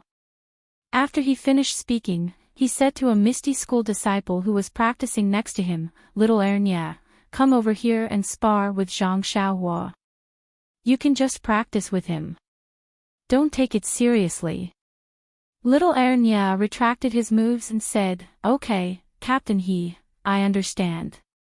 Then, he closed his legs and put his palms forward. Zhang Xiaohua took a look.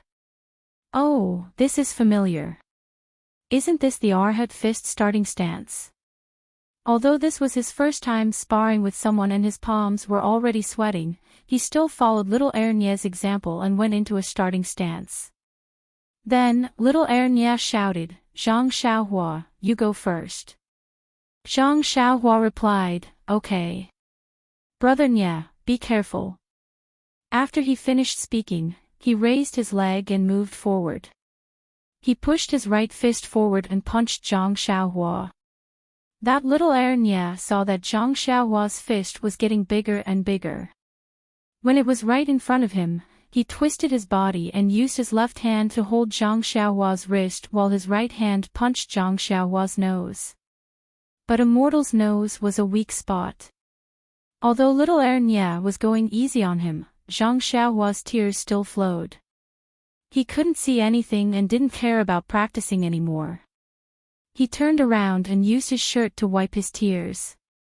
After Zhang Xiaohua finished wiping his tears, he looked at little Ernie and said with a determined expression, "Come, brother Nye, let's continue." After he finished speaking, the two went into a fighting stance again. This round of sparring was a copy of the first round, except that Zhang Xiaohua charged forward too quickly. Little Ernie couldn't hold back his fist in time. That first punch landed solidly on Zhang Xiaohua's nose. Immediately, Zhang Xiaohua's nose bled. Zhang Xiaohua immediately jumped out of the circle. As he wiped the blood from his nose, he shouted, "I'm not fighting anymore, I'm not fighting anymore. You're cheating. Why didn't you follow the routine?" Everyone was stunned. If it wasn't for the time they spent with Zhang Xiaohua and trained their nerves, this sentence was enough to make them short-circuit. Poor Zhang Xiaohua. He thought they were going to follow the routine. Everyone sighed, self-taught talent really can't do. It's better to be a full-time student with a master and a formal education. After Zhang Xiaohua finished cleaning up, Tianshu told him the meaning of the sparring. Zhang Xiaohua finally understood. What he said was true. If it was just a competition of routines, everyone could just use their own fish techniques. Where would the blood come from and the life be used as a bet?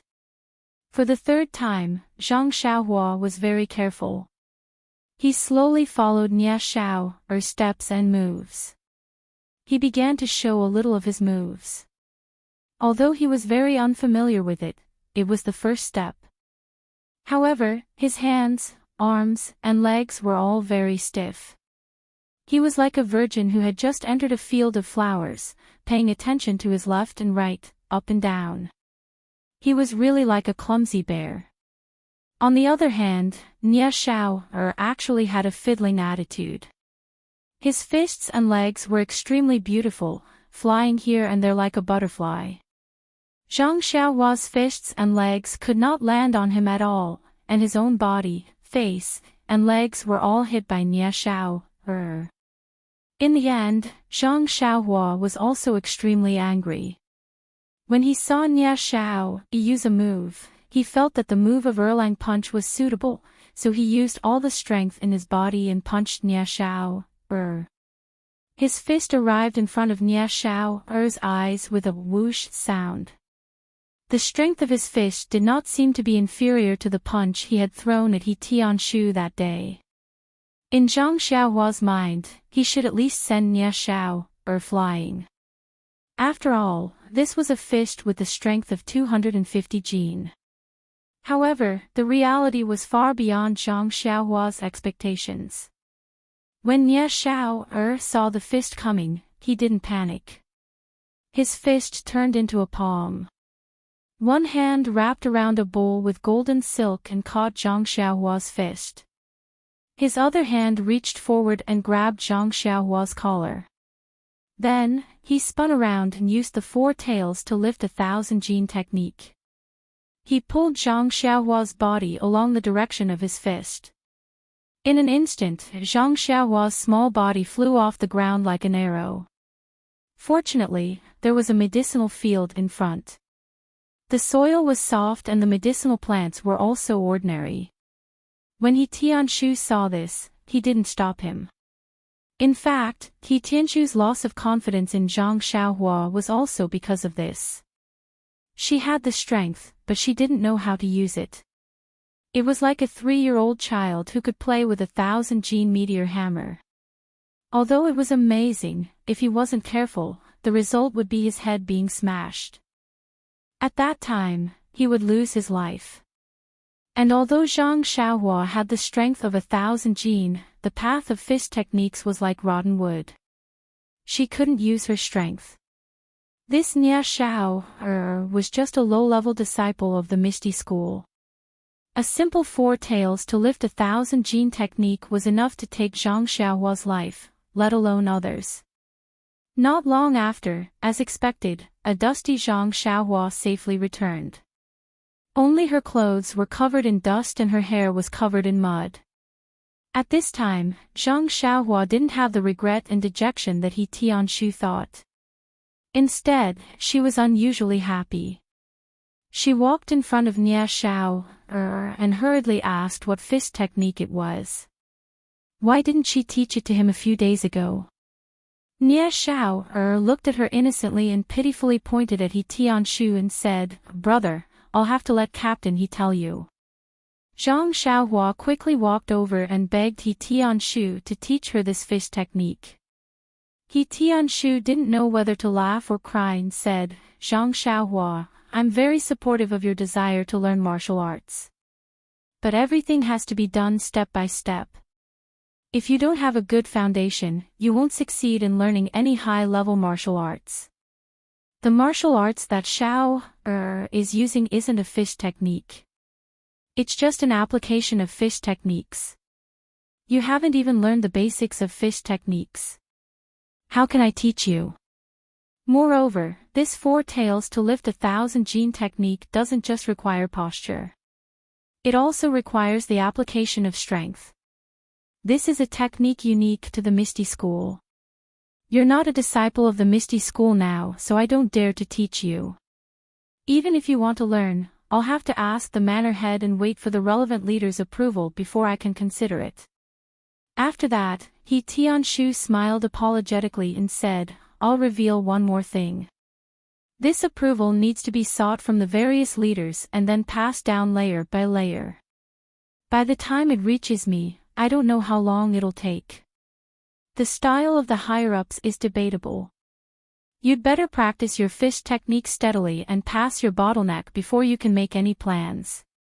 Zhang Xiaohua was rejected by He Tianshu and was slightly sad. But he also knew that he had only gained the manor head's favor.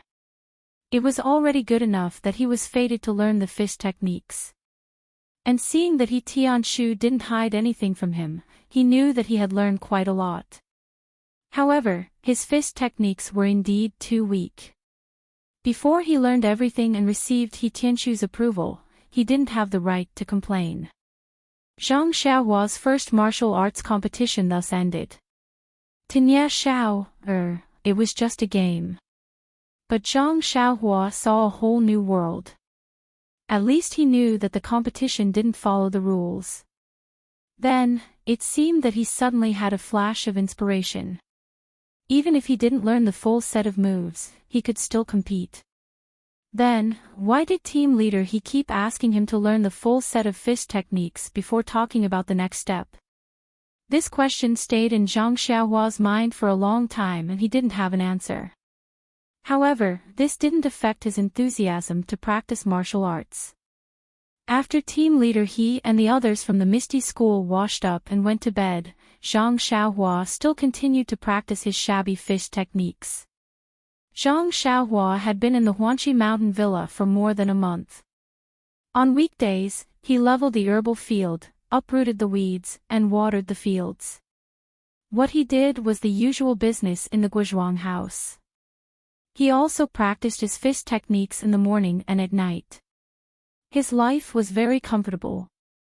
Moreover, the meals were delicious and there was a constant supply of meat. In Zhang Xiaohua's eyes, this was the life of an immortal. He had long put aside his homesickness and even almost forgot that he had a biological second brother in the nearby Pingyang city. The manservants in the Huanchi mountain villa had a few days off every month. They could go out or rest in their own rooms. Naturally, it was very relaxing to rest in the villa. The steward didn't care much about it. If they went out, it would be very troublesome. Not only did they have to report to the steward for approval, they also had to go to the designated place in the villa to file a record and issue a waste token. They would only be allowed to go out after they agreed on a time to return to the villa. On this day, after Zhang Xiaohua finished practicing her fist techniques, she walked into the small house with a frown. However, she found that Ma Jing was actually using a copper basin to wash his feet. Zhang Xiaohua was shocked. She quickly turned her head and thought strangely, the sun still rises from the east as usual. I don't know that this sloppy Ma Jing is actually washing his feet today. As she thought, she quickly walked forward and touched Ma Jing's forehead with concern. Then, she touched her own forehead and said in puzzlement, "Brother Ma, you don't have a fever." Ma Jing said angrily, "Of course I'm not sick. Why would I have a fever? It's such a good day. I can go out and breathe in the fresh air. Why would I be sick?" Zhang Xiaohua didn't understand and asked, "Brother Ma, what do you mean? The air in this villa is very fresh every day. It's just that it's different from our house." Ma Jing pursed his lips and said, "You country bumpkin. What do you know? No matter how fresh the air in the villa is, it's not as fragrant as the pollen in Zuixiang house." Zhang Xiaohua suddenly understood. Although she had never been to those places, she couldn't help but hear Ma Jing talk about the wonders of those places every day. Naturally, she knew what kind of place it was.